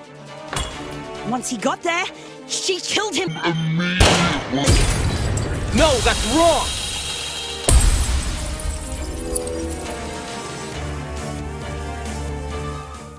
Hold on. Grace, you're overlooking a crucial detail. Huh? Do you recall the note I found in Wolfgang's blazer pocket? It asked him to meet in the boiler room at 8:15 a.m. But, according to the Tozu tablet, he died over an hour later at 9:35 a.m. That means Wolfgang didn't die right after he got to the boiler room. What's your point?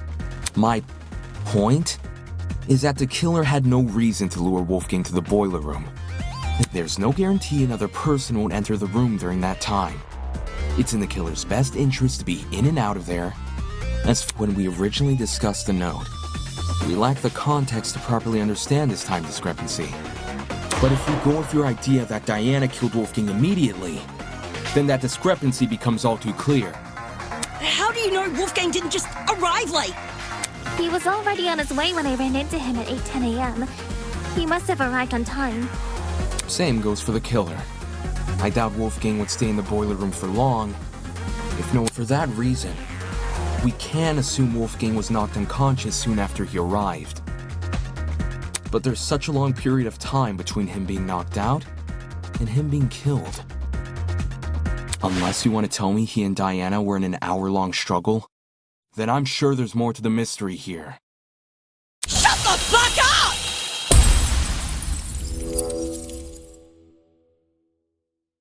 What the fuck is wrong with you? Don't you see this is a trick? All of Diana's blubbering and crying is just a farce to make us think she's innocent. I wouldn't fall for a farce like that. My only concern is the evidence not adding up. If you're still not convinced Diana is the killer, then let me show you something you overlooked. I call it undeniable fucking proof!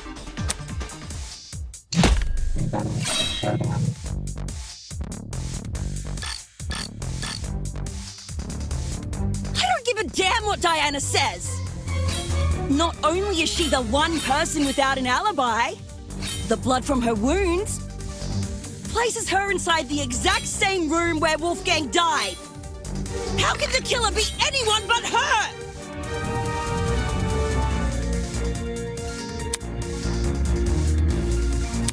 I don't give a damn what Diana says.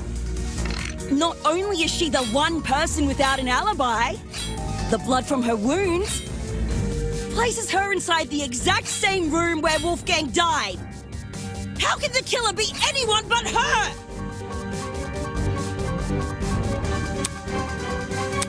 I don't give a damn what Diana says. Not only is she the one person without an alibi, the blood from her wounds places her inside the exact same room where Wolfgang died. How could the killer be anyone but her? If Diana lured Wolfgang downstairs, why would she take over an hour to kill him? It doesn't make sense.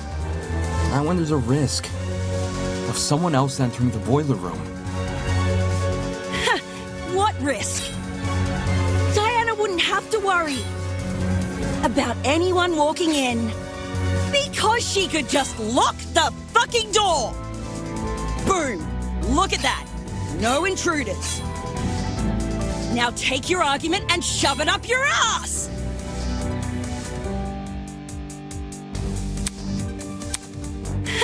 What risk?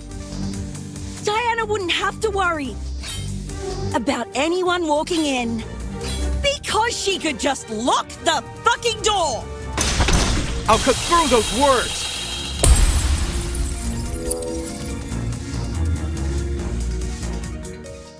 The boiler room door can't be relied upon here. If Diana locked it, she would be trapping herself inside the boiler room. What? The doorknob has been flipped so that the keyhole faces inside, while the lock faces outside. Had you investigated the crime scene more closely, you might have realized this detail sooner. In any case, locking the door would lock everyone inside the room, not outside. If Diana was the killer, she'd be better off leaving the door open. How the heck do you even flip a doorknob? Sounds like something only a tradesperson could do. Meh. You really think so? Swapping a doorknob is easy. Well, last time I did anything like it was a while ago, but everyone here knows knobs are screwable, right? If you get a screwdriver and know what you're doing, you can rotate the doorknob quick smart. If you can swap a doorknob, then I guess anyone can. Right on! Wait, are you saying that like it's a bad thing, or...? Is that why Diana remained in the boiler room after Wolfgang died? She had been locked inside? What do you make of the footsteps then?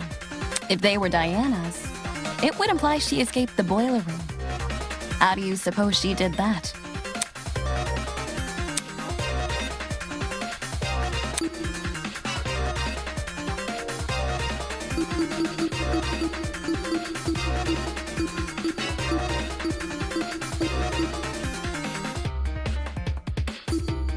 This is it.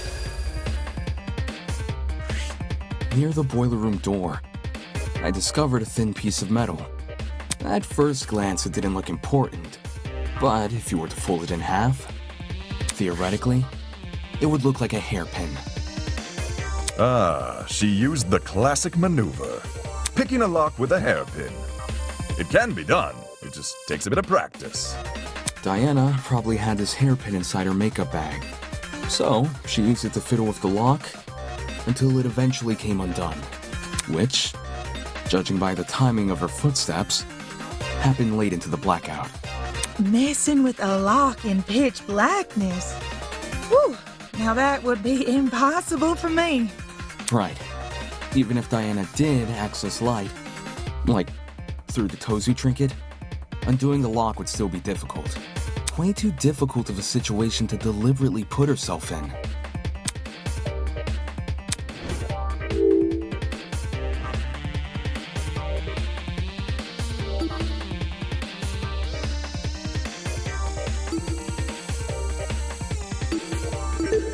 I got it.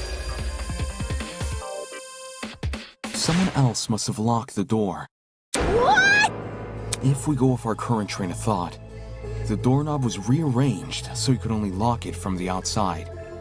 It doesn't make sense for Diana to rearrange the lock, enter the room, and deliberately trap herself inside.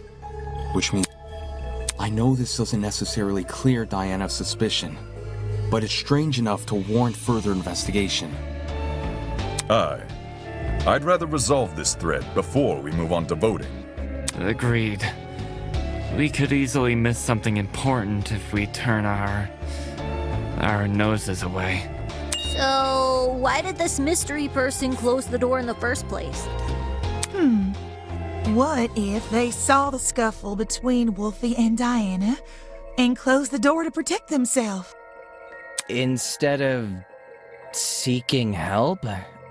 Or trying to stop the scuffle? You say that like closing the door isn't exactly what you would do. What kind of asshole do you take me for? Any chance they locked it to prevent Diana from escaping? And somehow unscrewed the doorknob without drawing attention to themselves? Didn't you hear him? He's talking about the door being locked, not the doorknob being unscrewed. Unless two entirely different people just so happen to interfere with the boiler room at two entirely separate intervals. The one who locked the door is most likely the one who flipped it, yes? Yes. Then you should be wondering the same thing. How did they unscrew the doorknob without catching anyone's attention? Yeah, doesn't sound possible. Not in the moment, it isn't. But what if the doorknob had been swapped beforehand? Say this person knew Wolfgang and Diana were coming to the boiler room. They could have swapped the knob in advance, waited for Diana and Wolfgang to enter, and then closed and locked the door. So the flipping of the doorknob was premeditated? With what we currently know, I'd wager it's our safest assumption. At least, until we hear Diana's side of the story. Diana, since you were the last person with Wolfgang, your testimony could be our most valuable piece of evidence yet. You need to tell me what happened. If not for me, or for you, then at the very least, do it for Wolfgang's sake. I'm sorry. I'm really... I wanted to help. I wanted to make everything okay, but all I could do was be useless. All I could do was watch him die.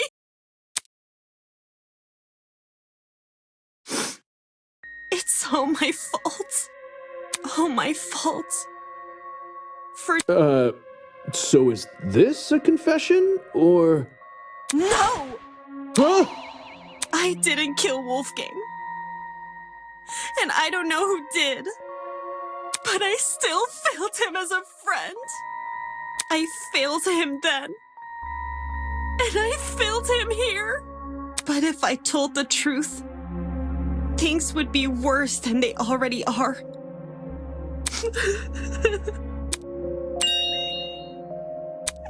It's okay, sweetheart. Come on now, take deep breaths. Yeah, we'll believe you no matter what you say.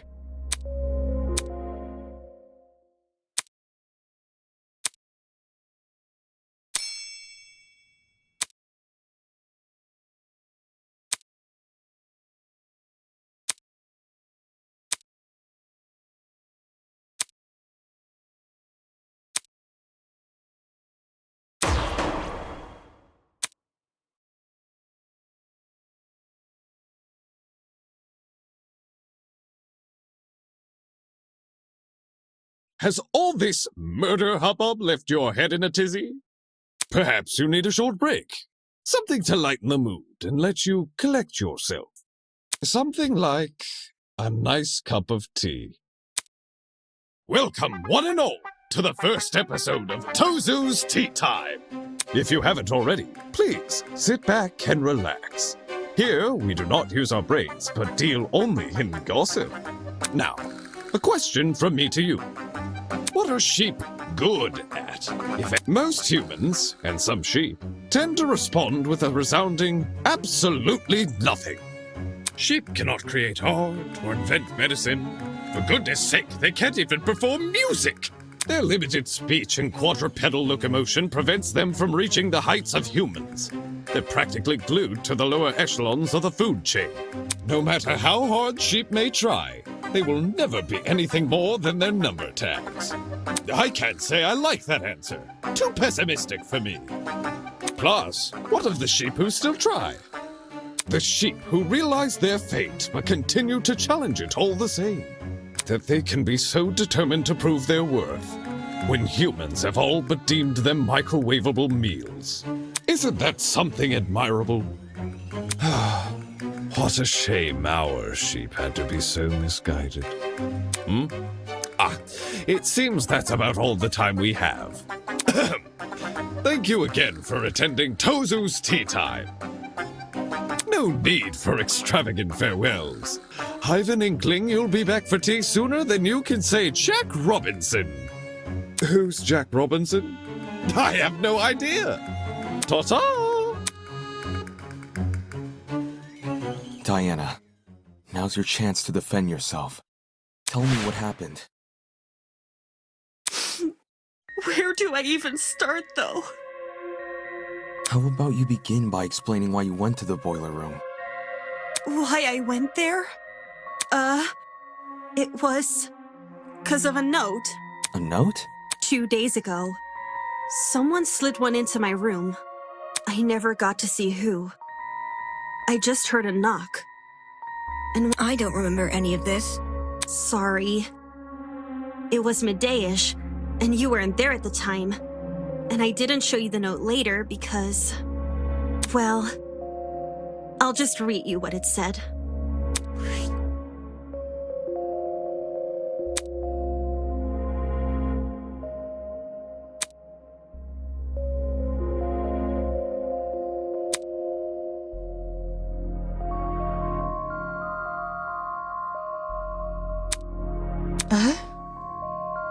wrote this? Wolfgang had Diana's blackmail, but didn't he have Jean's? Hold on a sec. If you take a closer look, the handwriting on that note, doesn't it resemble the handwriting on Wolfgang's note? You're actually right. Even though Wolfgang's note has been water damaged, the words I can make out were in the same messy scroll as Diana's here. Then someone else was posing as Wolfgang? The killer, most likely. They must have thought his word was the only one Diana would follow. Guess it worked, huh? I didn't want to show this note earlier because I was scared of how people would try to twist it. Like saying I faked the note or that I decided to kill because of it. I thought it would be better to just stay quiet. I know you guys think I'm stupid for agreeing to meet in a place like the boiler room. And I am. I am stupid. I just didn't want to disappoint Wolfgang in case he really did write the note, which was why I left my room around 8:40 a.m. and went downstairs. Did you catch any strange movement down there?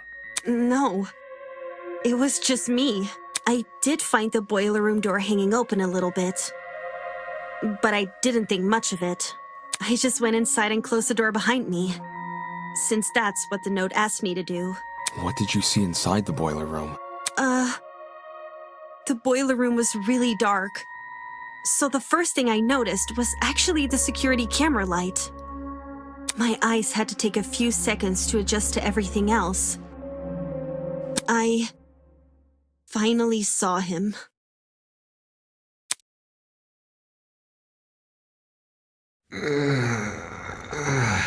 Wolfgang was lying in the water, making these weird noises. It didn't seem like he'd even noticed me entering the room. Wolfgang? Hearing his name seemed to snap him out of his trance, because he slowly rose to his feet. Wolfgang, are you okay? It's you. Huh? I can't believe it. I really am finally meeting you. What do you mean? Please, forgive me. Please forgive me for what I've become. Wolfgang? Despite how hard I tried, and how much I wanted it to be true, I could never become you. I will always be a failure. It's okay, Wolfgang. Look, there's stairs over here. Come over here and we can get out. I have no idea if he didn't hear me, or if he was just ignoring me. But, okay. I'll get closer to you then. I went over to the ledge of the platform, the part where the fence had a gap. Just take my hand, okay? And I'll pull you out. He slowly stumbled over, and he held my hand. I didn't really think I could pull him out. I just wanted to be there for him. It was the best I could do, because I didn't want to enter the water. Staying on the platform felt so much safer. And I really, really hate that it did. It's okay, Wolfgang. We'll get through this together, all right? I was looking at him when I said that. I was looking right at him. But somehow I didn't think to react. And he reached inside his blazer.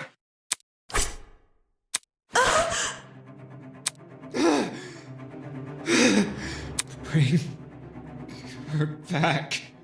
Bring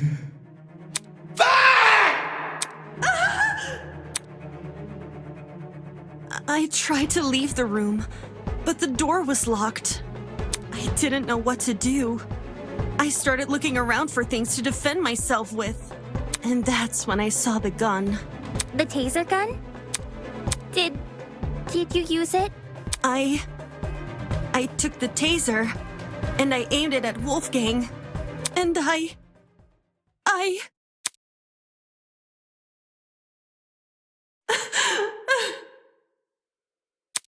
couldn't do it. I couldn't shoot him. I just backed away from him. I couldn't understand anything. Why was this happening to me? Why was I being attacked? Why can't I do anything to...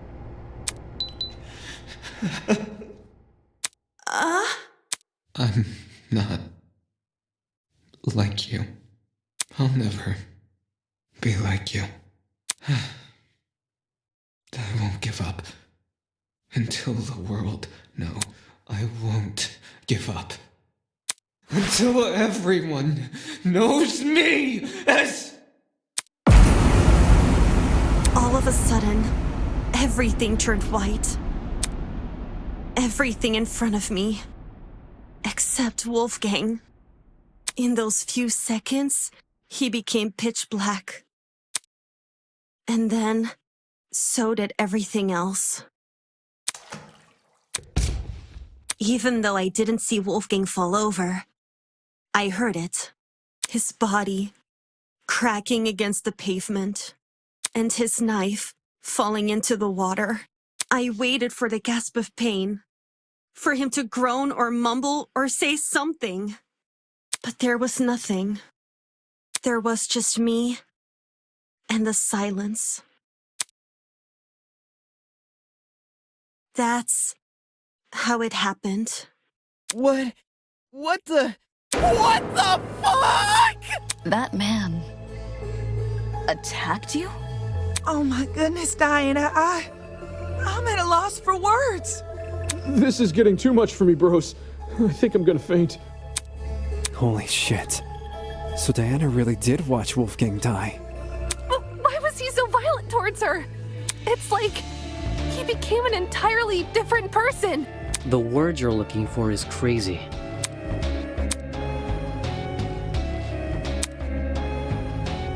How'd you manage to escape the boiler room after all that? By picking the door's lock. For reals? I wasn't even thinking. I just started feeling my way back to the door in the dark.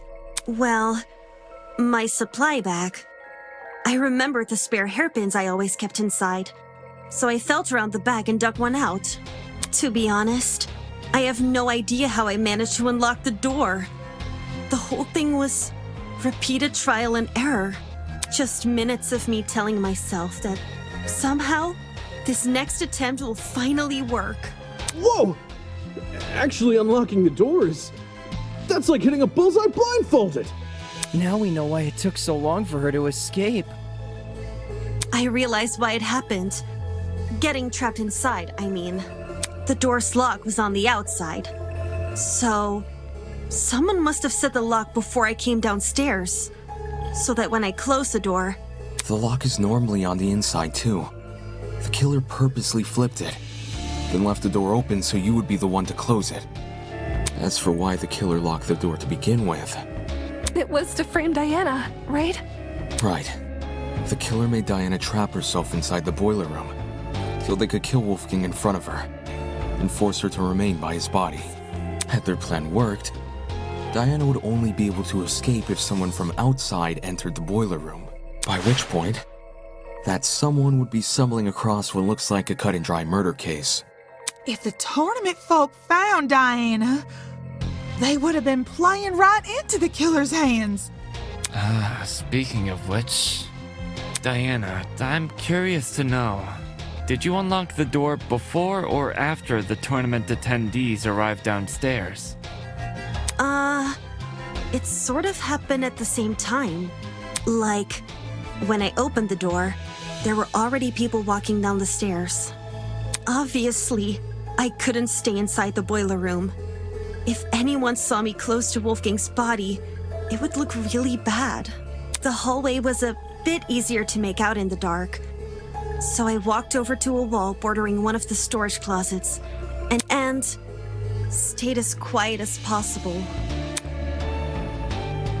I was still bleeding a little from Wolfgang's cut, though, and some of that blood ended up dripping onto the floor around me. It's the blood on the underground floor! It's all coming together! This was shortly before us tournament goers split up. And you made a run for it, yeah? Mm-hmm. Down the hallway, up the stairs, and then as quietly as possible into my room. Since everything was still really dark, I had to patch myself using the Tozu Trinket's projection as my light. I realize this is a lot, and I know it's hard to believe without proof. So, if you guys could just give me a second.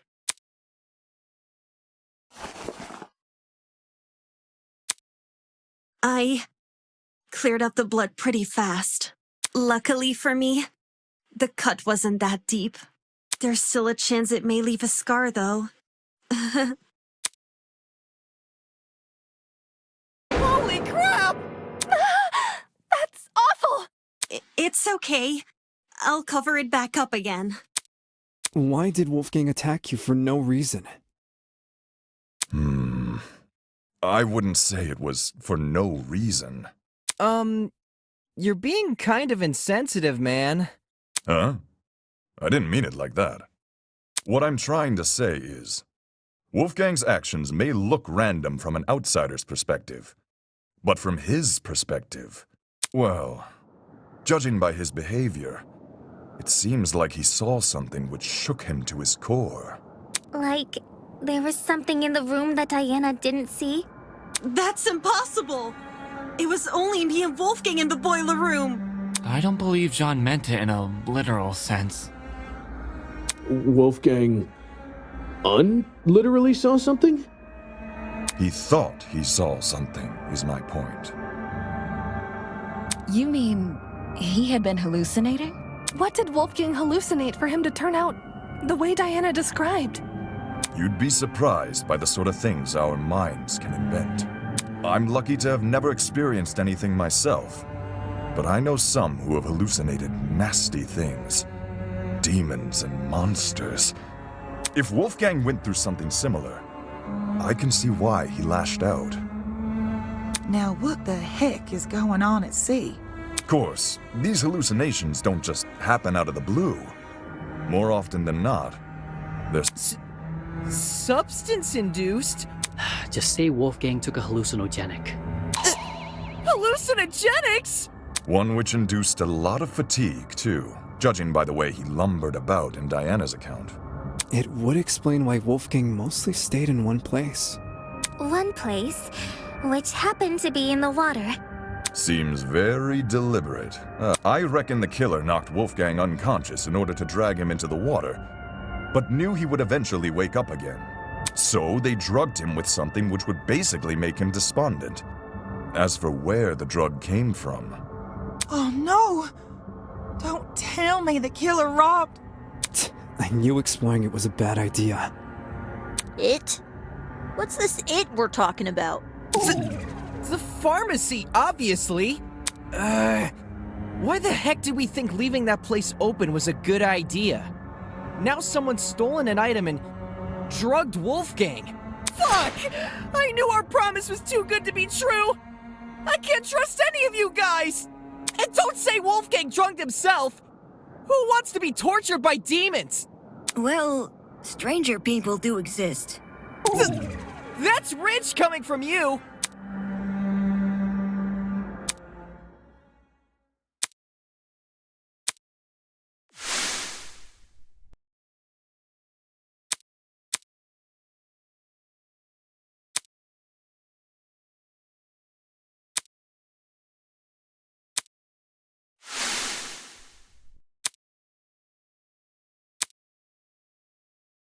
If we know where the perpetrator got their chemicals, I guess our next step is figuring out how... Agreed. It would help us better understand the timeline of events and potentially even validate Diana's testimony. Sounds like you guys can leave this one to me. I'm the kind of person who knows someone back to front the moment I meet them. If you haven't already realized, I've gone and read this killer like an You're the last person I trust to reach a correct conclusion. Just you wait! The second you hear what I gotta say, you'll be eating those words!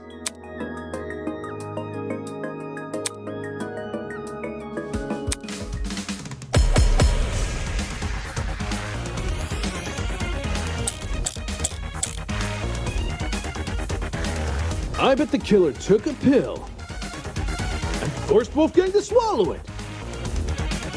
Just jab him at that point. I got it.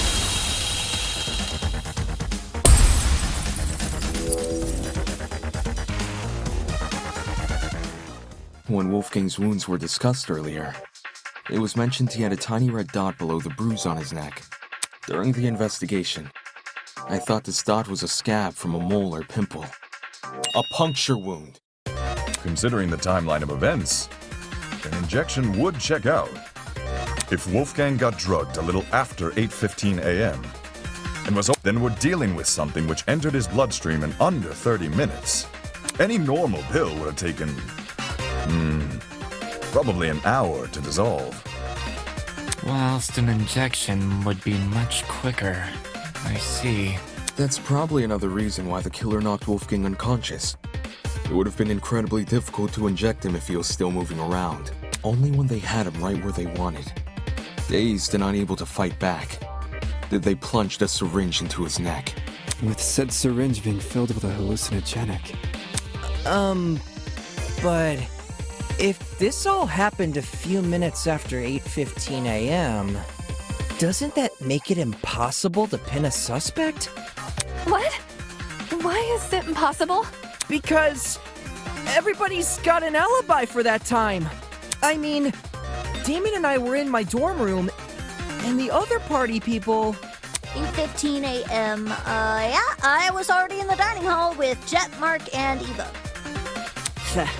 I left Wolfgang's dorm right after the morning announcement and spent the rest of the hour with Jean. When Nona and I were in our dorm room together. And me and Eloise were already sitting down in the courtyard. Toshiko was giving me the medication she grabbed from the pharmacy. And, I stayed in my dorm room until 8:40 a.m. Oh no. If everyone can be accounted for, we really can't discern a suspect. So, we're back to square one? Someone here must be lying. And doesn't plan to stop.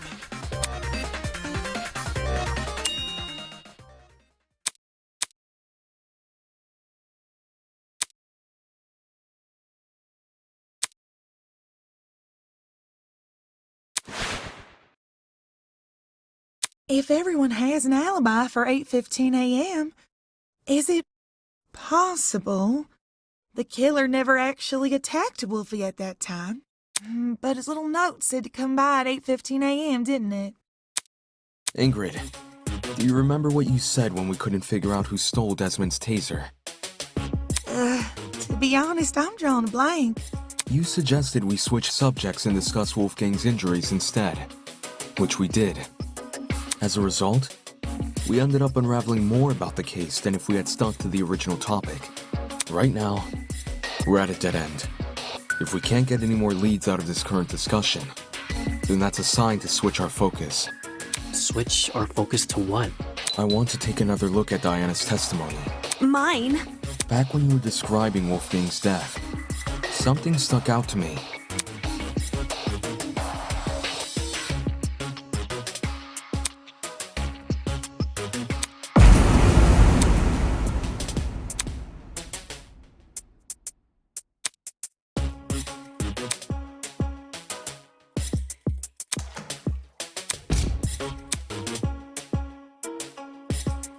The flash of white Diana described must have been the generator exploding, with the darkness afterwards being the blackout.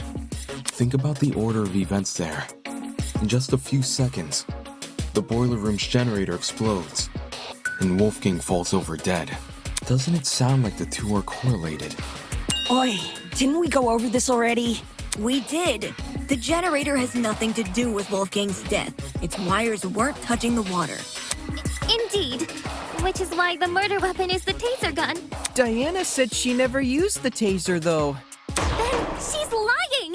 What? That's not true! I never fired the gun! It's all good. I believe you. Sure, nobody can dispute the gun was fired. What can be disputed, though, is when it got fired. I wouldn't be surprised if the killer fired that gun way in advance. Like, sometime before Wolfgang arrived downstairs and left it in the boiler room for us to find later. What? So the taser gun isn't the murder weapon? If Wolfgang wasn't killed with the taser gun or the generator, what other options are we left with? The taser gun is the only option which makes sense. The murder weapon can't be anything else.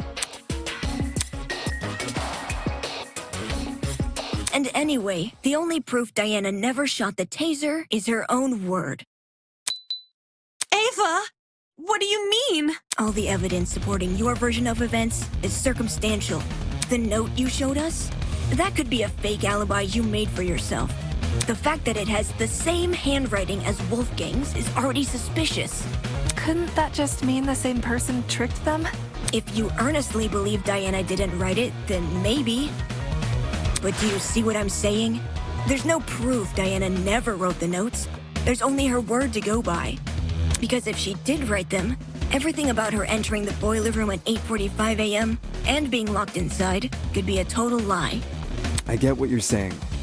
But if we run with the idea that Diana was the one waiting for Wolfgang all the way back at 8:15 a.m., then we're stuck with the issue we had last time. Why did Diana wait over an hour to kill him? That's also circumstantial.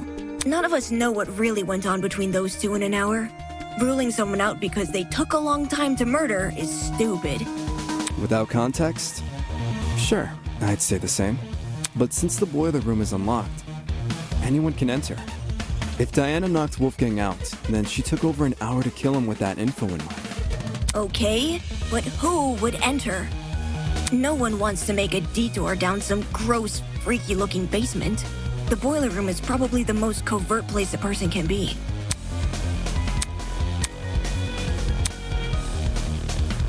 Diana claims she didn't write the notes, and she claims she didn't shoot the gun.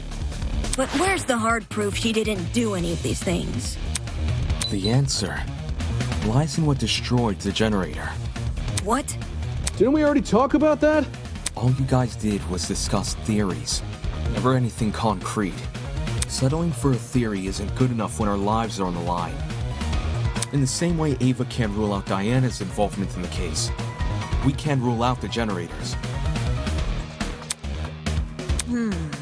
So we have to figure out what destroyed the generator? What should we do? Just throw out ideas? It's what we've been doing this whole time. Oakley dokley.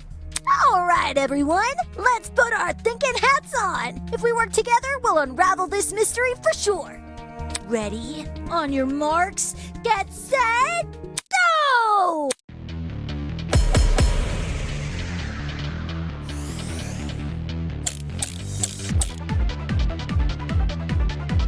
Why did the generator blow up? Could have just been an electrical fault. So, a coincidence?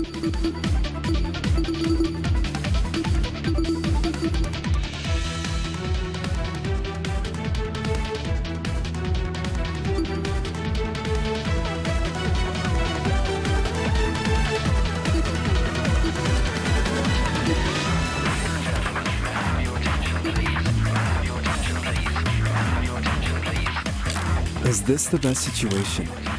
To be waving stuff off as a coincidence? Did the killer throw something at the generator that made it explode? Perhaps it's the fault of the taser gun? The electrical discharge it released might have connected with the generator and created an overabundance of energy, which caused everything in the circuit to pop. Probably. There's no proof anything besides the taser was involved. In that case, the generator blew up after Wolfie got shot with the taser. Such a dastardly taser, leaving so many victims in its wake.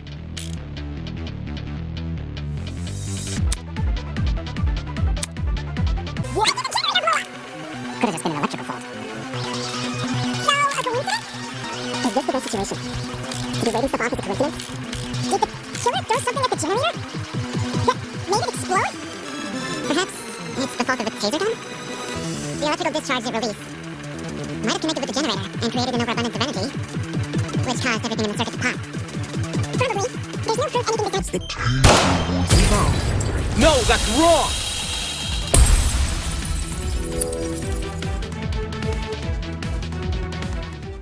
Unfortunately, Ava, I have to disagree.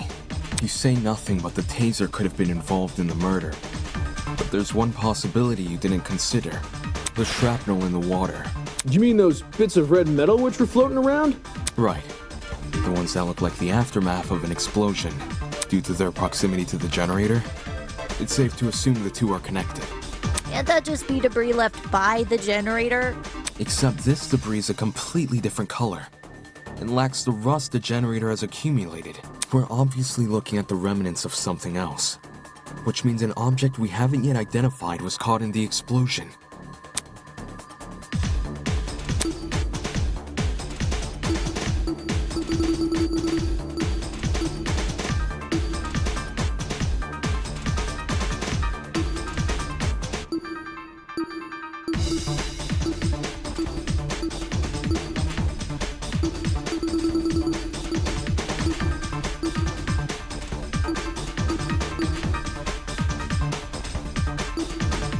This is it. In the water was also an extension cord, half of which had been burnt away. Huh? Did the cord get caught in the explosion? Seems that cord has the misfortune of floating around the wrong place at the wrong time. From what I saw in my investigation, the building's extension cord supply seems to be kept inside Storage Closet D. So in a way, yeah, it was definitely in the wrong place. Storage Closet D. It was hard to make out much of it in the dark. And after the power came on, Kai came screaming for us to leave our closets. But I do recall seeing some extension cords peeking out from behind a shelf. Since we already know the killer raided one storage closet, anyone else willing to bet they raided this one too? The hell did they need an extension cord for? Probably something involving the generator, given its proximity to the cord. Same thing with the red bits, even though we don't know what they are.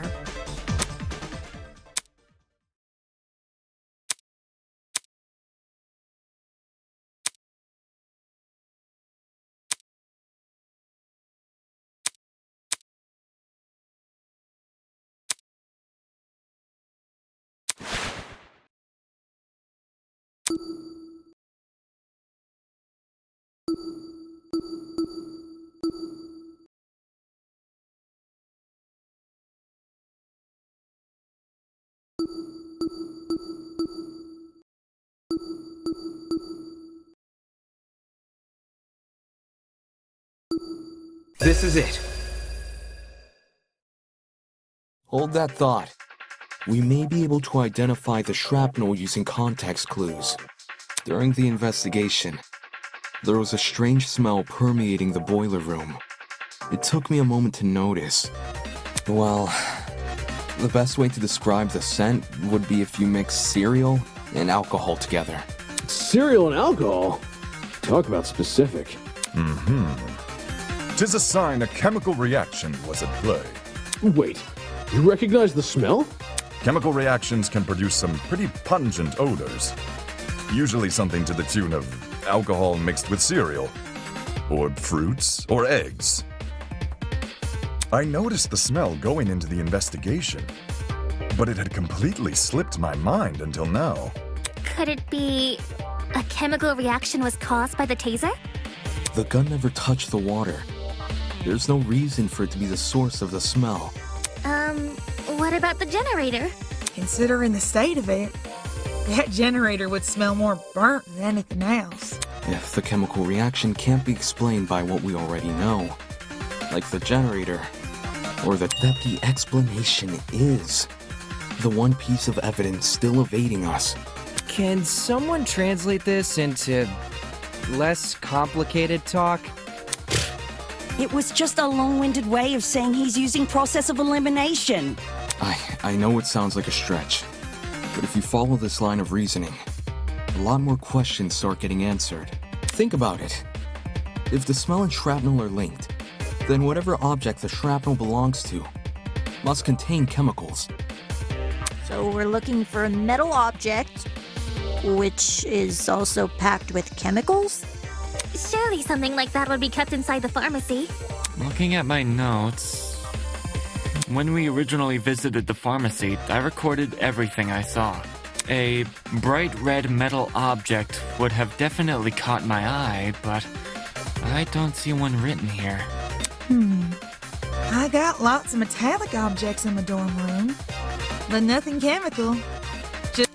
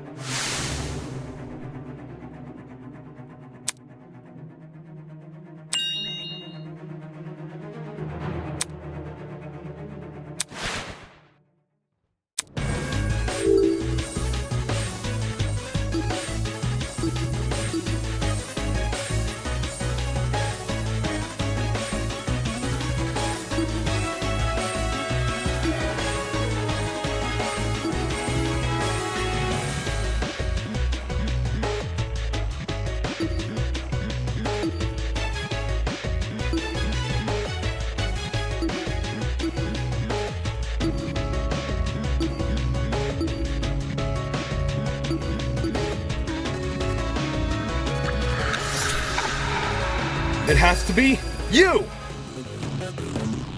Jet, I need to ask you something. What's up? Can you tell me what's inside your dorm room? Like, a full-on list? Whatever works. Sure thing. I got a pretty gnarly collection of parts and accessories. Blind spot mirrors, lithium batteries, wheels, spare brakes, you name it. Oh! I even have the legendary mantle from the 1984's Grand Prix winning speedster. That's what I was hoping to hear. Cool. So, why'd you want to know? Unless... Wait, I'm not being suspected, am I? No. Don't try to rope me into this, bro. I've got nothing to do with the murder. I know you don't. You have an alibi. The only reason I ask is because that mysterious red shrapnel may be the remnants of one of your lithium batteries. What? I see. A lithium battery might explain the smell in the air. and lithium. That's an explosive substance. If it made contact with water, gosh, you'd be left with a mess and a half. Wouldn't someone have heard an explosion, though? I did. Really? During the tournament, right before we lost power. Oi, that's right. There was a boom. Wait! I remember hearing it too! I initially assumed the generator made the noise somehow. But if Jet's car batteries contain an explosive substance... Hey, Jet, were your batteries bright red at all? Maybe? You don't know for sure? I never took the batteries out of their packaging. The packaging isn't red, I can tell you that, but the actual batteries? Yeah, I got nothing. So it can't be proven beyond a reasonable doubt? Pretty much. Well, what's the reaction time of a lithium battery? The reaction time? When a lithium battery hits the water, how long does it take to combust? I think, once we know that, we can decide whether or not the battery is relevant to the case. A lithium battery would be an almost instantaneous reaction. Lithium isn't a metal I've worked with, but it got beat into my head never to mix it with substances it doesn't like. All that electricity, the battery would have let out when it hit the water. It must have went straight into poor Wolfie. There's warning labels on the battery for a reason. Okay, if the reaction is instantaneous, then the battery would have entered the water only seconds before the generator exploded. That's really weird. Is it? According to Diana's testimony, when the explosion happened, she was still holding the taser gun. In which case, who threw the battery into the water? Huh. Good point. We can rule out Wolfgang, since the Blackens can only be a student who kills another student. It was only Diana and Wolfgang in the boiler room, so unless Diana herself was the one to throw the battery, then the battery can't play a part in the murder. I didn't throw the battery. I promise.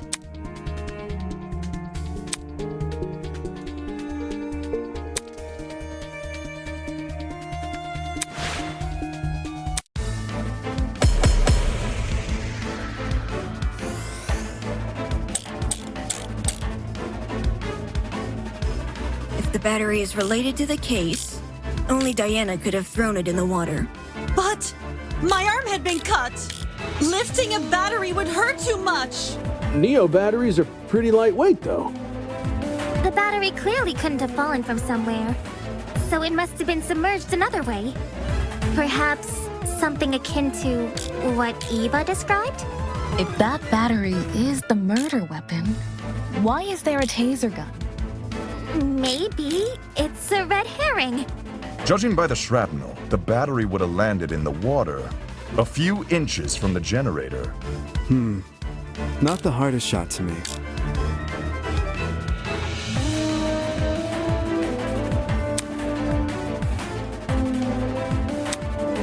If the battery is related to the case, Diana could have thrown it in the water. But Neo batteries are pretty lightweight, though. The battery clearly couldn't have come from somewhere, so it must have...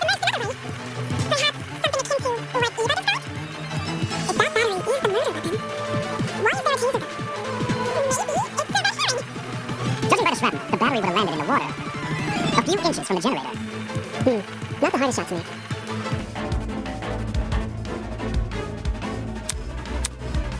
If the battery is related to the case, Diana could have thrown it in the water. my arm had been cut. Lifting a battery. Neo batteries are pretty lightweight, though. The battery clearly couldn't have fallen from somewhere. No, that's wrong!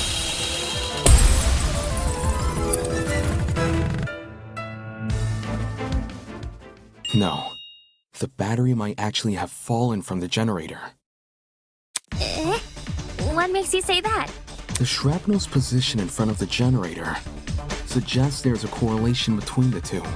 However, it's unlikely Diana threw the battery at the generator. Not only is the boiler room difficult to see in, the generator is positioned far enough from the concrete platform that Diana, with her wounded arm, would need to stand on the platform's edge to make the shot, which would obviously put her in danger of being attacked by Wolfgang again. Yeah. Wolfgang was really close. He could reach over to me if he wanted. If the battery hadn't been thrown, the only other possibility is that it fell down into the water. And considering the layout of the boiler room, what else could the battery fall off of?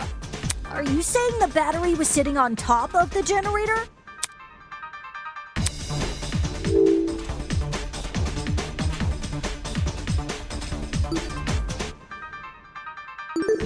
I got it.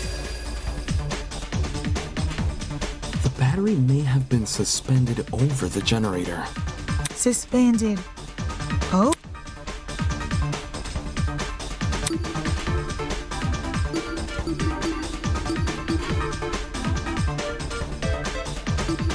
This is it. The killer could have tied the extension cord around the battery and slung the battery over the generator. If the cord and battery were tied together at the time of the generator's explosion, it would explain why half of the cord had been burned away. The more you explain it, the more unbelievable it sounds. What if that's the point? Maybe the killer chose a crazy method because no one would believe it. I don't see how weaving a cord into the mix is any more beneficial than leaving it out. If anything, the cord adds extra weight. Which would be especially inconvenient for Diana, because her arm was bleeding. Right. It wouldn't benefit Diana to hold the cord. So, what if she didn't? Something else may have been supporting the cord instead.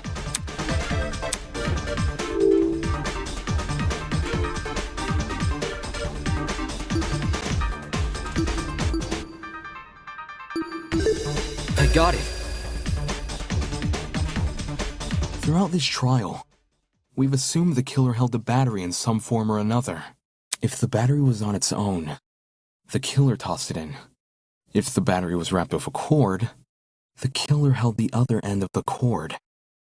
But in the same way something else can hold the battery, can't something else also hold the cord? Ugh, my head's starting to spin. Are you talking about something which could keep the cord in place?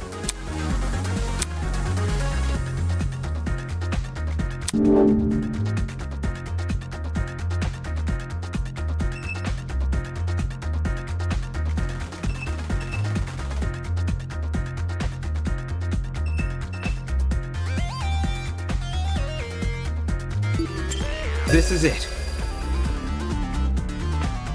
The killer tied the cord to the vent. What vent? The one above the generator. It connects the boiler room and the dining hall. There's a vent above the generator? You should remember some light shining into the boiler room. That's where the vent is. The vent itself is set a bit far back into the wall. So, you'd probably assume the spot was a small window or something. If the boiler room and the dining hall are separated by one vent, does this make the wallpaper thin, or...? There's two vents. The boiler room vent and the dining hall vent. Both are connected via a small ventilation shaft.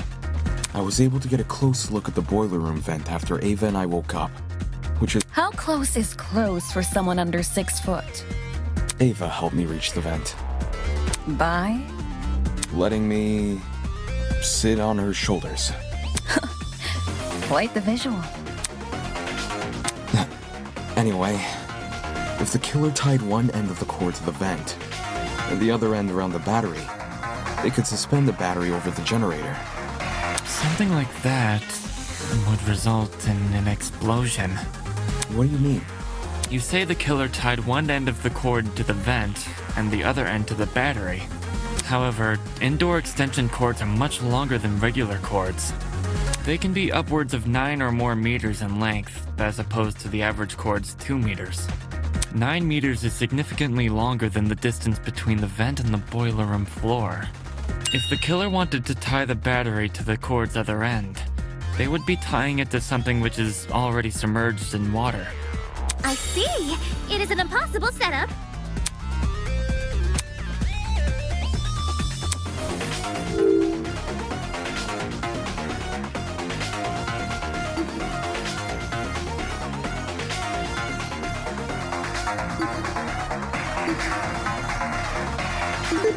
I got it.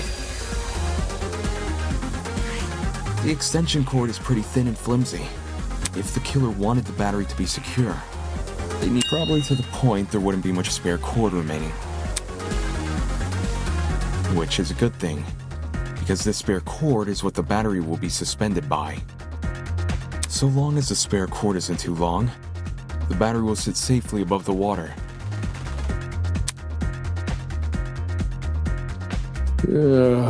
So much effort. Agreed. How do you even submerge the battery into the water under those circumstances?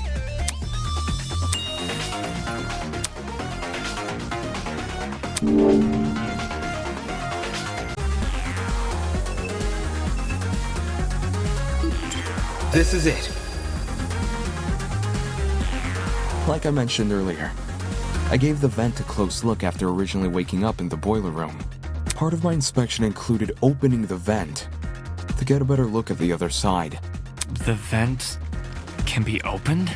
Not all the way, but far enough for the vent to cause a domino effect if then closed. In our case, a domino effect involving the extension cord tied to it. If we assume the vent must be open for the battery to remain a safe distance above the water, we end up with a pulley system. To prevent the battery from entering the water, the vent is literally pulling the entire cord backwards. Ergo, it's not just the killer's own measurements keeping the battery in place, but the vent itself. Having opened one of these vents before, I can tell you how tough they are to move.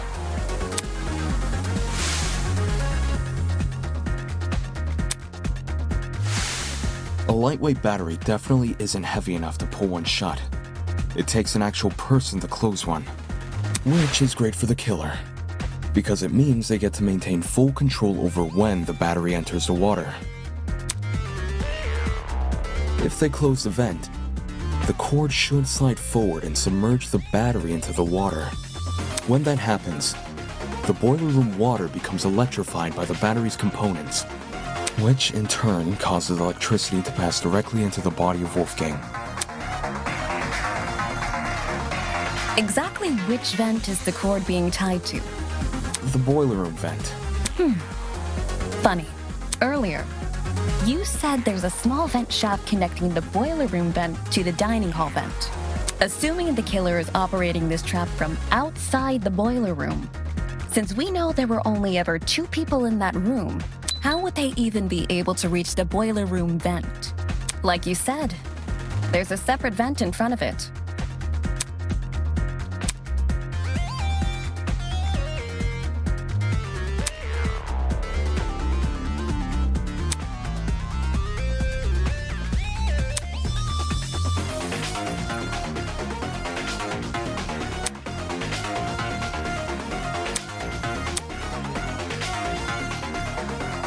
This could only mean one thing.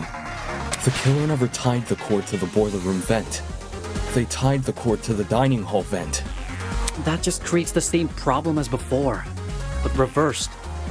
Instead of the dining hall vent making it hard to close the boiler room vent, it's the boiler room vent making it hard to reach the dining hall vent. While the vents may seem like an obstruction, especially since they can't be opened all the way, all the killer needs to do is fit the extension cord between the grates of the boiler room vent. Oh yeah, the grates. You mentioned something about them earlier. Right, when you described opening the boiler room vent.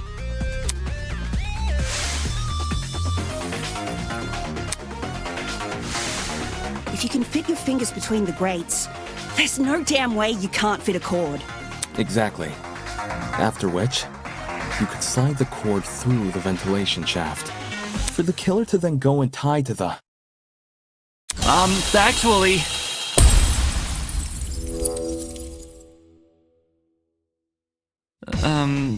hello? What is it now? There's something I still don't understand about your theory. It's to do with the logistics of the cord. The logistics? Its size.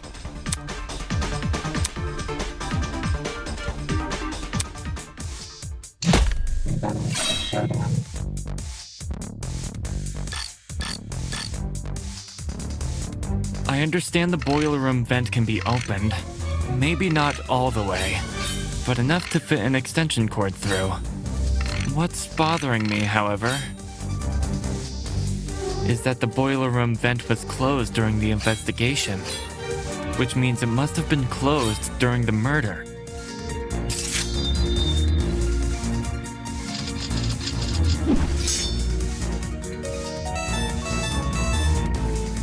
I don't see a problem here. The killer doesn't even need to open that vent, because they could simply slide the cord between the grates. Indoor extension cords may be thin, but the plugs on either side of them aren't. How can the killer fit both those plugs between the gaps in the vent grate? Either the boiler room vent was never involved, or it was open at some point, and someone else closed it. That is my issue. Indoor extension cords may be thin, but the plugs on either side of them aren't. How can the killer fit both those plugs between the gaps in the vent grate? Either the boiler room vent was never involved, or it was open at some point, and someone else closed it. That is my issue.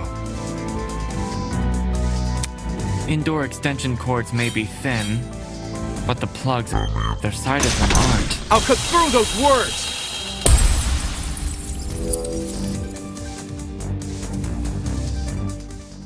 If you insert the cord through the boiler room vent first, it's possible to fit the cord through. You just need to start with the internal plug. The cords in storage closet D have a slim internal end. This can easily be slid through the gaps in the vent. Once the killer ties the cord around the dining hall vent, presumably with a knot, I see. When put like that, whether or not the boiler room vent was closed isn't really relevant. How'd you figure all this out from some shrapnel and an extension cord? This is crazy. At the same time, what he's describing sounds plausible. Since the battery was suspended over the generator, it's no surprise the machine ended up the way it did. Fortunately for Diana, she was safe by virtue of remaining on the platform. I imagine that was also the killer's intention. The killer kept her on the platform? They must have known they were injecting Wolfgang with a hallucinogenic. So, it's possible they hoped his behavior would scare Diana off from entering the water. Although, even if Diana did die, the moment people realized only she and Wolfgang entered the boiler room, they probably call the whole thing a murder gone wrong. Well, all of this certainly changes things. Huh? If the killer is someone who needed access to the vent and needed to be operating from the dining hall, then everyone who attended the tournament is a suspect. What? No way!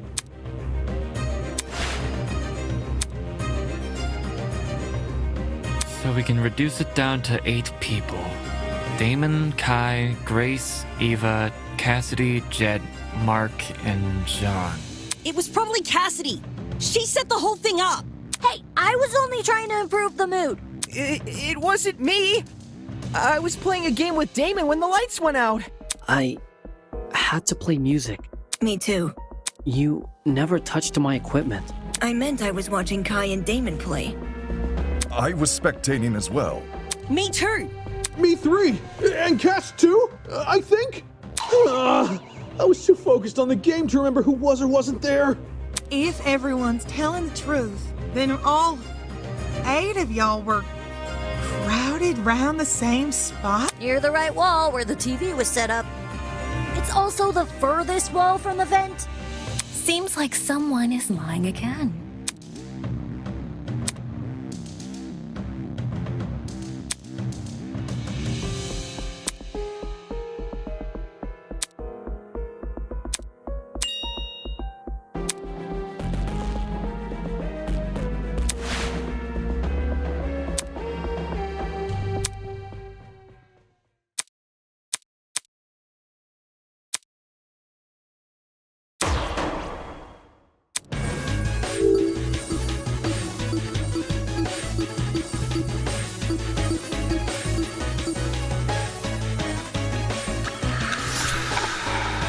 It has to be you!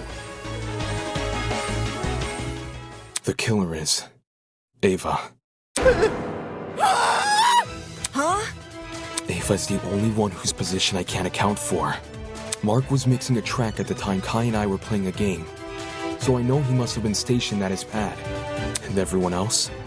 I remember hearing their voices over the sound of the game.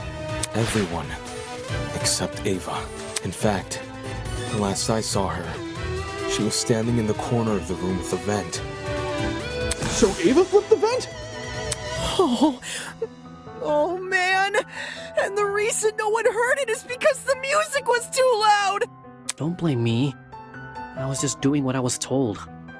No one's blaming you. We're all in on Eva. Care to contribute anything, Eva? I didn't flip the vent. Well, Damon says you did. Damon says a lot of things. While you aren't technically wrong, I don't think that counts as an argument. His theory is full of plot holes. He just refuses to point them out. What plot holes? The cord. What? In retrospect, you were so quick to accuse me that you overlooked a huge problem with the cord. If I'm the killer, how did I dispose of it? Trick question. You left the cord tied to the vent. What then? It unraveled by itself and fell into the water? Yeah, you got me there.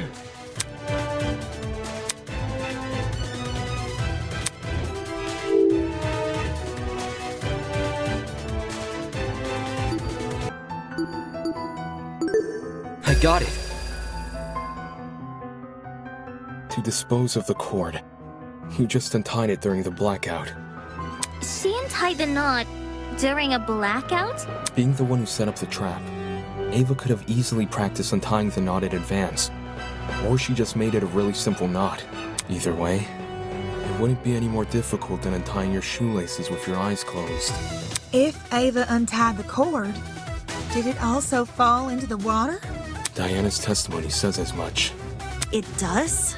During your confrontation with Wolfgang, you recounted hearing certain sounds.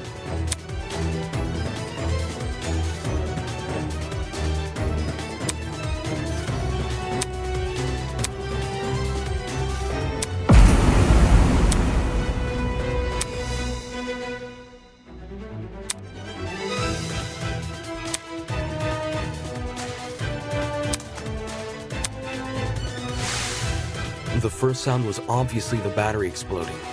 And the second, when you first recounted the story, you said it was the sound of the knife hitting the water. But why would a thin knife make such a big splash? Then, do you think... What really caused that sound was probably the extension cord falling into the water. When you say it that way, it does seem likelier. I should have known.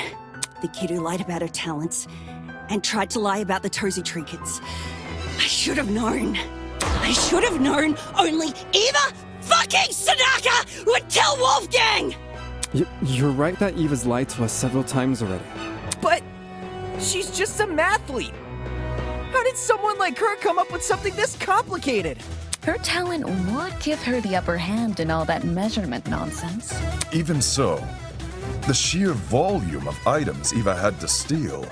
She's been under heavy suspicion these past few days. How did she sneak into Jet and Desmond's rooms without being noticed? It's impossible. Wolfgang even got mad at me for being late to the dining hall by a few minutes. I've been watched the entire time I've been here. There's no way Jet wouldn't have noticed me taking his battery. Right on!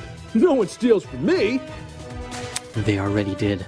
And anyway, how could I enter the cord through the boiler room vent when I can't even reach the top of the generator?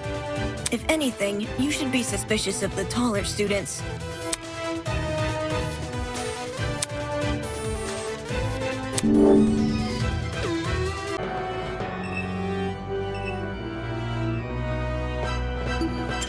This is it. Ava, to reach the top of the generator, you simply stood on one of the boxes in the boiler room. There's already a huge pile of them near the generator itself. You could easily push one up against the machine. She would have known about those boxes in advance, too. Okay, I could have used the boxes to reach the top of the generator. And I could have fit the cord through both vents if I inserted the right plug. I can do both of those things without attracting suspicion.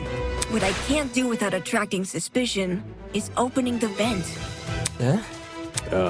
Which vent are we talking about? The dining hall one. Based on what Damon's saying, it needs to be opened for the killer's trap to work. But opening it during the tournament is asking to be caught, and opening it before the tournament is useless because Jet, Cassidy, and Mark would see it while setting up. Oh yeah, you're right. If there was an open vent with a cord tied to it, I would have noticed for sure. Now that Eva mentions it, I'm pretty sure the vent was closed during setup. See, there's no way I can execute this trap without being caught. It's a stupid trap anyway. All the cord and vent stuff is too complicated. There's a billion ways it could go wrong. Damon's just making stuff up. He doesn't know what he's talking about. What the? That... Can it, you four-eyed troll! You can't talk your way out of this one! The only person who would be sick-minded enough to kill Wolfgang is you and only you! Don't you fucking try and tell me otherwise!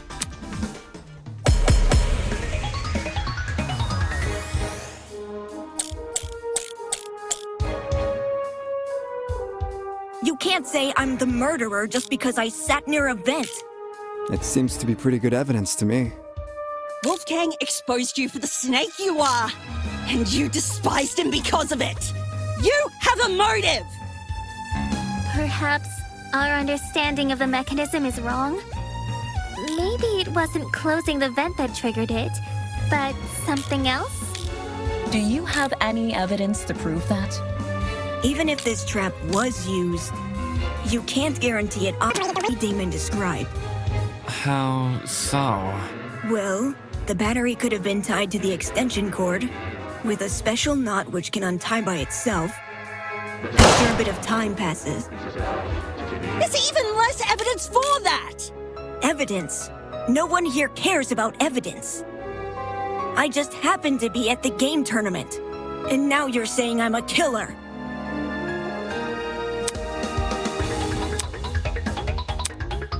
You can't say I'm the murderer just because I sat near a vent.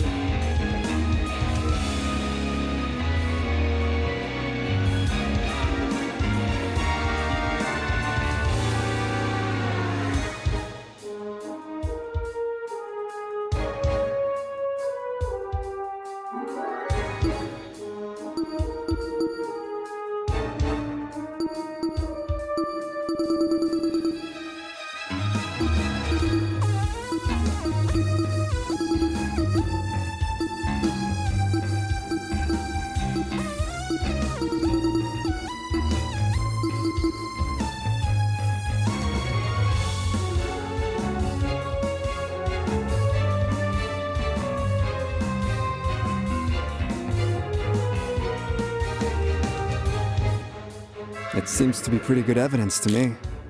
Wolfgang exposed you for the snake you are. And You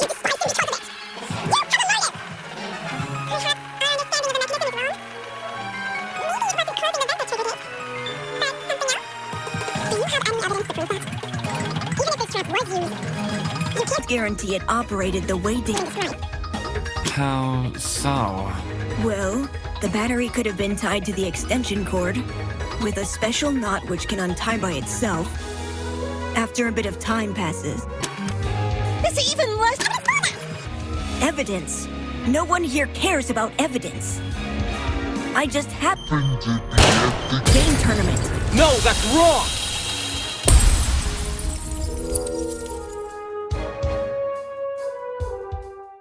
No.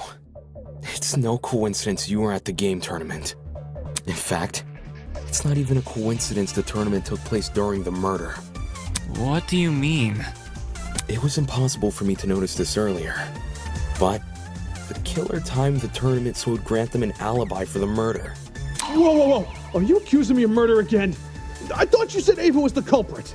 The detective isn't supposed to switch suspects in the last stretch like this. You're totally throwing the audience for a loop, and not in a good way. Except neither of you played a role in determining what time the tournament would be held. The only person to determine that was Ava.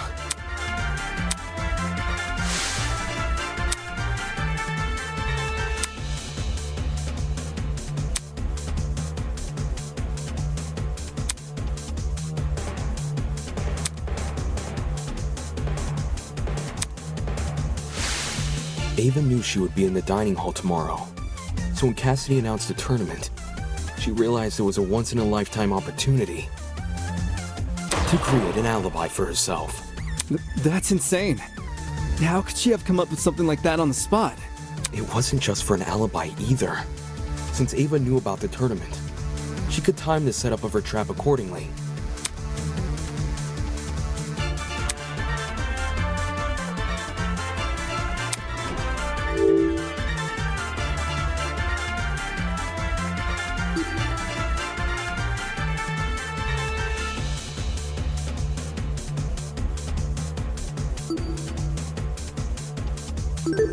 I got it. Cassidy, you told me Ava approached you yesterday and asked to help set up the tournament. What exactly did she say? When did I tell you this again? Before the tournament? Oh, now I remember. Yeah, Eva wanted to see what sort of equipment the tournament needed. After I showed her Mark's stuff and told her we were redecorating the dining hall, she offered to help. Back when this conversation happened, you still hadn't decided what time you were going to start redecorating. Yeah, it's kind of embarrassing. Eva really helped me out, though. She said she would stack the dining hall furniture we weren't going to use later that night. Afterwards, we could focus purely on arranging the technical stuff in the morning. All right. Then tell me what happened last night. Jet, Mark, Eva, and I came to the dining hall at around 8:40 p.m. probably. We stacked the table and the dining chairs against the left wall, and the sofas we moved to the middle of the room, maybe a little more to the right. Then we all went back to our dorms. Well, I was kind of hungry, so I stayed back a few minutes before leaving. Hold the phone! If those sofa chairs were moved to the middle of the room, why? Because Eva pushed it there. Eva what? She didn't want to take part in the tournament. Just watch it from the side. I never thought it was weird or anything. Some people just like sticking to the walls of rooms, you know? We're talking about the sofa in the upper left corner, aye? The one... Yes, sir, Eva! Yo, when the power went out, I'm pretty sure Damon ran over to that corner to look through... Yeah, a vent! Did she move the chair there so it would be easier to reach the vent later? Why would I when Cassidy just said the vent was closed during setup? Because you were covering for yourself in advance. Huh? The vent may not have been open at the time, but I'm willing to bet that's because you were still creating your trap. In what way? Let's say Ava took a detour for the boiler room first, and slid the internal plug through both vents. After going upstairs and helping rearrange the dining hall furniture, during which she moves a sofa chair so it obscures the vent, she heads outside and hides until everyone else goes to bed. Then, she walks back in and opens the vent. So Eva took complete advantage of them? Not my fault those two are so trusting. You think a big guy like me was gonna be afraid of some mathlete? No way! I mean, she did lie about a lot of important things. Her talent being one of them. She also cried and fled the scene after we found out, no? I just thought it was cool. She wanted to help me out. Hey, can we backtrack a little? Like, to before all this Ava talk? Why? What happened? It's to do with the chair's position. You guys keep saying it was in front of the vent, but Damon stood in front of the vent during the blackout. If the chair was in the position you all say it was, it should have blocked him from crouching in front of the vent. Ava probably just moved it during the blackout. Eh? Before the blackout, it was positioned with its back to the left wall. However, when I ran over to the vent, the chair was suddenly pushed up against the northern wall. Ava must have shifted the chair while everyone was initially panicking from the blackout. I'm guessing she hoped people would misremember its position and think it was always along the northern wall. Oh man! So I totally fell for it? I also remember seeing a speaker in that corner. Yeah, about that. This morning, Jet, Mark, and I arrived at the dining hall a little after 8 a.m., then Eva came a few minutes later. She helped us put together Mark's equipment, which was stationed in the lower right corner of the room. And then she volunteered to place speakers around the room while Jet and I set up the TV next to the fireplace. Moving a speaker near the vent. Did Eva do that to drown out Diana and Wolfgang's scuffle? Yeah, and in turn exacerbate the effects of the other speakers. There were almost a dozen spread throughout the dining hall, some even sandwiched into corners they didn't need to be. Eva probably placed them that way to cover as much ground as possible. Still, Eva entered the dining hall at 8:10 a.m., right? So wouldn't it be impossible for her to knock out Lawyer Man at 8:15 a.m.? According to Eva, she arrived around 8:10 a.m., but it's possible she actually arrived much later. Since there's no clock in the dining hall, he just couldn't have known. In fact, that might be why Ava seemed so eager to arrange Mark's equipment in the morning. Upon realizing it had a clock, she wanted to ensure it would only be powered on after she arrived. It seems the setup of this trap occurred across 3 phases. Phase 1 took place in the boiler room. and involved tying a lithium battery to an extension cord. The cord was then slid through the grates of the closed boiler room vent, presumably until it almost poked out the other end of the ventilation shaft. Phase 2, by contrast, was carried out in the dining hall. The aforementioned cord was tied around the dining hall vent, which was then left open.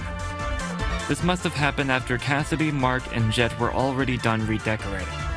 For the third and final phase, the battery was carefully suspended over the generator. All these steps combined created a pulley system, which could only be triggered by closing the dining hall vent. Is there anything I'm missing? How I closed the vent. Huh? No one has explained how I closed the dining hall vent. Obviously, I didn't do it during the blackout. According to Damon, the blackout can only happen after the vent is closed. So, I must have stood up, gone behind the chair, and closed the vent during the tournament. That's stupid. Someone is definitely going to notice that sort of conspicuous movement. It doesn't matter if that someone is on the opposite side of the room. They're going to notice. How did we overlook such an obvious discrepancy?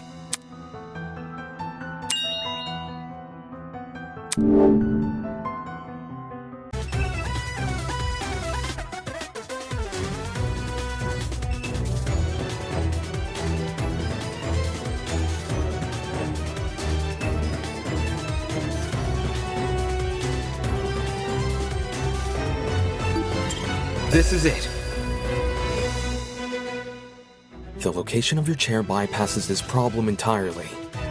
To close the vent, all you need to do is set the chair to recline and reach behind you. Set the chair to recline? All the dining hall chairs have the ability to recline. Some were already set to that position at the start of the tournament, including Ava's.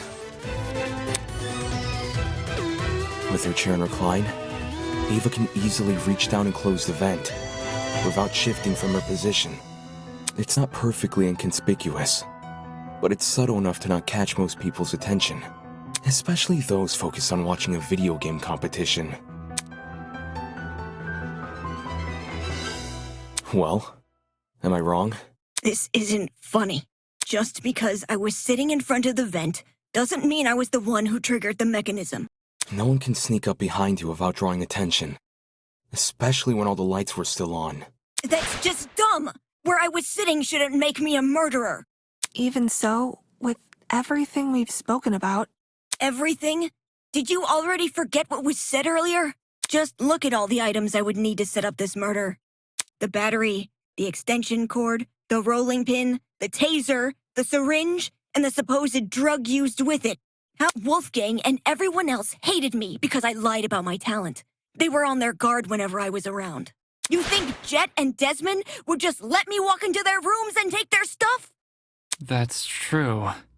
We still haven't explained how she robbed two people's rooms without being caught. Unless you can prove I had the chance to get all this stuff, you can't make me out to be the killer. Fine. I'll show proof. Only you could obtain the items necessary for this murder.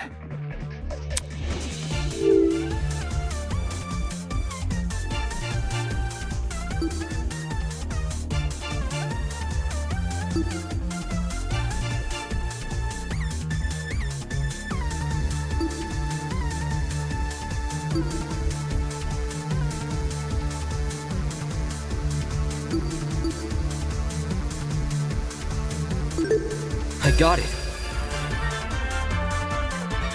Ava, you were well aware of the existence of those items. For starters, everyone heard about Jet's battery. It was common knowledge due to his boasting. Wait, so it's all my fault? Since the dorms aren't locked, you could have easily snuck in and grabbed the battery while no one was inside. The battery is lightweight too, so you wouldn't have trouble carrying it. For the rest of your plan, the syringe and drugs are both readily available in the pharmacy. And as for the taser, you may not have known about its existence right away, but you still had every incentive to search Desmond's room, because you received his blackmail. Eva? You knew my blackmail this whole time and never said anything? So what? Huh? So what if I knew? I wasn't the only one. Damon knew your blackmail as well. Oh, yeah. He read it out loud to everyone earlier, didn't he? Damon knew almost everything I did. He knew where the items used in this murder were stored. He knew the layout of the boiler room and the storage closets. He knew all sorts of things. The only thing he didn't know is the one thing more important than any piece of physical evidence. The hell are you talking about? See, you still don't know. You still don't know that we never saw eye to eye. Huh? Eye to eye... on the not killing each other stuff? On Wolfgang. Eh? Damon saw the way Wolfgang scolded me and treated me like a bad guy, and he thought I hated him the same way he did. But unlike Damon, I never wanted Wolfgang to die. What the? Whoa! That's a loaded accusation! Not a first for this trial. If you thought you saw the worst of Damon after the dummy trial, you underestimate just how low he can stoop. I practically risked my life pretending to be his ally. But in return, he let me see the extent of his deceitfulness, which is why I can tell everyone that Damon has Wolfgang's blackmail. Oh, gosh. Any reason you didn't tell us this earlier? Well, I didn't think it was incriminating at first. Not even when he refused to come forward about it? That was weird, but I didn't want to make accusations at the time because it could have just been his ego talking. Only after watching him reject the taser gun over this dumb mechanism he made up did I realize I had potential evidence on my hands. Damon, do you have your blackmail on you? Don't worry about reading it out loud or anything. Just show the image. That's all you gotta do.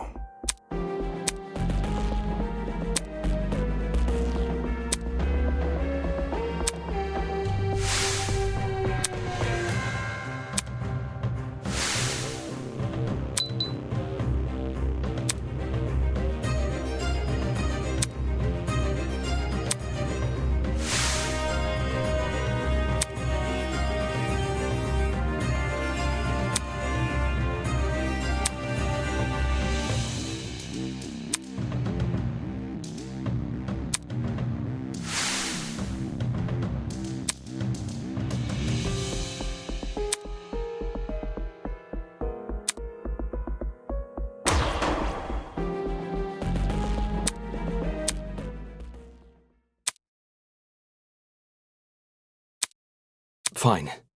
I'll show it. But only the picture.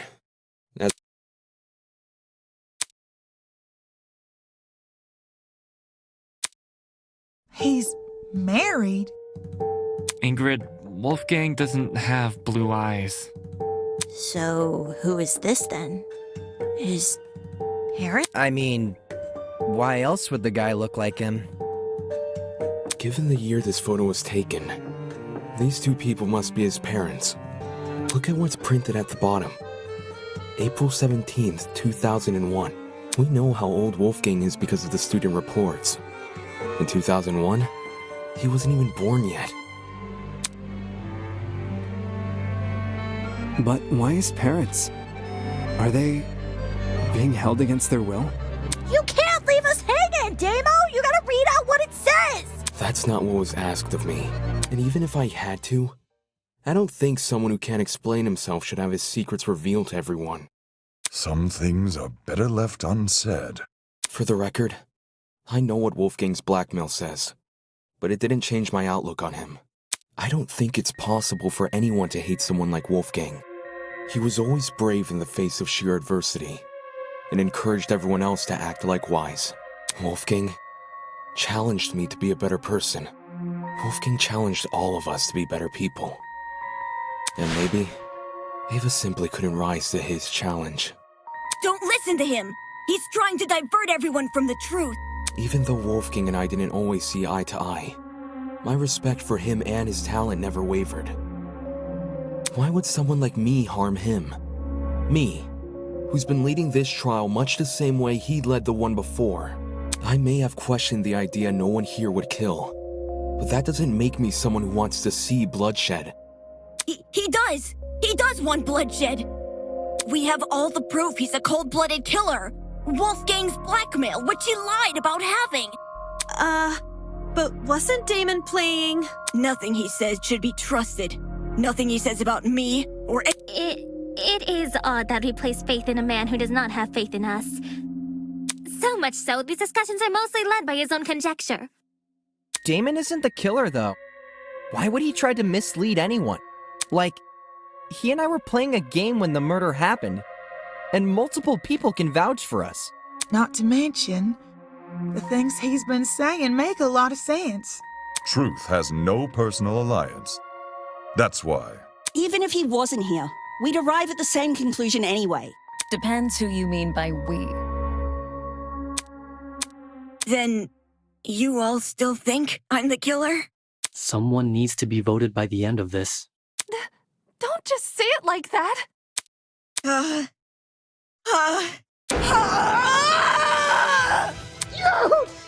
My ears! How would I know? How would I know when to drop it? Drop what? The battery! Damon says the killer dropped the battery when Diana was already in the boiler room. But how would I know when Diana was in the boiler room?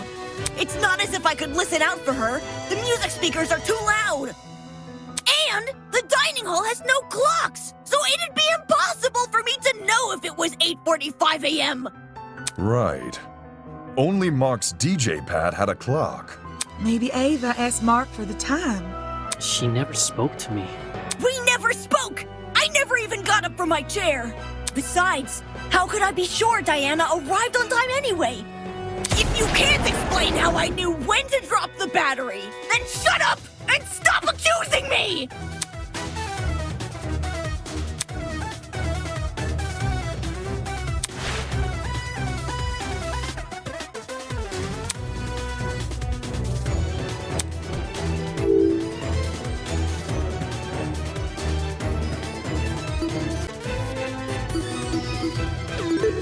I got it! The only way the killer would have known when to spring their trap was by seeing Diana enter the room. Any uncertainty would ruin the plan, and the dining hall was too loud to hear anything over.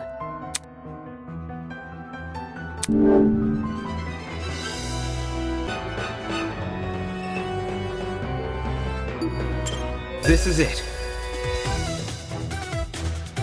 It's impossible to see anything from the vent, which means the only way anyone could see into the room was by using the school cameras. Say what? I don't understand how, but Ava must have used the camera. Is she working with the kidnappers? Are you kidding me? How the hell would I have access to the camera?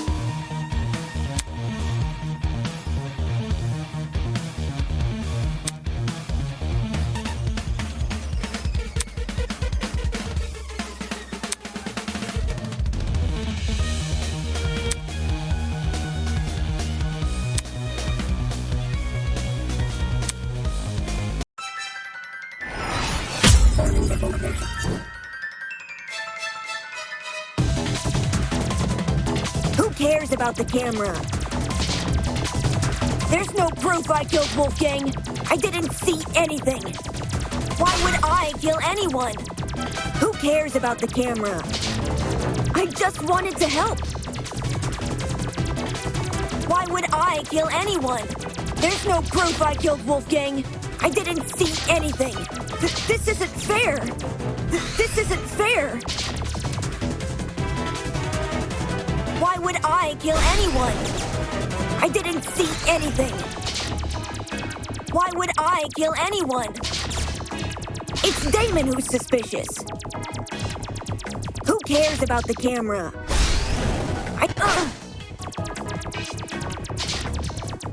It's Damon who's suspicious. I just wanted to help. Why would I kill anyone? Who cares about the camera? I thought you trusted me.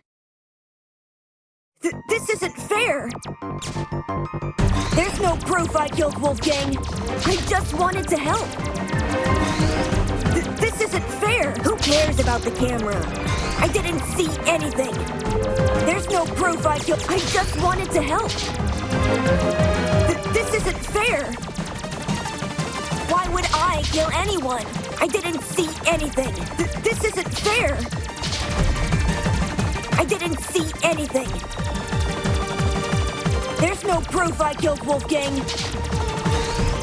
This isn't fair. I didn't see anything. I didn't see anything. Who cares about the camera? It's Damon who's suspicious. I didn't see anything. Why would I kill? There's no proof I killed Wolfgang. It's Damon who's suspicious. This isn't fair. This isn't fair. Who cares about the camera? I didn't see anything. Ouch! I didn't see anything. I just wanted to help. I just wanted to help. It's Damon who's suspicious. Why would I kill Why won't you believe me? It's Damon who's suspicious. I just wanted to help. Why would I kill anyone? It's Damon who's suspicious. Why would I kill any? Who cares about the camera? Why would I kill anyone? There's no proof I killed Wolfgang. Why would I kill anyone? It's Damon who's suspicious. There's no proof I killed Wolfgang. There's no proof I killed Wolfgang. How could I access the security camera? It's over. Ava, we know the truth. No! Don't kill me! What you said was true, Ava.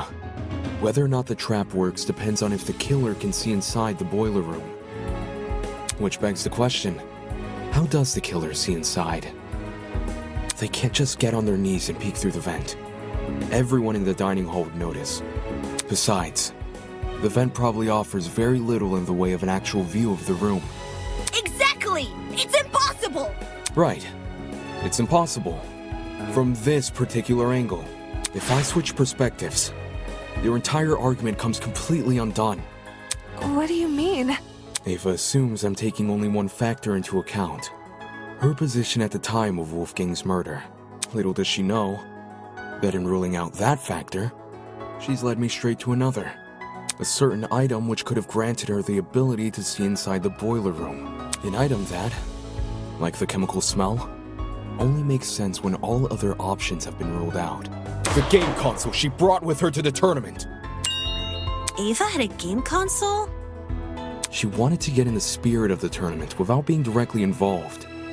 But when every other option has been ruled out, what else can we look to but the one that's yet to be addressed? Are you saying she saw inside the boiler room? So it played live footage of the room? Sounds like a stretch. If I'm wrong, Ava should be able to prove her innocence. Go on, Ava. Show us the console. Huh? I don't think she has the console on her, dude. She has to. She never had an opportunity to slink away and dispose of it. Well, what about the blackout? When the blackout first hit, People were disorientated for about a minute at most. Ava likely spent those 60 seconds undoing the cord and moving the chair. Between then and now, she's never been alone. The only exception was when she and I split up to investigate the dining hall. However, the laundry room, dining hall, and courtyard all had people in them, so I doubt she hid the console in any of those rooms. And the janitor closet? That room has been locked for days now. She obviously couldn't hide the console there. Which means it must still be on her person. Like I said earlier, if I'm wrong about the console, you can take it out right now and show everyone its contents. What are you waiting for? Quit hiding the stupid thing and show it! You're just trying to make me look bad. You don't know what you're talking about. You're just jealous of me. You're jealous of me and my talent. That's all you are. Jealous. Hey, calm down. Why not just pull out the console? Yes! Show us the console and then you'll be done with this! No! I don't have to show anyone anything. That's the most suspicious thing you could say. It's not suspicious. I'm telling the truth. That's obviously a lie. Why go through the effort of mentioning Wolfgang's blackmail if you won't reveal this? Now that I think back on it, Ava had been staring at her console the entire tournament. I thought it was weird. Coming all the way over to the dining hall when she could have just stayed in her dorm. Well, where did she obtain this console? We should discuss those details before continuing any more with these accusations. She said she won it from Tozu's gachapon. Seems natural he would stock that machine with dangerous items. Between 14 impossible culprits and one possible killer, there's Ava. You're the only one we can vote for. That's such twisted logic. You're going to vote for me without being completely sure I'm even guilty? There's no need to be completely sure, if no one else can be suspected.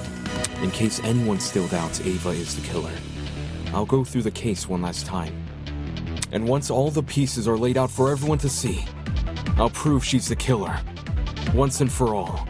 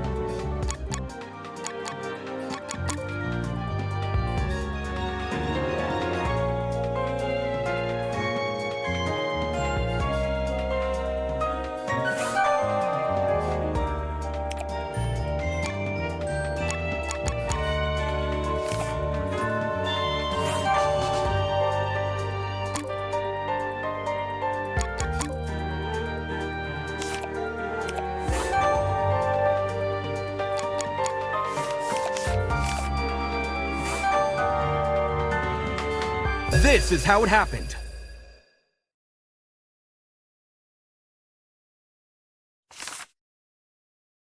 This case was directly incited by the motive Tozu introduced, in which everyone here received another person's blackmail. Amidst the chaos that spawned, the killer saw an opportunity to commit a murder. They sent letters to two people, Wolfgang Akide, who they planned to kill, and Diana Venezia, who they planned to frame. Wolfgang and Diana were asked to meet in the boiler room in 2 days' time. Wolfgang's letter told him to arrive at 8:15 a.m., while Diana's told her to arrive at 8:45 a.m. The messages threatened to expose our blackmail, so we had no choice but to follow their instructions. At this point, the killer probably knew the way they were going to kill Wolfgang. Hence, how they reacted to this next piece of information. The following morning, it was revealed that Cassidy and Jet were going to hold a game tournament. The point was for people to spend time together and not think murdery thoughts. But little did we know, a would-be killer was lurking nearby. And how? The killer emboldened their own plans and made it so the tournament would happen at 9 a.m. Did you disagree with yourself?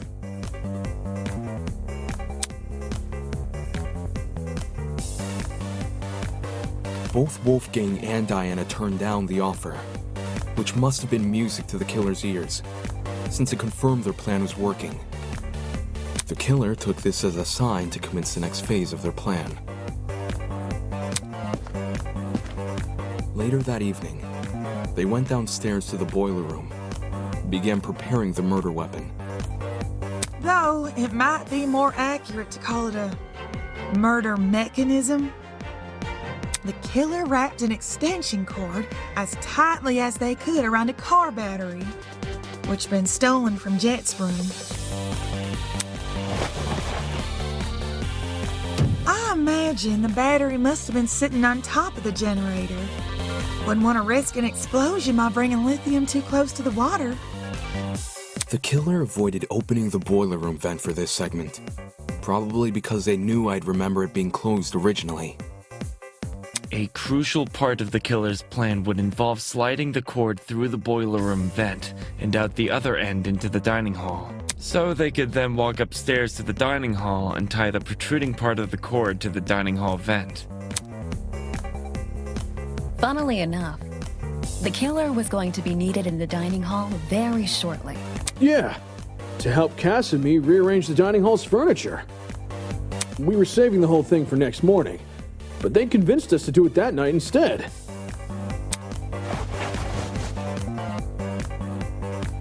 Their intentions were threefold. Create an alibi, hide the vent with a piece of furniture, and then open the vent in secret. After which, they'd return to the boiler room and suspend the battery over the generator. Which brings us to today.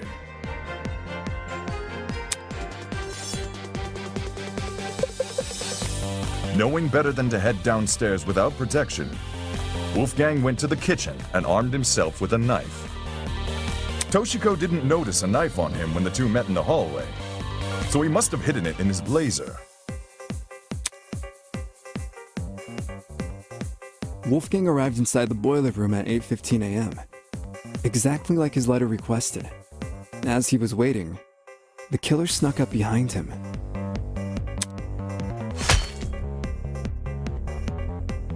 And he got smacked right in the head with that steel rolling pin and crumpled like paper. A syringe was then used to inject Wolfgang with a sleeping drug, ensuring he would remain in the boiler room until Diana arrived. The killer might have, left the taser on the floor around this time. Yeah, the taser they swiped from my dorm. They must have decided to raid the place after receiving my blackmail. If I'd heard about the taser sooner, I could have gotten rid of it, as well as whatever else my blackmail supposedly mentions. Save the angsting for later, will you?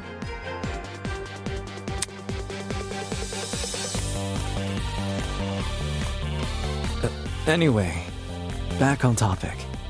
Wolfgang was left to lie in the partially flooded area of the boiler room, while the killer ran upstairs to help set up Mark's music equipment. They didn't care about the equipment.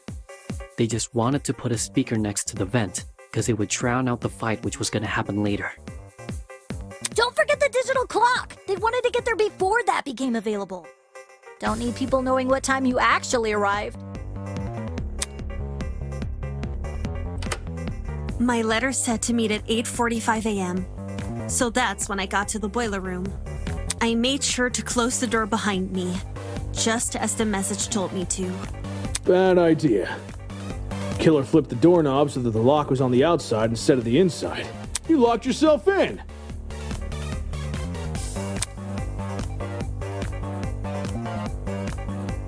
The room was really dark too. I didn't even see the suspended battery, only the blinking security camera. And then, Wolfgang, he got up on his feet all of a sudden, and he started crying and saying these weird things.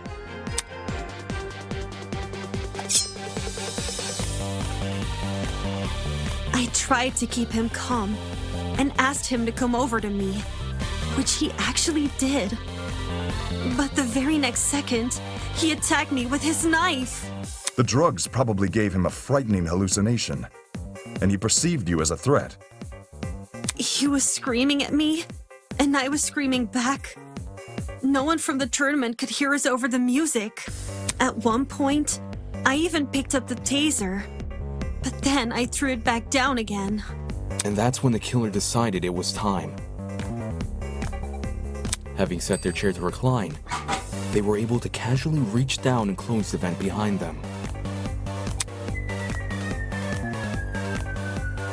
This lowered the extension cord, causing the car battery to enter the water and discharge a huge amount of electricity.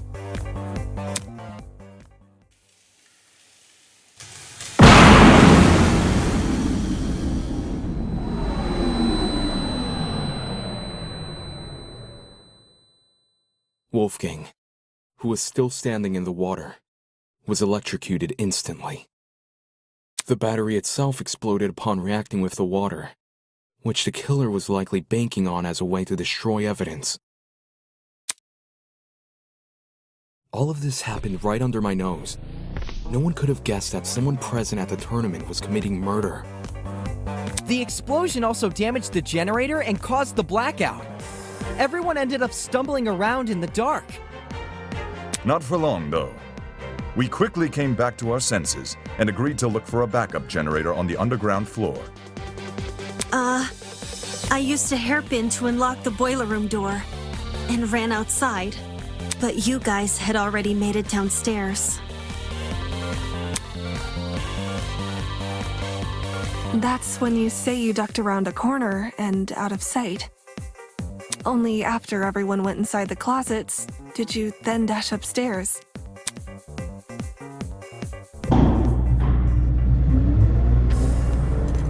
It's a good thing she did. Otherwise, we'd have found her alone in a room with Wolfgang's dead body. We would have wrongly assumed Diana was the killer, and died as a result. This complicated scheme calls to mind only one person. One person who just so happened to be sitting in a certain sofa chair.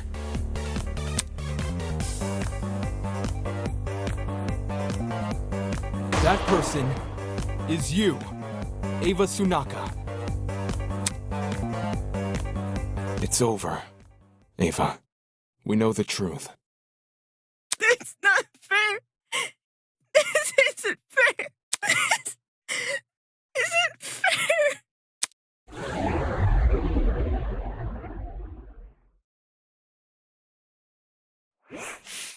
My blood is rushing!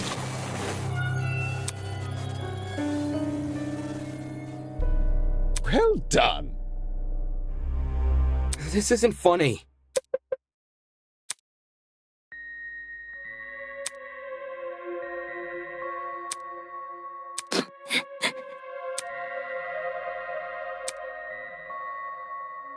Such a spoilsport. There must be something. Come on.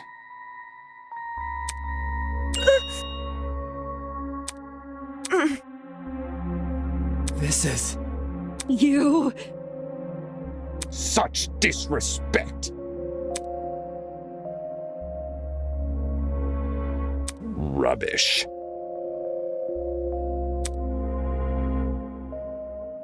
Son of a bitch! Holy! Fuck you! Shit.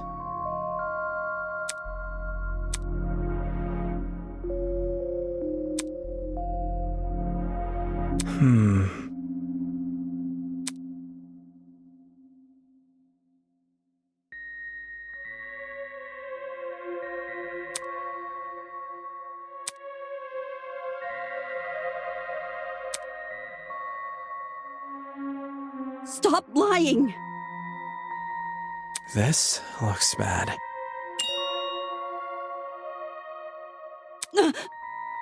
What's all this about?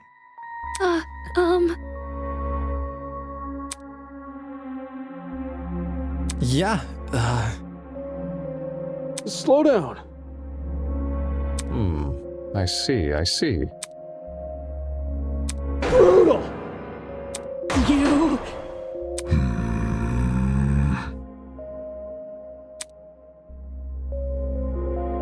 What? That ain't it. Duh. Who? Me?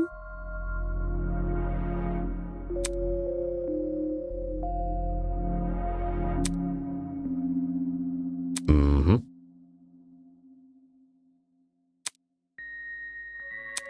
Not okay! Pathetic.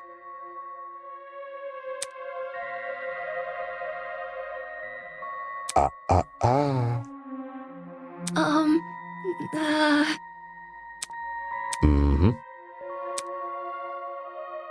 Huh? Impossible! Plot twist! Holy!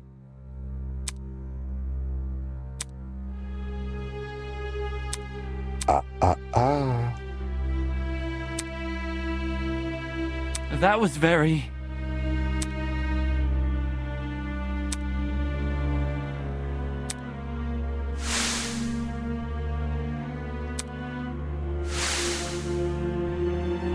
Well done.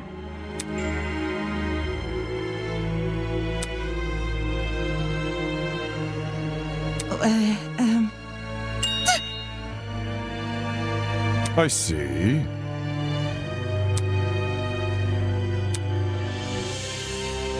Well, I... How?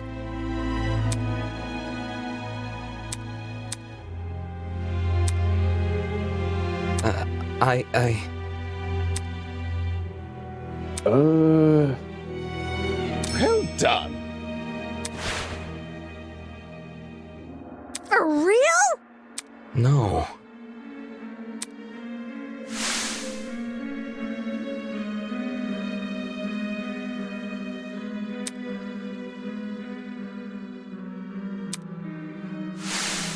Pathetic.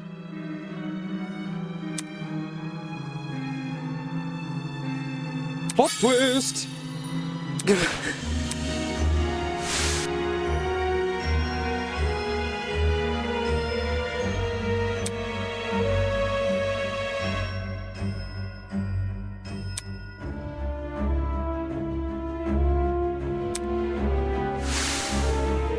Sick and twisted! Why the long face? Shit. Anybody? Who? Me?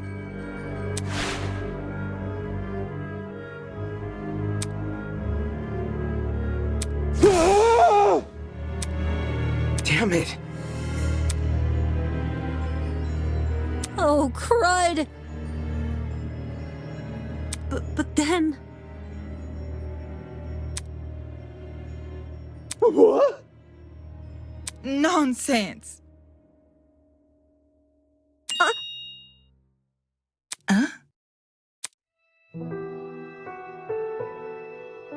You.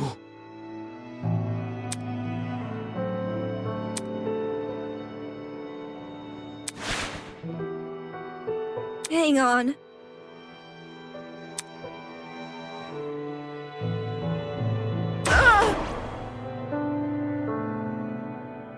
Watch it.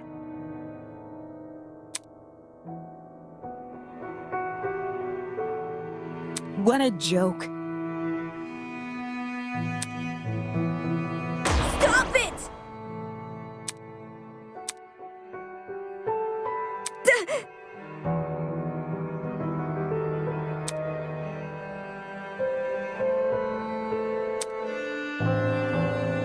Whoa! Shut up!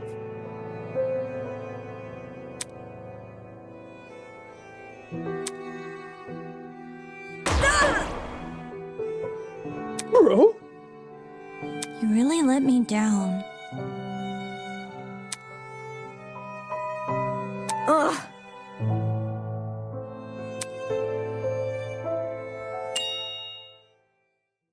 Huh?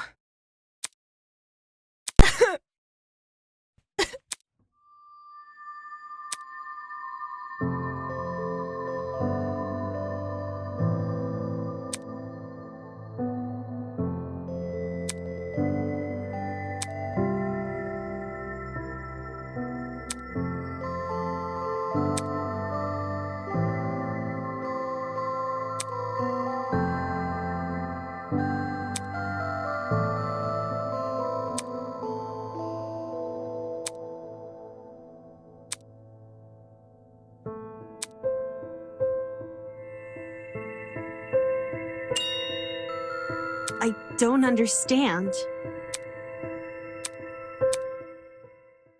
Why? Don't say that! I don't want to.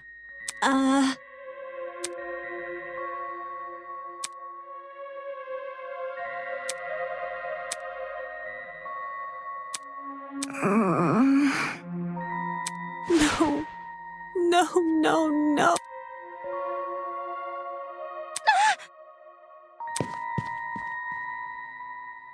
How can you believe that?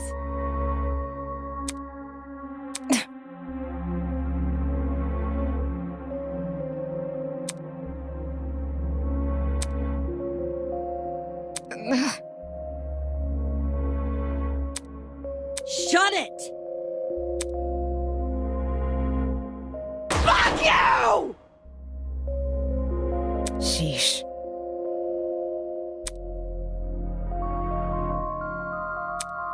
How can that be?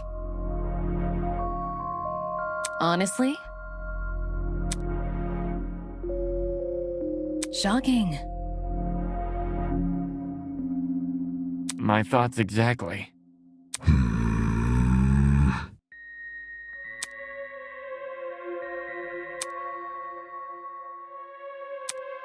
Nope.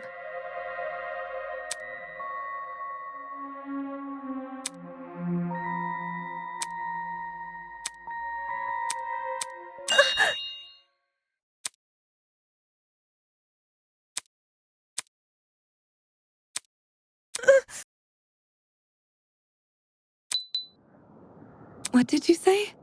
Nonsense! Who? Me? Dude, no!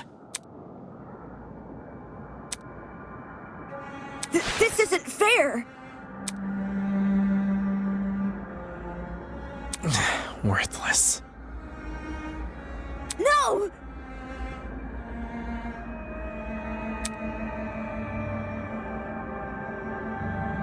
Stop it!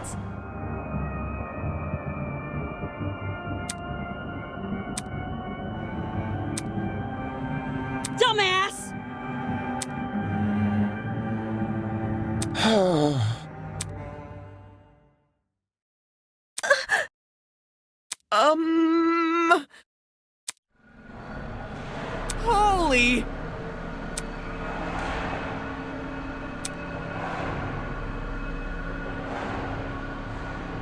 The show must go on.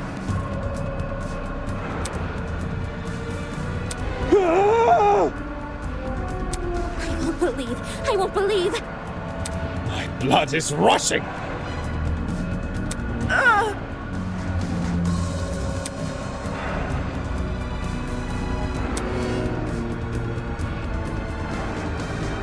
Don't kill me!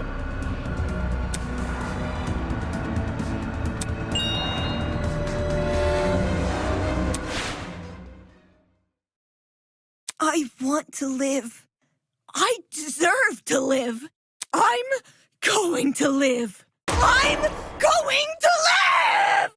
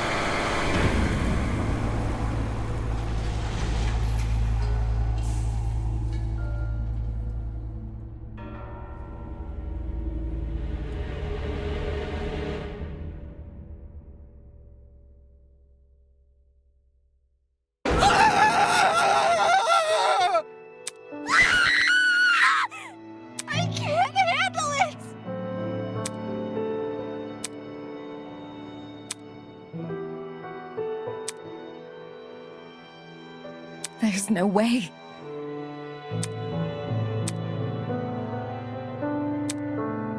Isn't this lovely? Moving on. I'll be damned! Terrible. Just terrible! Get out.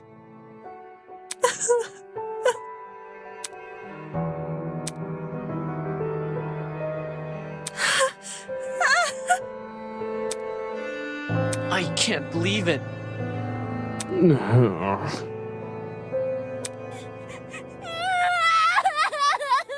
Oh, shit! I can't be like this.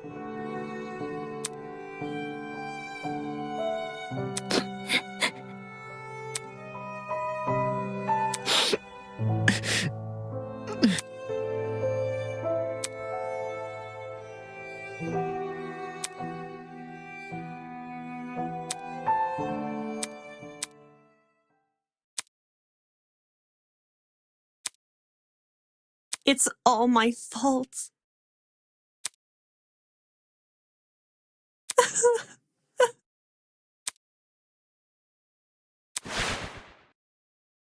Whoa!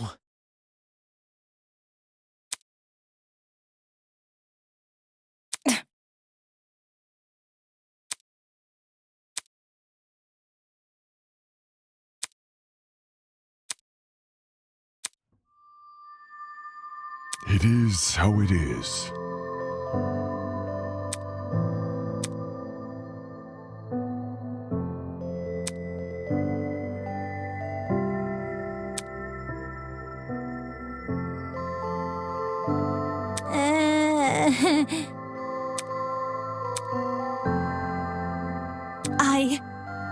I can do this.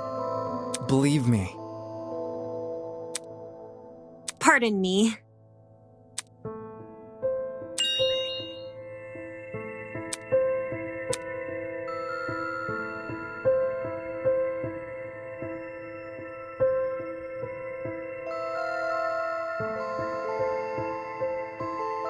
Like a chameleon, I will adapt. I'll follow in Wolfgang's footsteps and continue what he wasn't able to accomplish. I'll become something new.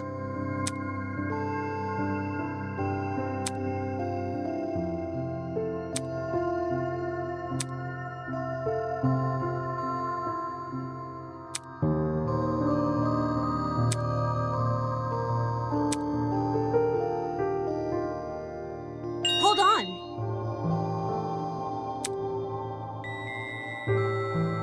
We won't back down. You've got to be kidding me. What? Can this get any worse?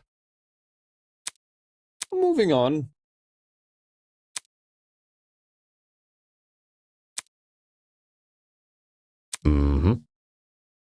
Get lost. Ingrates. Good evening. Isn't this lovely?